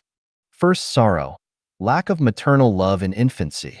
Second sorrow: lack of playmates and insufficient opportunities for joyful play during childhood. Third sorrow: lack of guidance on being a human during adolescence. Fourth sorrow: lack of love and the absence of establishing beliefs during youth. Time and energy are expended on the pursuit of marriage, family, and materialistic desires, including food, clothing, shelter, and transportation. Fifth sorrow: stumbling in midlife. Sixth sorrow: being abandoned by family in old age. Seventh sorrow: learning the Bible in adolescence, Buddhist scriptures in youth, and the Quran in old age. Eighth sorrow: delving into cultivation methods and techniques, supernatural abilities, and metaphysics. If one of these sorrows exists, life will be filled with regrets. If 2 sorrows exist, life will be filled with resentment. If 3 sorrows exist, life will be filled with pain. If 4 sorrows exist, life will be filled with defeat. If 5 sorrows exist, life will be filled with chaos. If 6 sorrows exist, life will be filled with hatred. If 7 sorrows exist, life will be filled with suffering. If 8 sorrows exist, life will be a prison. I have the supreme method that can resolve these 8 sorrows. By following this method, the sorrows can be overcome. 与其道德说教，不如更换程序. Instead of moral preaching, change the program. Xiefeng, June 25, 2022. Edited by Qin Yu. Program development always surpasses moral preaching. In the 18th century, England transported convicts to Australia to alleviate domestic prisoner overcrowding and develop the country. The British government hired private ships to transport the convicts. Prior to departure, the ship owners were paid by the government based on the number of convicts on board. In order to maximize their profits, the captains crammed as many convicts as possible onto the ships, resulting in overcrowded cabins with poor air quality. Since the ship owners had already received their payment, they disregarded the life and death of the convicts. As a result, the death rate on these ships reached as high as 12%. One ship, for example, carried 424 convicts, of whom 158 died during the voyage. To reduce the mortality rate, the British government dispatched government officials on each ship to supervise the transportation process. They also set mandatory standards for the convicts' living conditions and provided doctors to accompany them. What happened next? In pursuit of their own interests, the ship owners bribed the supervising officials and doctors. Those who refused to accept bribes were either thrown into the sea or killed by other means. Consequently, the death rate among the convicts remained high. Eventually, the government changed the payment procedure. Instead of paying based on the number of convicts boarded, they started paying based on the number of convicts safely delivered to Australia. As a result, the ship owners made every effort to protect the lives of the convicts, improve their diet and living conditions, and actively seek medical treatment for them. Consequently, the convict mortality rate dropped from 12% to 1%. This is the effect of changing the program. If a certain state is persistently bad, then one should not rely on moral preaching to solve the problem. Instead, consider changing the program. Once the program changes, the state of chaos immediately disappears. For example, in the matter of elderly care, there are moral expectations for children to dutifully care for their parents, with sayings such as, "Filial piety is the foremost of all virtues." However, what has been the situation for thousands of years? Despite loving parents having been around since ancient times, who have seen filial children? Since this is the case, why not change the program for elderly care? Options such as using real estate for retirement, group retirement, hotel retirement, nursing home retirement, retirement pension, and so on still fail to alleviate the suffering of elderly people, especially those without financial means. In fact, elderly care is easily to be solved. Regardless of whether the elderly have money or children, they can all live their later years happily in the second home life mode program created by Genuine. Another example is the issue of marital relationships. Few people have been able to handle marital relationships well over thousands of years, and the problems and pains that arise from managing these relationships are too numerous to list. So why get married and start a family? Does not getting married and starting a family mean one cannot live a good life? The second home mode of Genuine effortlessly resolves this problem. In this mode, there are no marital relationships, and without marital relationships, the troubles and confusions caused by relationship management disappear. By changing the program, the worries and pains are eliminated. Similarly, in the realm of raising children, reality reminds us that due to the flawed perspectives on life held by the majority of parents themselves, the values, life, and worldviews they pass on to their children remain incomplete. This brings endless confusion and setbacks on the journey of life for the next generation. Therefore, raising children in an environment where they are nurtured and educated by perfect teachers in their spiritual realm frees parents from the labor of raising children and allows children to establish correct values from a young age. Genuine has successfully proven this through 10 years of practice. Regarding the issue of funerals, people now say they can't afford to die. Why can't they afford it? Because burial plots are expensive and funeral costs are too high. The easy solution to this problem is the Life-Genuine funeral system, created by the Life-Genuine community. This funeral system not only makes death affordable, but also allows people to depart gracefully and elegantly. As for wars between nations, for thousands of years, wars between countries have brought great harm to the people. Does humanity really lack the knowledge and wisdom to solve this problem? Not at all. Global unification and the disappearance of nations, allowing people to freely move around the world, create a sense of interconnectedness. Who would fight whom? With the massive military expenses gone, no more soldiers, and destruction eliminated, wouldn't that be wonderful? This is merely a matter of changing the program. What problem in human existence cannot be solved? Floods, droughts, epidemics, social unrest, corruption, wealth disparity, and other issues. Can they be solved through moral preaching? They cannot. But by changing the production and life mode programs that humanity has followed for thousands of years, everything can be easily resolved, bringing about favorable weather, social stability, and everyone's happiness, joy, freedom, and well-being.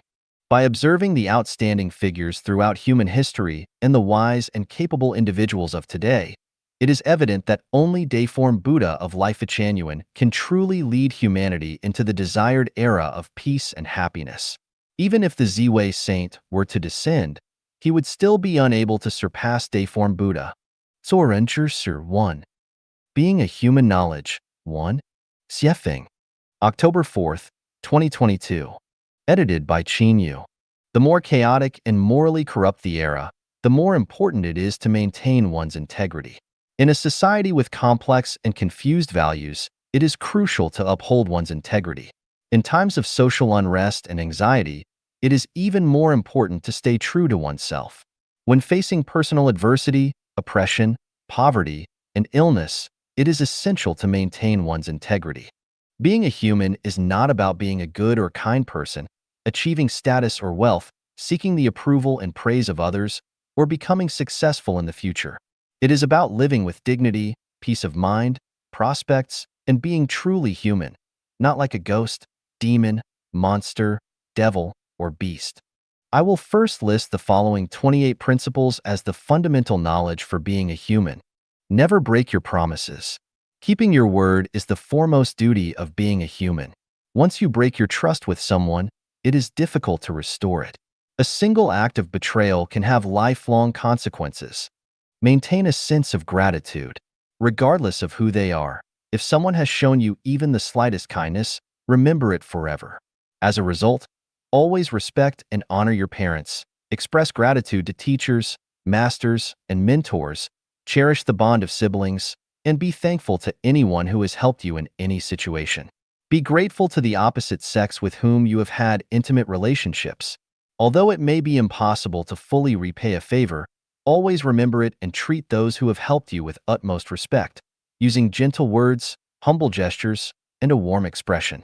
Do not argue with elders. Do not bully those who are weaker, poorer, or disadvantaged. Do not ridicule those with physical disabilities. Do not bully widows, widowers, or individuals with disabilities. Prioritize the well-being of the elderly and women when there are advantages or benefits in the current situation. Do not waste even a morsel of food. Do not compete with superiors for recognition. Use only what you earn through your own labor and never exploit even the smallest advantage. In a group, listen more to those who are more important than yourself and speak less.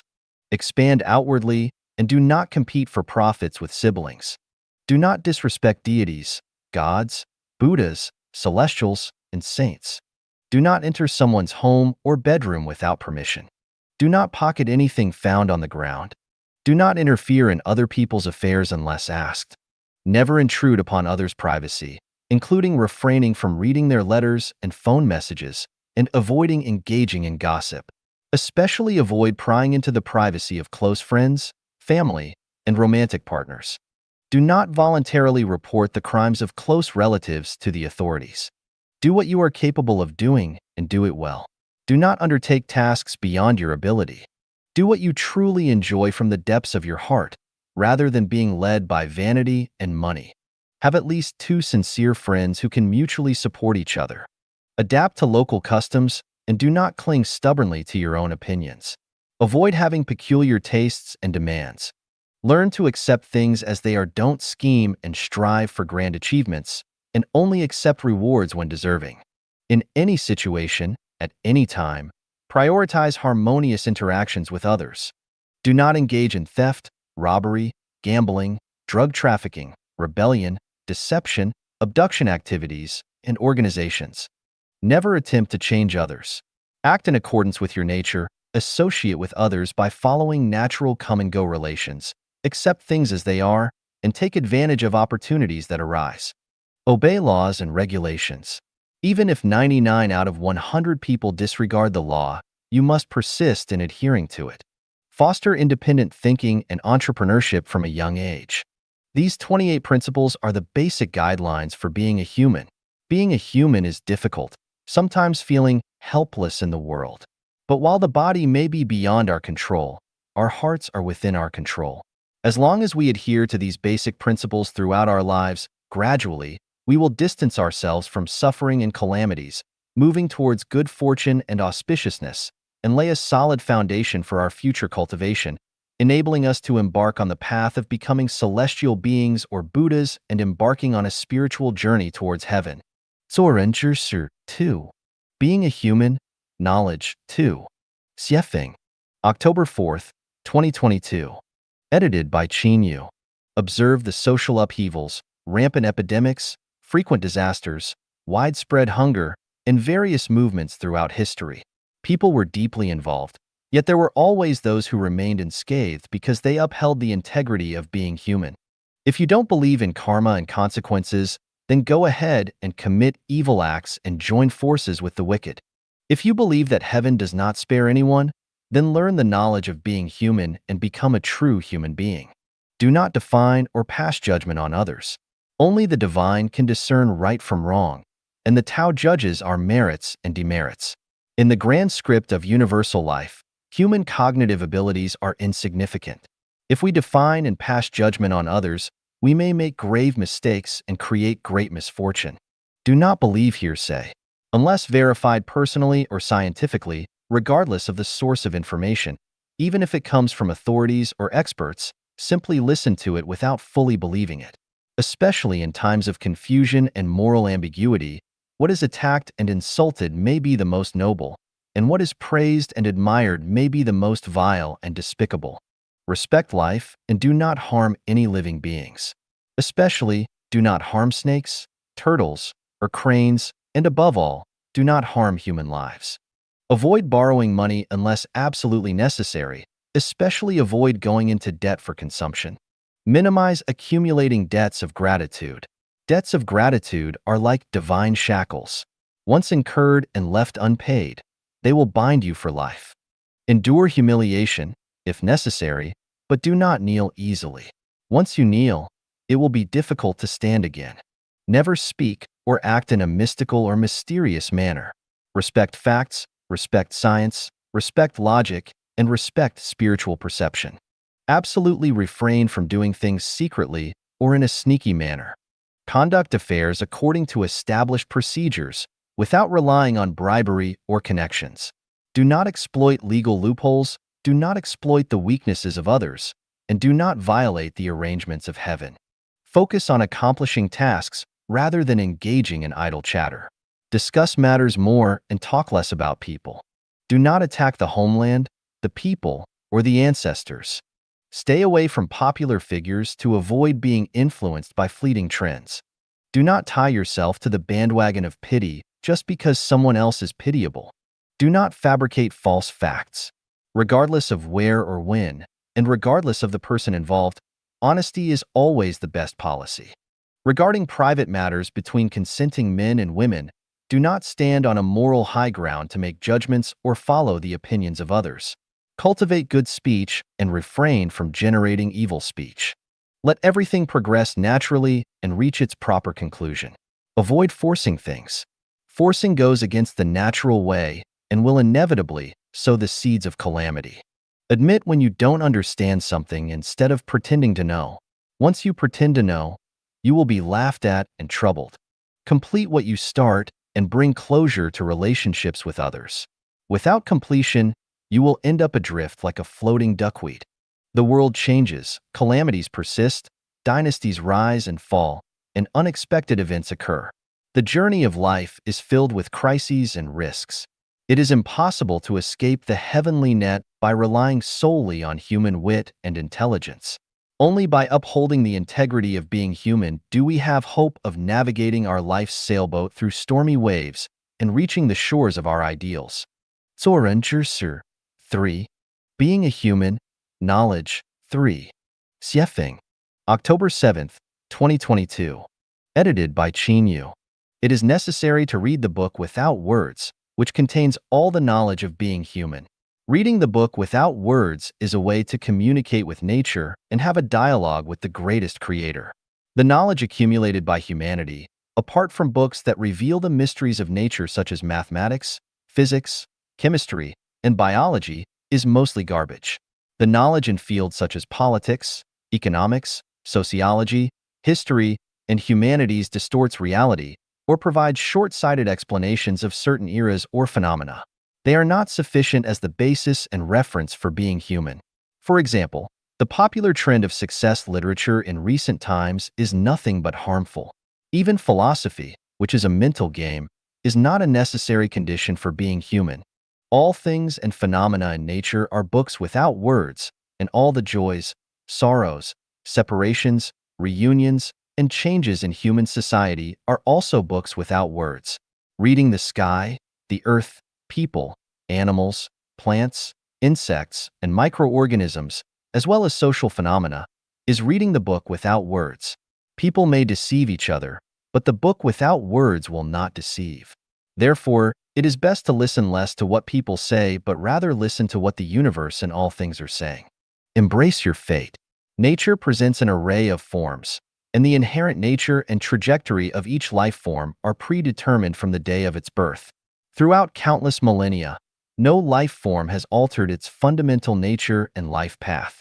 Although humans possess thoughts and creative abilities, fundamentally they are no different from the countless other life forms. From the moment of birth, each person's life's merits and demerits, fortunes and misfortunes, and life's trajectory have already been predetermined. Trying to change this destiny is equivalent to choosing one's parents, the era of birth, and the environment, which is entirely impossible. Therefore, accepting one's destiny is the best choice. Accepting one's destiny leads to contentment, understanding, adaptability, happiness, and even spiritual enlightenment. Not accepting one's destiny leads to impatience, anger, resentment, setbacks, hardships, and calamities. Follow your nature. Following your nature means doing what you genuinely like. However, people generally cannot follow their nature due to considerations for the needs of those around them, supporting their families, social responsibilities, legal constraints, public opinion, and more. Those who can truly follow their nature are few in number. Nature is Buddha, and following your nature is being a Buddha. Nature is celestial being, and following your nature is being a celestial being. What does it mean to follow your nature? If you desire to own a luxurious mansion and have several servants serving you, it is not following your true nature, but rather succumbing to vanity and desire. It is following your ego and conforming to society's values. To follow your nature means that if you want to sing folk songs on the street in the middle of the night, you can do so. If you want to commute naked on a scorching hot day, you can do so. If you want to stay away from someone, you can do so. If you want to get close to someone, you can do so, and so on. Do not imitate others or take them as your role models. Never try to learn, imitate, or become someone else. Each person is unique, and no one can ever become another person. Those who excel possess innate talents and missions that cannot be acquired through imitation. Therefore, be yourself. Learn to create. Everything we see is created. Creation is the source of joy and vitality in life. True sweetness and happiness do not come from material pleasures, but from spiritual and mental enjoyment. Creation is the primary source of spiritual and mental enjoyment. Therefore, strive to create something out of nothing and make efforts in creation. Look at the super-celestials of the Celestial Islands continent. Each one of them is skilled and adept at creation. Even the infinite vitality they manifest is a result of their creative thinking. Do not chase after trends. Trends may come forcefully, but they will eventually turn into bubbles. For example, the trends of buying houses and cars, farmers rushing into cities, or college students striving to become civil servants, these endless waves of trends. If one's life does not settle down and instead constantly chases after trends, their life will be reduced to a bubble. Accumulate energy throughout life. To achieve great ideals, one relies on abilities rather than luck. To ensure a worry-free life in terms of livelihood, clothing, housing, transportation, aging, and illness, one relies on personal abilities. Depending on the nation, the government, the system, or future generations for support is a gamble in life. All reliance on the external world is a gamble in life. Relying on the moral and ethical values preached by human culture to achieve one's beautiful ideals is an illusory and beautiful mirage. Therefore, lifelong energy accumulation is essential. This energy is not primarily material or meticulously cultivated social connections, but rather one's personal character, inner depth, and survival capabilities. Maintain lifelong diligence. As long as one is alive, whether in their 30s, 40s, 70s, or 80s, they should never have the idea of, I can't enjoy life now. Instead, they should maintain a mindset of, I hear the Tao in the morning, and I die content in the evening. Continuously learn, explore, study, and contemplate. Continuously elevate one's life's realm to deeper, broader, and more profound multidimensional time and space. Maintain an open mindset. Due to the accumulated influence of history and culture in our consciousness, we instinctively consider certain knowledge as truth. In eras when women bound their feet, men wore braids, and virtuous arches were erected for married women, we considered these practices as natural. In certain specific periods, we may even consider unmarried cohabitation as a crime. Such distorted perceptions tell us that what we staunchly defend may be the most ignorant thing. The era is progressing, and humanity will eventually break free from the ignorant prejudices and move towards civilization. What is universally accepted today, when viewed from the perspective of future civilization, will be recognized as incorrect. What is considered right today may be found to be wrong tomorrow. Therefore, it is necessary to maintain an open mindset as a human being. Do not feel the need to condemn or attack present irrational phenomena or events. All knowledge representing civilization may appear irrational and unreasonable during periods of ignorance. Decades or centuries later, people will realize that those thoughts and things considered wrong today are, in fact, the most reasonable and rational phenomena. The summaries provided in Being a Human Knowledge 1, Being a Human Knowledge 2, and Being a Human Knowledge 3 offer initial guidelines and standards for being human. Knowledge about being human is extensive, ranging from cultivating upbringing, self-cultivation, and self-restraint to the enhancement of EQ, IQ, and SQ, ultimately enabling one to navigate through the trivialities of daily life and complete the journey of life perfectly, leading to the sublimation of life to heaven. This is a profound subject that requires further contemplation and deepening of the connotations and extensions of being human. May everyone strive for perfection as a human being and make the most of their journey in this human world. 痛苦者进不了天堂. Those in pain cannot enter heaven. Xiefeng.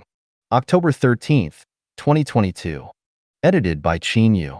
Pain is a form of conscious illness. Whenever one feels pain, it indicates that they have gone astray. Pain can stem from various sources: the suffering of birth, aging, illness, and death, the pain of unfulfilled desires and inability to let go, the pain of being bullied by others or betrayed by friends, the pain of being unable to repay car or home loans, the pain of not being able to become an official, get rich, or gain fame, the pain of being confined at home and lacking food due to lockdown measures, the pain of power struggles, the pain of being imprisoned, the pain of having one's property robbed, the pain of being cheated on by a partner, the pain of unfulfilled wishes, the pain of encountering disasters, and so on. The source of pain is endless and unfathomable. If we respond to pain with more pain, the suffering will be endless. Heaven will not accept anyone who frequently experiences pain, but only welcomes those who frequently feel joy and happiness. Therefore, one must move away from pain and find joy. If we believe that all pain comes from external factors, from others, or from nature, then our pain will be never-ending. No matter how hard we try or how much we cry out, pain will still accompany us. Pain originates from our consciousness. If we feel pain, it indicates that there is a problem with our consciousness, that our consciousness is sick. For example, if we were placed in heaven right now without changing our sick consciousness, even if we lived in paradise, we would still experience endless pain. Suppose our consciousness is perfect and healthy. In that case, we would not feel pain even in what we call hell. From this perspective, we are currently in heaven. The reason we feel that life is unbearable is that our consciousness is in hell. For instance, if you fall in love with someone of the opposite sex and are in a relationship with her, how would you feel if you found out that she had slept with other men? Painful, right? If you feel pain in this situation, the problem lies within your own consciousness. It is your own consciousness in hell that causes your pain. Even if you were in heaven, this kind of consciousness would still create pain for yourself. Pain can be divided into physical pain, mental pain, and spiritual pain. Physical pain primarily refers to bodily pain, mental pain refers to emotional pain, and spiritual pain refers to the suffering caused by one's worldview, values, outlooks on life and life. For the vast majority of people, mental pain surpasses physical and spiritual pain. If we fail to recognize that all pain comes from our own erroneous consciousness, then our lives will be surrounded by pain. Regardless of countless cycles of reincarnation, we will continue to live in pain and will be even less likely to reach heaven. The root of erroneous consciousness lies in the attachment to the self. In general terms, it means always believing that oneself is right while others are wrong. Clinging to one's own rightness and others' wrongness leads to erroneous consciousness. If one fails to recognize this, they are called obstinate and unenlightened. Therefore, each person should realize that attributing their pain to external factors, without self-reflection and constantly blaming and condemning others, is called obstinate and unenlightened. Once someone becomes obstinate and unenlightened and refuses to take the medicine, they become terminally ill with no cure. 这里贪污、腐败、绑架、勒索、毒品、赌博等绝技。 Here, corruption, malfeasance, kidnapping, extortion, drug use, and gambling have been eradicated. Dayform Buddha. Number 10, 2022. Edited by Qin Yu. On the beautiful and diverse blue planet Earth, there is a place that can be called a paradise on Earth. Children here will not get lost, let alone be abducted. The elderly does not have pensions, yet they can enjoy their later years in peace. Young people do not worry about buying houses because there are homes available, and they are never afraid of unemployment as there will always be jobs. Middle-aged individuals do not need to consider buying cars because there are people to provide transportation. Children can go to school without their parents spending a dime, ensuring comprehensive and healthy development of their morality, intelligence, physique, spirit, and mind. Women are respected everywhere and completely freed from the burden of household chores. Even if penniless, they will receive meticulous medical treatment if they fall ill. Gambling has been eradicated here. No one engages in gambling, as there is no market for it. Drug use has been eradicated here. No one takes drugs, and external drug dealers have no way to bring drugs here for sale. No one steals here because there is nowhere to hide or place stolen goods. Kidnapping and extortion simply do not occur because there are no targets to be kidnapped. What would one extort? Not even a drop of oil. The ugly phenomenon of rape cannot happen here. It is unnecessary and, more importantly, people are too afraid of the severe consequences. Official corruption, bribery, and malfeasance have been eradicated because there are no officials, and no one will offer bribes. There is no soil for corruption to take root. This place is the second home, a new mode of human production and life that has been built and successfully operated for 13 years by Xiefeng, the guide of life at Chanyuan, along with a little over 2,000 Chanyuan celestials. 上帝赋予人的8大权利。 The 8 fundamental rights granted by the greatest creator to humanity. Xiefeng. December 4th, 2022. Edited by Qin Yu. The greatest creator has granted humanity 8 fundamental rights. If you do not possess them, it means someone has deprived you of your human rights. The 8 fundamental rights of being human are the right to survival, the right to create, the right to migrate, the right to speak, the right to personal autonomy, the right to thought, the right to learn, and the right to refuse. The right to survival. It is also the right to life. Every individual has the power to protect their own life and the right to survive. Anyone who prevents others from living is depriving them of their right to survival, which is equivalent to depriving them of their life. The right to create. Also known as the right to labor, every person has the right to engage in labor and creation on the land that nurtures and supports them. To prevent someone from laboring and creating is to deprive them of their right to create. The right to migrate. Also known as the right to move, people have the freedom to migrate freely on Earth according to their needs, to pursue a better life and ensure their own survival. If someone is not allowed to migrate freely, it is equivalent to depriving them of their right to migrate. The right to speak. Also known as the right to freedom of speech, the greatest creator has given each person a mouth, which is not just for eating food but also for expressing their wishes and communicating with others through speech. To prevent someone from speaking is to deprive them of their right to speak. The right to personal autonomy. Every individual has the right to freely control their own body. The body does not belong to anyone else but oneself. It is a person's right to determine how to use their own body.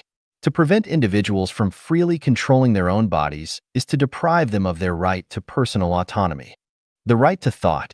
Humans possess consciousness and thinking abilities. The activity of thinking leads to the formation of ideas, which is known as thought. This is an innate right. If someone is not allowed to think or is deprived of their ability to think, they would live a life no better than that of pigs, dogs, chickens, or ducks. The right to learn. People have the right to learn according to their own wishes. They can learn whatever they want, whether it is philosophy or how to cultivate crops. It is their freedom. To prevent someone from learning certain ideas and skills is to deprive them of their right to learn. The right to refuse. Each person has their own preferences and personality. When certain ideas and demands do not align with their preferences, personality, or wishes, they have the right to refuse. If someone insists on imposing certain ideas and methods on others, it is depriving them of their right to refuse. Only when a person possesses these 8 fundamental human rights can they live a life of happiness, joy, freedom, and blessedness, and the society will be peaceful and harmonious. If any of these 8 fundamental human rights are lacking, individuals will experience discomfort and suffering, and society will be filled with conflicts and disputes. Do you possess these 8 fundamental human rights? If not, you are not living as a human being. To live as a true human being, you need to strive to obtain these 8 fundamental rights bestowed by the greatest creator and reclaim your rights as a human being from those who have deprived you of them. 若无对天堂的向往人，还活个什么劲？ If there is no yearning for heaven, what is the point of living for humans? Xiefeng. February 19th, 2023.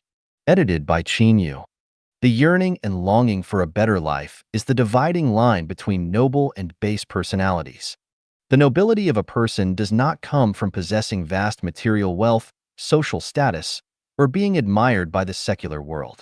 It comes from the inner yearning, longing, and spiritual motivation for a better future. If a person lacks the yearning and longing for a better future and his mind is filled with money, status, power, and fame, then he is not fundamentally different from a fat pig in a pigsty. Animals are animals because they only see immediate interests. Humans are humans because they have the yearning, longing, and pursuit of a better future. Where is the most beautiful life in the future? Of course, it is in heaven. If there is no yearning for heaven, what kind of life can humans live? Exaggerating a bit, they can live like maggots crawling on a pile of rotting flesh. Some people say that heaven does not exist. If this perception is correct, then tomorrow also does not exist. If people believe that things they cannot see do not exist, then tomorrow cannot be seen. So how can it exist? Since the unseen tomorrow exists, then the unseen heaven also exists. Some people can foresee the coming of tomorrow through the history of the earth and the changes in the sun, moon, and stars. People have no doubt about this. So, Why doubt the existence of heaven when some people can see it through the categories and survival states of life, and the principle that the sum of positive and negative energy in the universe always equals zero? There are only two types of people in this world: those who yearn for heaven and those who struggle for food, clothing, shelter, transportation, and the cycle of birth, aging, sickness, and death. Those who yearn for heaven live with clarity, purity, tranquility, openness, naturalness, simplicity, ease, and contentment. Those who are ignorant of heaven or have no yearning for it live with tension, constraint, impatience, anxiety, depression, worry, occasional exaltation, occasional despair, worries about gains and losses, and fear. If there is no yearning for the heavenly life, how can humans live? Just look at the brutal survival scenes in the animal world. Humans can only live like animals. Why doesn't human society resemble the animal world entirely? That is because there are still people who yearn for the heavenly life. Once those who yearn for heaven cease to exist, the living conditions of human society will be worse than those of the animal world. If a group of people can live together in harmony, it is undoubtedly because most of them yearn for a heavenly life. If a group of people cannot live together in harmony, it is undoubtedly because they have no yearning for the heavenly life. What keeps the flame of human civilization alive is not politicians, scientists, artists, entrepreneurs, and so on, but those who are filled with longing and yearning for the heavenly life and who persistently strive and work for it.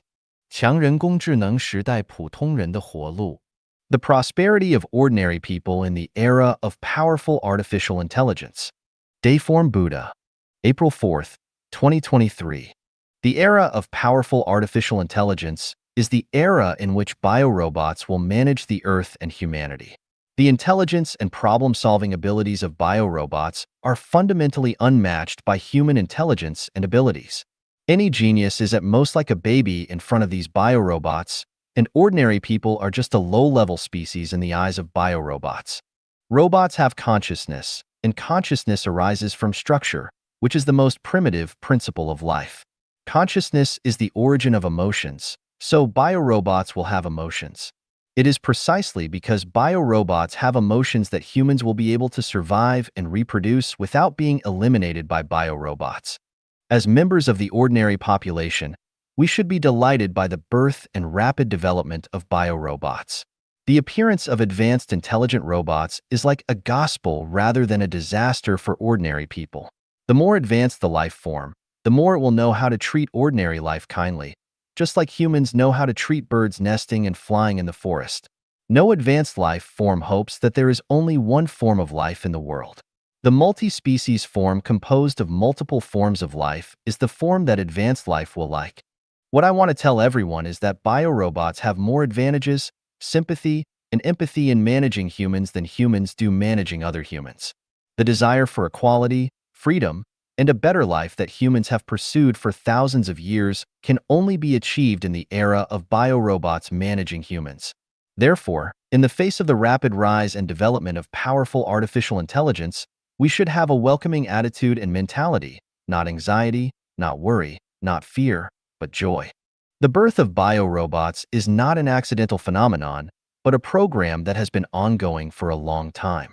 Therefore, anyone who wants to stop the development of powerful artificial intelligence should know that it is futile, and they are destined to fail.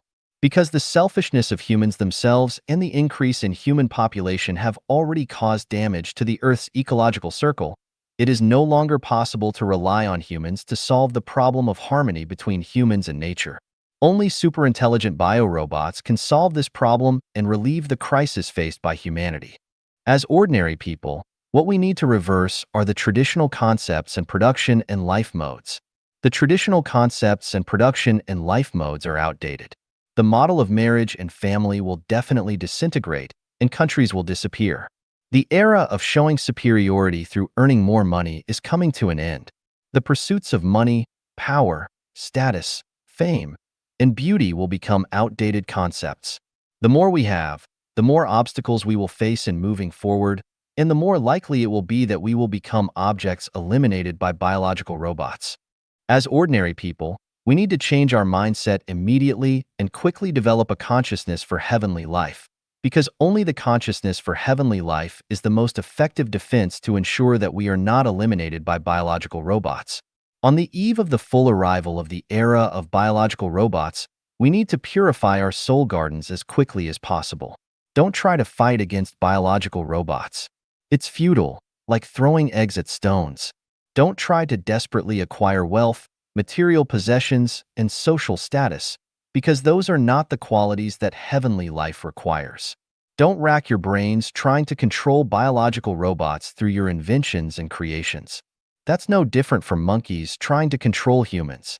To prepare for this day, someone has already prepared for all ordinary people on Earth for 20 years, from theory to practice. Don't ask why, and don't question the effectiveness of this preparation, because by the time you fully understand the connotation and extension of this preparation, it will be too late. At the same time, the intelligence and cognitive abilities of ordinary people are not enough to fully understand the meaning and significance of this preparation work. If you don't want to be eliminated by biological robots and want to live a heavenly life, go to chat planes to find answers and channels. 人类最高级文明内涵 The connotation of the highest level of human civilization. Dayform Buddha. May 2, 2023. Edited by Peter. When human civilization enters the most advanced stage, there will be no laws, no countries, no currency, no marriage and family, and no forms of identification such as ID cards, passports, driver's licenses, work permits, medical licenses, judge certification, professor certification, and so on, and there will be no various types of business licenses. Readers may think that this is impossible. Without laws, without countries, without any identification, the whole human society will become chaotic. For example, if there are no driver's licenses, people who don't understand traffic rules will also drive on the road and will inevitably cause traffic accidents.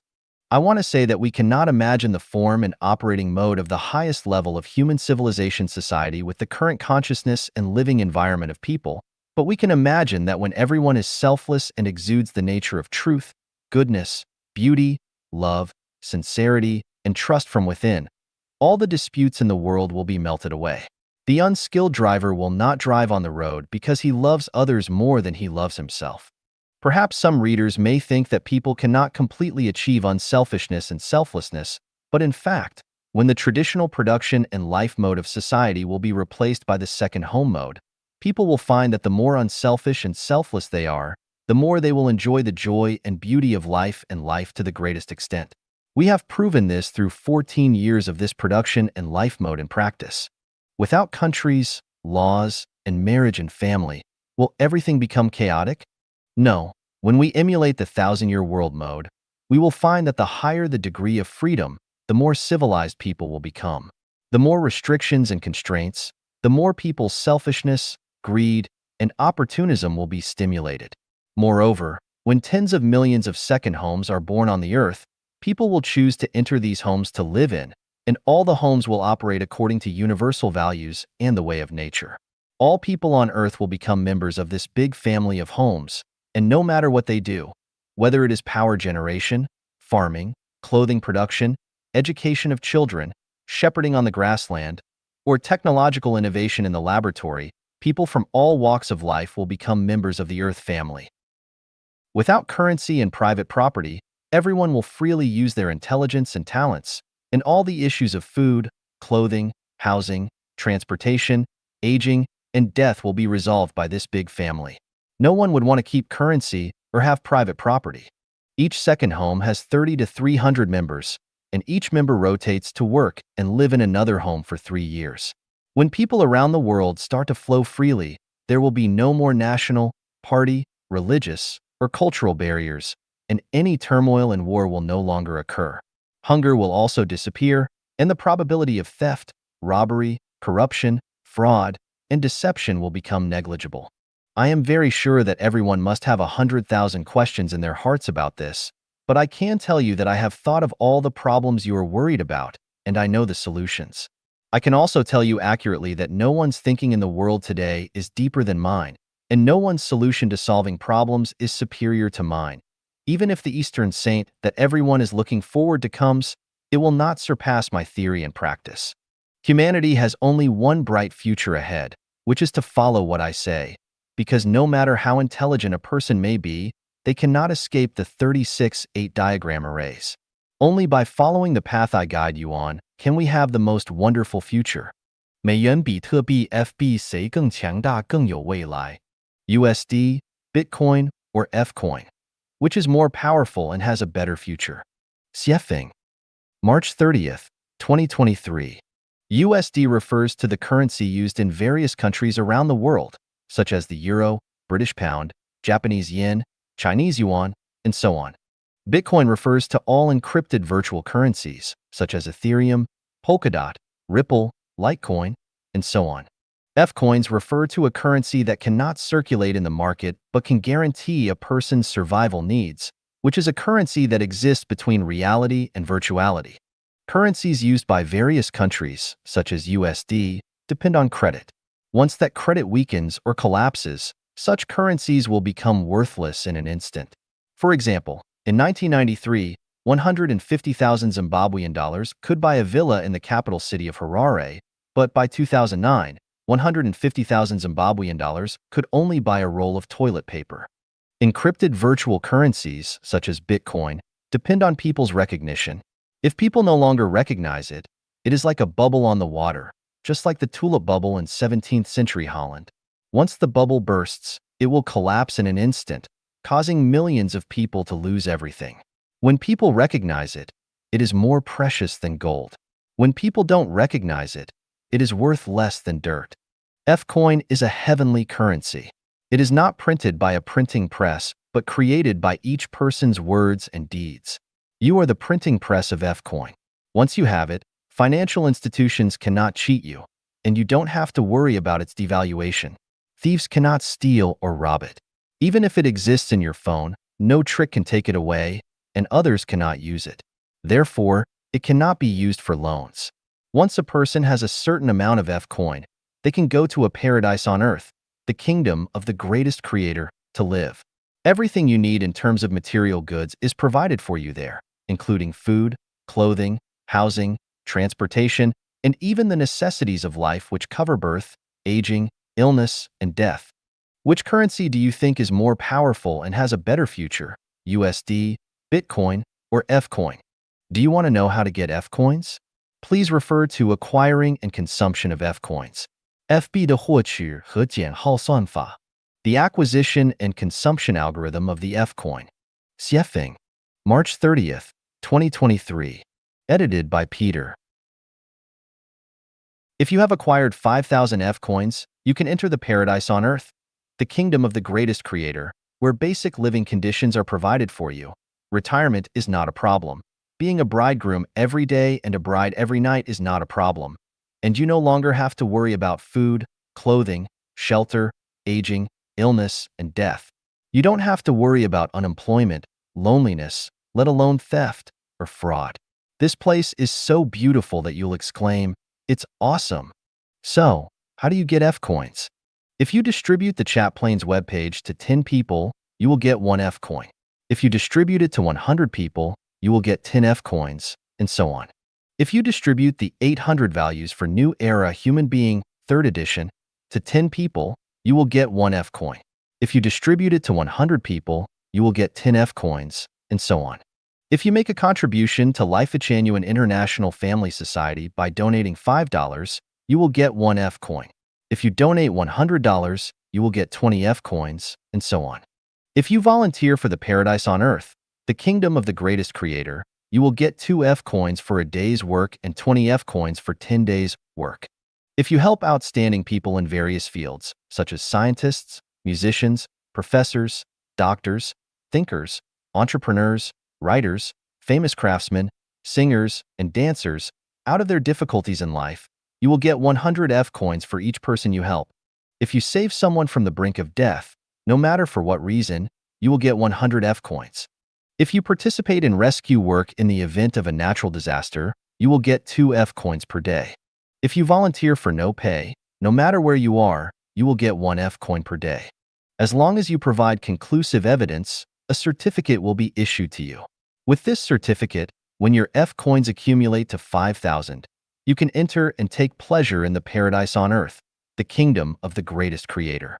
The following are the details of how F coins are consumed.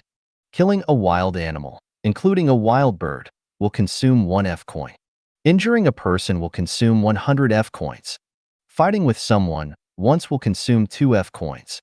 Quarreling with someone once will consume 0.5 F coin. Insulting and framing someone once will consume 5 F coins. If a student reports a teacher, a disciple reports a master, or a child reports a parent, the student, disciple, or child will consume 10 F coins. Stealing someone else's property will consume 2 F coins per time. Raping someone will consume 100 F coins per time. For the above consumption, as long as someone provides evidence, the corresponding amount will be deducted from their heavenly treasure F coins. Once the total number of F coins of a member living in the paradise on earth, the kingdom of the greatest creator below 5,000 due to consumption, they will be immediately expelled from the kingdom of the greatest creator. When they accumulate enough F coins outside the kingdom of the greatest creator, they can return to the kingdom of the greatest creator again. As of March 2031, the above rules for acquiring and consuming F coins will not become outdated, but more detailed rules will be introduced in the future. 对生命禅院 FB 的一点说明 A brief explanation of Life-Genuine F-Coin. Xiefeng, July 17, 2022. Translation edited by Qinyu. Vision is proportional to one's prospects. Nearsightedness renders the distant future obscure. When our consciousness is confined to the pursuit of immediate material benefits and various disputes and phenomena, we inevitably sacrifice our future welfare. In the not-too-distant future, the number of people surviving on Earth may be fewer than 600 million. Whether we face destruction or continue to live depends on the amount of spiritual and soul wealth each of us possesses. Destruction will lead to reincarnation in the animal world, while survival will allow us to coexist harmoniously with nature and ascend to the heavenly kingdom. Nature is managed by advanced beings, and the birth, development, operation, and demise of things are governed by laws. The Earth will not disappear unless it approaches the long axis of the Taiji ellipsoid. The Earth still has a lifespan of 5 billion years. Its end is far off. To maintain the healthy operation of Earth's life, we need to remove the tumors that damage Earth's life. Human behavior is controlled by consciousness, and consciousness is influenced by the phenomena of the vast universe. Only consciousness that is not controlled by worldly phenomena possesses the attributes of advanced beings. All phenomena are material and fleeting. Material wealth belongs to phenomena, but its essence lies in spiritual and soul wealth.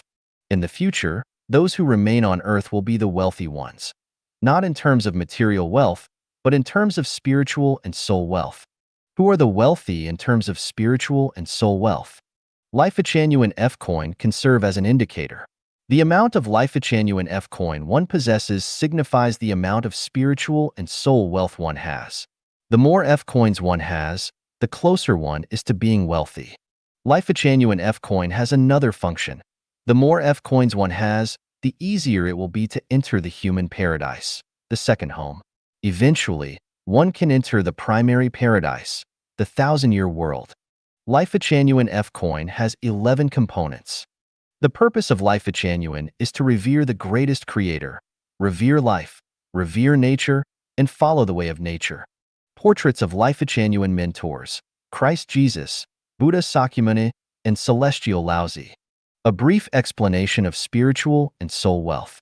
A photo of Xiefeng, the founder of Life-Genuine. The symbol of the new human life mode, the second home. The amount of F-Coin. The motto of Chanyuan Celestials. Open the windows, the sunlight and fresh air will come in. Take a broad view. You will see the faraway mountains fresh and green.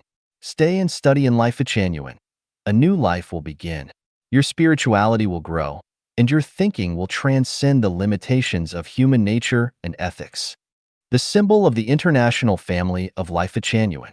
An explanation of the nature of F-Coins, i.e., the currency of the heavenly kingdom. The serial number of the F-Coin. The name or code of the F-Coin holder. The shaded area depicts a flat map of the Earth. When you possess the genuine Fcoin, a divine lamp will rise in your heart. This lamp will illuminate your path forward.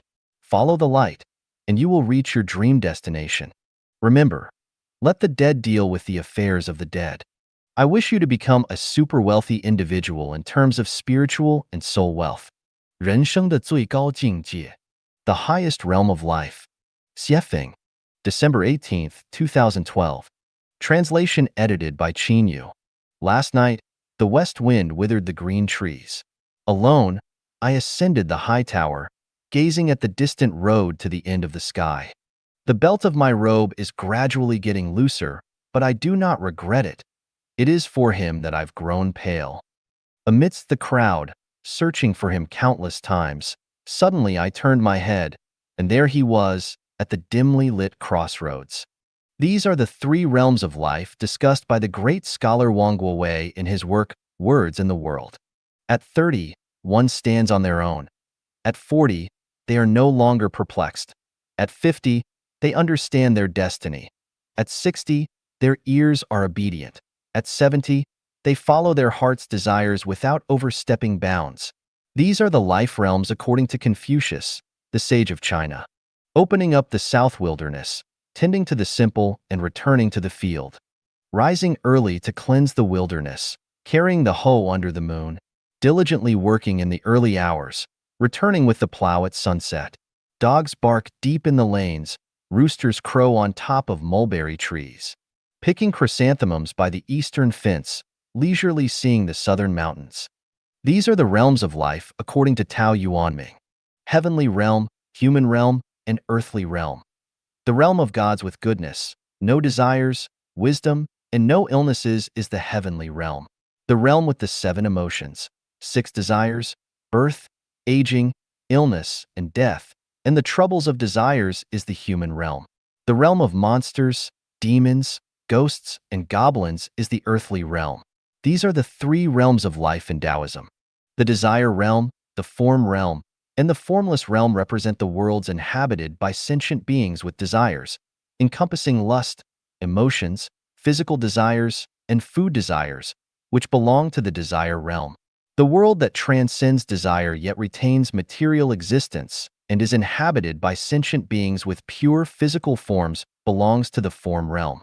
The world inhabited by sentient beings devoid of material substance, existing solely with the 4 mental aggregates of sensation, thought, action, and consciousness, is the formless realm. These constitute the 3 realms of life in Buddhism. Falling leaves fill the empty mountains. Where do I find your footprints? Empty mountains, no one around, the water flows, and the flowers bloom. The vast sky endures through the ages, but the wind and moon only last a moment. These are the 3 realms of life in Zen Buddhism. Satisfying physiological needs, security needs, emotional needs, esteem needs, and self-actualization needs. According to American psychologist Abraham Maslow, these are life realms from low to high. Realms indicate the spiritual and mental heights of a person, reflecting the essence, taste, quality, and value of their life. As the life and life guide in Life Changyuan, what kind of realm do I aim to help the Changyuan Celestials achieve as the highest in their lives? No debts, owing neither money to anyone nor emotional obligations, going with the flow and living freely.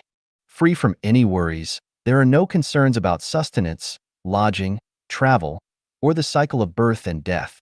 The mind abides nowhere, holds no attachments, and experiences profound serenity and joy. Without desires or wants, simply flowing with nature, feeling content regardless of location or activity. When the wind rustles through the bamboo leaves no trace. When geese pass over a cold pond, the pond shows no shadow, neither concerned about poverty nor eager for wealth. Non-contention with the world, no judgments or evaluations of the people and the world. As if one is watching the world of mundane affairs like an ant kingdom. Everything follows its nature, naturally, without trying to change anything. Let wolves be wolves and sheep be sheep. Do not try to turn wolves into sheep or sheep into wolves. The course of life, what's it like, I wonder? Perhaps like a wild goose treading snow-mired paths. In passing, it may leave a mark on the mud. but the goose flies on without looking back. Meanwhile, throughout one's life, behold the world of truth, goodness, and beauty. Ignore the phenomena of falsehood, evil, and ugliness. Harmony with heaven, merging with the Tao, uniting with heaven, earth, and all things, without self or form, being flexible, harmonious in stillness and motion, and advancing and retreating effortlessly. Abundant soul wealth, abundant spiritual wealth, and abundant material wealth. Accumulating abundant treasures in heaven, knowing your future is extremely broad and brilliant, understanding that your life's future resides in the picturesque, heavenly high-level space. Strictly adhering to the way of the greatest creator, biting the blue mountain and refusing to let go. Its roots are firmly embedded within the shattered rocks. Despite 1,000 strikes and 10,000 blows, it remains unyielding against the winds blowing from all directions. Regardless of how the wind blows and the waves surge, it's better than taking a leisurely stroll in a courtyard. Above is the highest realm of life I want to guide the Chanyuan celestials to reach. With no debts, no concerns for the future, no desires, non-contention with the world, harmony with heaven, unity with the Tao, 3 types of abundant wealth, treasures in heaven, and strict adherence to the way of the greatest creator. Having a realm indicates that a person tends towards nobility and elegance. Without a realm, a person tends towards vulgarity and coarseness. The higher the realm, the greater the spiritual and mental freedom one gains. The lower the realm, the easier it is for a person to be entangled in worldly matters and deceived by fleeting appearances, resulting in less freedom. Climbing to the highest realm of life, and life is the direction we are striving for and the goal we want to achieve. After 3 years of practice in the second home of life Changyuan, we climb to the middle of the mountain. It is certain that as long as we live in the second home for 8 years, 80% of the Chanyuan celestials will surely realize their dreams and achieve their most beautiful ideals. The realm of Chanyuan celestials is very high, and Chanyuan celestials' future of life and life is very beautiful. 简单点再简单点 Be simpler, much simpler. Xiefeng, June 11th, 2012. Translation edited by Qin. A complex mind leads to a complex life. Excessive pursuit, greed, and possession result in dissatisfaction and a rocky destiny. Life is but a journey of the soul through the human world, and in the end, we must disembark. Whether it's against our will or as we wish in the end, it all comes to naught. So, the most beautiful life is a simple life. Since life is a journey, let us enjoy the scenery along the way and travel light. Do not linger on the past landscapes. Better ones lie ahead. Do not regret the sights you have passed, as everything is but a fleeting dream. Live simply, even more simply.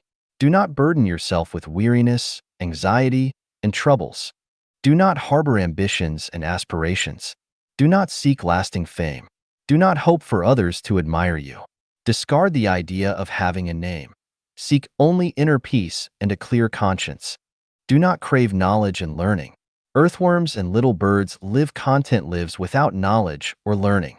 Those who claim to be experts in both Eastern and Western knowledge are fools who do not comprehend the true meaning of life. We aim for joy and happiness at every moment and in every situation. Do not covet material possessions. Do not buy houses, cars, or stash money in banks. Simply have enough to meet your needs, or even better, have nothing at all, like the residents of Life Changyuan's second home. They possess nothing but lack for nothing. Do not constantly expect to become a celestial, a Buddha, or reach heaven. Attachment is a hindrance. Live in the present. As long as every present moment is joyful, the ultimate ending will be blissful. True cultivation requires no cultivation. The highest realm of Buddhism is non-practice, and the highest form of martial arts is non-technique. The most refined management is non-management. In heaven, there are no books. Everything in existence, every phenomenon, is the best revelation. Therefore, do not read books all day long, especially complex and burdensome ones, and especially those that encourage the pursuit of success, wealth, and fame. When you are idle and bored, read the little birds and the flowers, read the wind, clouds, rain, and snow. Read the bees and ants, read the bamboo, willow trees, and the small streams. Do not cultivate relationships with people. Do not flatter or fawn over those with power and influence. Do not envy the rich and famous, and do not chase after or imitate celebrities. Live naturally, walk your own path, cultivate your own way, speak your own words, be your own person. Entrust your life to the greatest creator and let the Tao manage your life. Everything else should follow your natural inclinations. Do not pass judgment on others, even if they are demons. Everything in the world has a proper arrangement. The mouth should not despise the anus for being too dirty, and the anus should not be envious of the mouth's nobility. Do not criticize others, for each person has their own life path and unique character and strengths. Speaking ill of others reveals your own inner ugliness. Do not learn too many skills. Having one skill is sufficient. If you lack any skills, possessing a single virtue is enough to lead an easy life, whether it's honesty, diligence, kindness, simplicity, trustworthiness, or sincerity. Life is brief, so why make yourself busy and tired? Avoid extravagance and waste. Do not consume what is unnecessary. Do not indulge in what you don't need. Do not enjoy excessively. Do not crave excessively. Do not pursue excessively. Salted turnips and steamed bread of corn are good food. A bamboo fence and a thatched cottage together offer beautiful scenery. Even Taoist temples and monasteries are not as beautiful. Where roosters crow, dogs bark, and children play, that is the beauty of life. We should not overly discuss cultivation. It's a form of attachment. Avoid traveling far and wide, seeking high-level masters to discuss how to cultivate. Many methods of cultivation are, in reality, costly and laborious. Do not harbor delusions of acquiring supernatural powers and special abilities through cultivation. Instead, work diligently and live honestly. Cultivate your own way and earn your own keep. Do not pray for windfalls from the sky. Live simply, even more simply. Learn to enjoy a simple life and do not let desires, anger, or ignorance pull you around. Take things as they are, associate with others by following predestined relations, act in accordance with nature, and take advantage of opportunities as they arise. Don't stir up trouble without reason and don't seek trouble when there is none. Calm yourself and enjoy your life. Spend more time with the sunrise, the sunset, and the bright moon. Communicate more with flowers, plants, insects, and birds. Sing, dance, walk, and play to your heart's content. Chanyuan celestials bask in the radiance of the greatest creator. Jesus Christ, Buddha Shakyamuni, Laozi, and sages throughout history accompany us. Your life, including your sustenance, clothing, housing, and every aspect of life, is under the protection of the divine. Do not worry about anything, do not be afraid, do not be anxious, do not prepare for the future. As long as you understand that clear water is more important than strong coffee or other beverages, and as long as you keep the water, everything else will come. Your wishes will eventually be fulfilled, and your ideals will certainly be realized. 共产主义社区第二家园的八大特征。 8 characteristics of the communist community, the second home created by Life-Chanuan. Xiefeng. February 27, 2013. Translation edited by Qinyu. The communist community, the second home, created by Life-Chanuan, has been in existence for nearly 4 years and has now entered a stable and harmonious phase. Although it is not yet perfect, it is approaching the ideal state of life that humanity has dreamt of for thousands of years. This is humanity's blessing and the hope for its development. The establishment of the communist community, the second home, is inspired by the teachings of Jesus Christ, Buddha Sakyamuni, the sage Laozi, Prophet Muhammad, and the wisdom of sages throughout history. It is from the description of ancient Greek philosophers like Plato and the Chinese sage Confucius. It is rooted in the thoughts of the founders and pioneers of communist ideology such as Marx, Engels, Lenin, and Mao Zedong. It is also influenced by the ideals of utopian socialist thinkers and practitioners like Owen, Saint-Simon, and Fourier.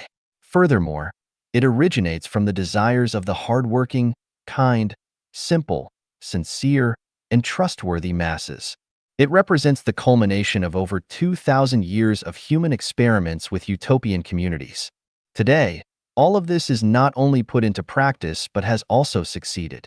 The success of the communist community, the second home, is not accidental. It is the crystallization of the thoughts of all human sages, the result of countless Communist Party members dedicating their lives to it. The road to this success is paved with blood, tears, humiliation, and hardship. Today, the hard work of our predecessors has blossomed into beautiful flowers. We should cherish it and protect it with our lives. Summarizing our thoughts and experiences, the current communist community, the second home, possesses the following 8 characteristics.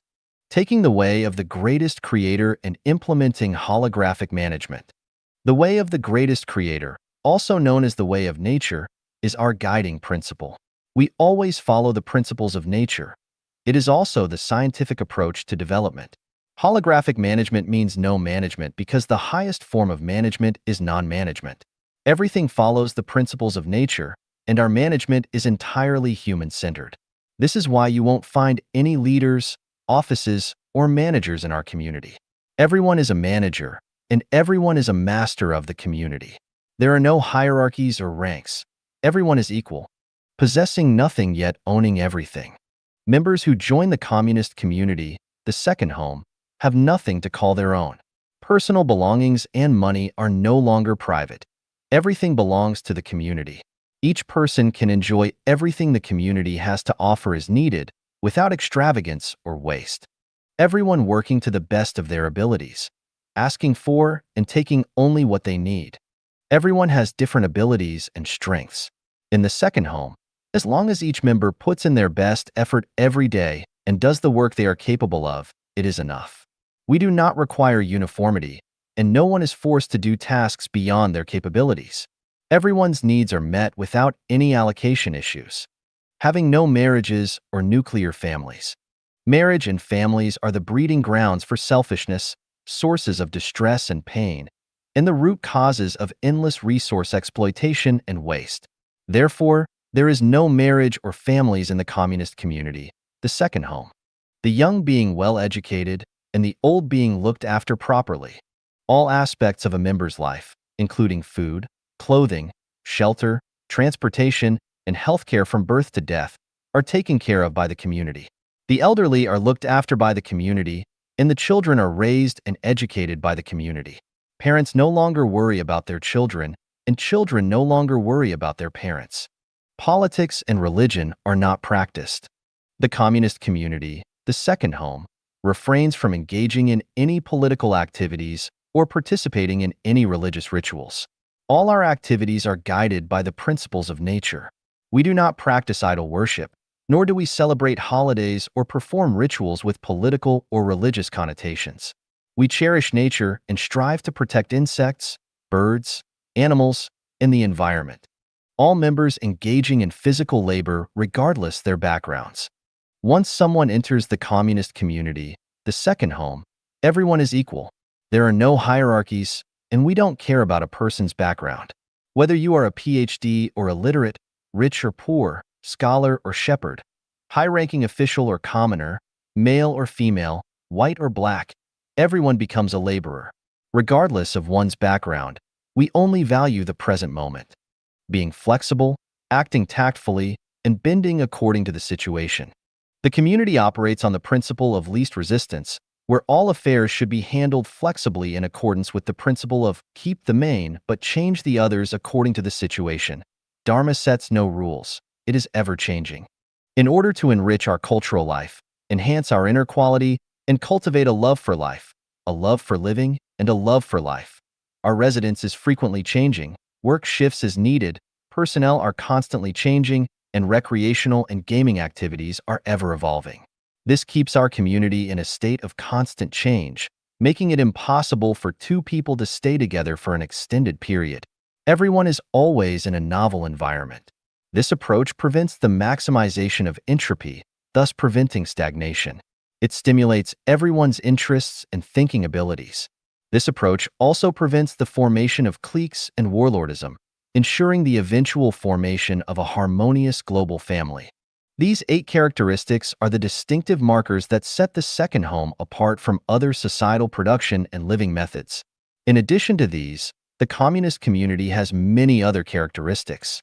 For instance, we do not celebrate birthdays, avoid one-on-one romantic relationships, build the environment into a model of ecological civilization, creating an idyllic living environment, eschew personal worship, speak the truth as it is, have specialized and responsible division of labor in all tasks, allowing people to freely choose work according to their strengths and interests, avoid complaining and sharing grievances, refrain from discussing others' personal matters and privacy, avoid comparisons, maintain transparency in all matters, abstain from mystical or secretive practices, and more. We have paved a sunny path for humanity in the communist community, the second home. We have essentially achieved a state where everyone is happy, joyful, free, and blessed. The secret to elevating life to the realms of heaven, becoming celestial and Buddha, lies here. 第二家园混沌管理简论 The second home's holographic management briefing. Xiefeng, January 21st, 2013. Translation edited by Qinyu. The second home is established to introduce a new way of life for all of humanity. One of the primary objectives of this new lifestyle is to foster harmonious coexistence among individuals, within society, and with the natural world. It envisions a united global family living in peace, free from international conflicts, regional tensions, ethnic disputes, religious and political divisions, as well as the troubles, pain, and unhappiness often associated with marriage and family life. Additionally, it aims to significantly reduce crime, eliminate unemployment, famine, environmental pollution, and other global challenges. To achieve this ideal, the key component is the worldwide implementation of holographic management. The essence of holographic management is non-management, which means minimizing human intervention and instead adopting Tao management, following the way of nature rather than human will. The universe is holographic. A change anywhere affects the whole. Any changes in the universe impact the Earth, and any changes on Earth affect all of humanity. There are no isolated events or isolated phenomena. For example, if one person gets angry, that anger will affect their family members, who will, in turn, affect their co-workers, and those co-workers will affect their nation and country. This nation and country will impact the entire world. From this, we can deduce that one person's anger has an effect on all of humanity. Thus, any event that occurs worldwide will have a butterfly effect on all of humanity and the Earth. This implies that the actions and words of an individual, a family, a nation, a political party, a religion, or a country affect all of humanity. There is no separation between internal and external, no concept of not influencing each other, no such thing as private matters. Everything is a public matter. All internal affairs are global affairs. The Earth is a whole, and local events have global implications. Just as an individual is a whole, and even if a splinter pierces their toe, it will have consequences throughout their body. To ensure that all of humanity lives a happy life, global holographic management must be implemented. Holographic management is the most ideal form of governance in theory, but can it work in practice? The second home, created by Life-Genuine, is here to experiment with this mode of management. If this management style proves effective in the second home, then holographic management can be promoted worldwide, ultimately achieving global holographic management. Holographic management comprises 8 major connotations: achieving resonance between humanity and nature, becoming one with the Tao, and aligning with the will of the greatest creator. Embracing adherence to natural laws, operating based on scientific principles, engaging in production and lifestyle guided by the philosophy of scientific development, and minimizing human interference to the greatest extent possible. Maximizing the reduction of laws, regulations, and rules, allowing qualities like truth, goodness, beauty, love, trust, and sincerity to naturally blossom from the heart, revealing one's Buddha nature. Eliminating the soil that gives rise to private ownership, the family, and marriage. Promoting the concept of a global family, where all of humanity lives a life like that of the second home, sharing resources and dissolving political parties, religions, and countries to promote ethnic integration. Ensuring that every member of society becomes a creator of soul, spiritual, or material wealth. Minimizing the number of intermediaries, especially reducing administrative personnel. shifting from management to service, where all managers become ordinary servants without any special privileges or treatment. Everyone contributes according to their abilities and receives according to their needs. Avoid extravagance and waste, relying on self-awareness and voluntary participation without administrative orders. No one can impose their will on others for any reason or excuse. Individuality and commonality harmoniously unite, aiming to allow individuality to fully blossom while maintaining perfect alignment between individuality and commonality. At the macro level, it forms a cohesive whole, while at the micro level, it consists of independent individuals. Everything unfolds with a focus on people, rather than for a specific goal, ideology, economic interest, noble ideal, or moral height. The aim is to allow people to savor the process of life, to enjoy the pleasures of childhood during childhood, the interests of youth in their youth, the passions of adolescence in their adolescence, the subtleties of middle age in their middle years, and the leisurely pursuits of old age in their later years. Life should not be a hardship driven by fixed objectives. The prerequisite for implementing holographic management is that individuals must first undergo soul purification. Without soul purification, holographic management cannot be implemented. Soul purification is a complex and challenging endeavor. If this endeavor is not executed correctly, so-called holographic management will remain an illusion and never become a reality. Based on the practice of over 3 years in the second home, it is evident that holographic management is not an unattainable fantasy but an ideal that can be realized. All of humanity can realize its most beautiful ideals as long as society and all of humanity provide understanding, support, and patience while they wait. Holographic management is humanity's way forward. There is no other way. Let's calculate the value of 1 crown of Chanyuan celestial name. Xiefeng, September 28, 2011. Translation edited by Qinyu. This is a matter of values. Some people consider money worthless, while others see it as essential for life. Some view friendship as spiritual wealth, while others see it as a tool for personal gain. Some see labor as a source of happiness, while others see it merely as a means of survival. There are also those who underestimate or belittle the value of labor. The number words for celestial titles are not expressed using one or a few, but rather 1 crown of celestial or a few crowns of celestials. Therefore, the meaning of 1 crown of celestial in the title is 1 Chanyuan celestial name. Now, let's calculate the value of the name of a Life-Chanyuan member. First, what is the purpose of a person's lifelong efforts? According to the famous American psychologist Abraham Maslow's hierarchy of needs, human beings strive to fulfill various needs throughout their lives. These needs include physiological needs, safety needs, social needs, esteem needs, and self-actualization. Physiological needs are the most basic human needs, such as food, clothing, shelter, transportation, and sexual life. Safety needs include job and personal safety, life stability, protection from diseases and disasters, and having a secure future.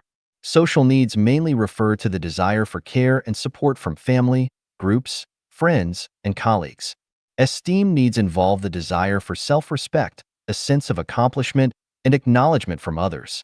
This includes aspiring for wealth, status, power, and a favorable reputation, aiming to earn respect and recognition while avoiding being disregarded or underestimated by society. Self-actualization needs are the highest level of human needs. They involve the desire to complete work that corresponds to one's capabilities, to fully unleash one's potential in the workplace, to become the expected person, to ultimately strive for perfection, to experience the highest state of beauty in life, and to elevate oneself into a celestial being. Now, let's consider how many people have truly fulfilled their physiological, safety, social, esteem, and self-actualization needs. Most people struggle to fulfill even their basic physiological needs, let alone their higher-level needs. Only individuals like presidents, billionaires, and Nobel Prize winners can be said to have achieved these 5 needs from a worldly perspective. How much effort does it take to become a president, a billionaire, or a Nobel Prize winner? Or in other words, what is the value of being a president, a billionaire, or a Nobel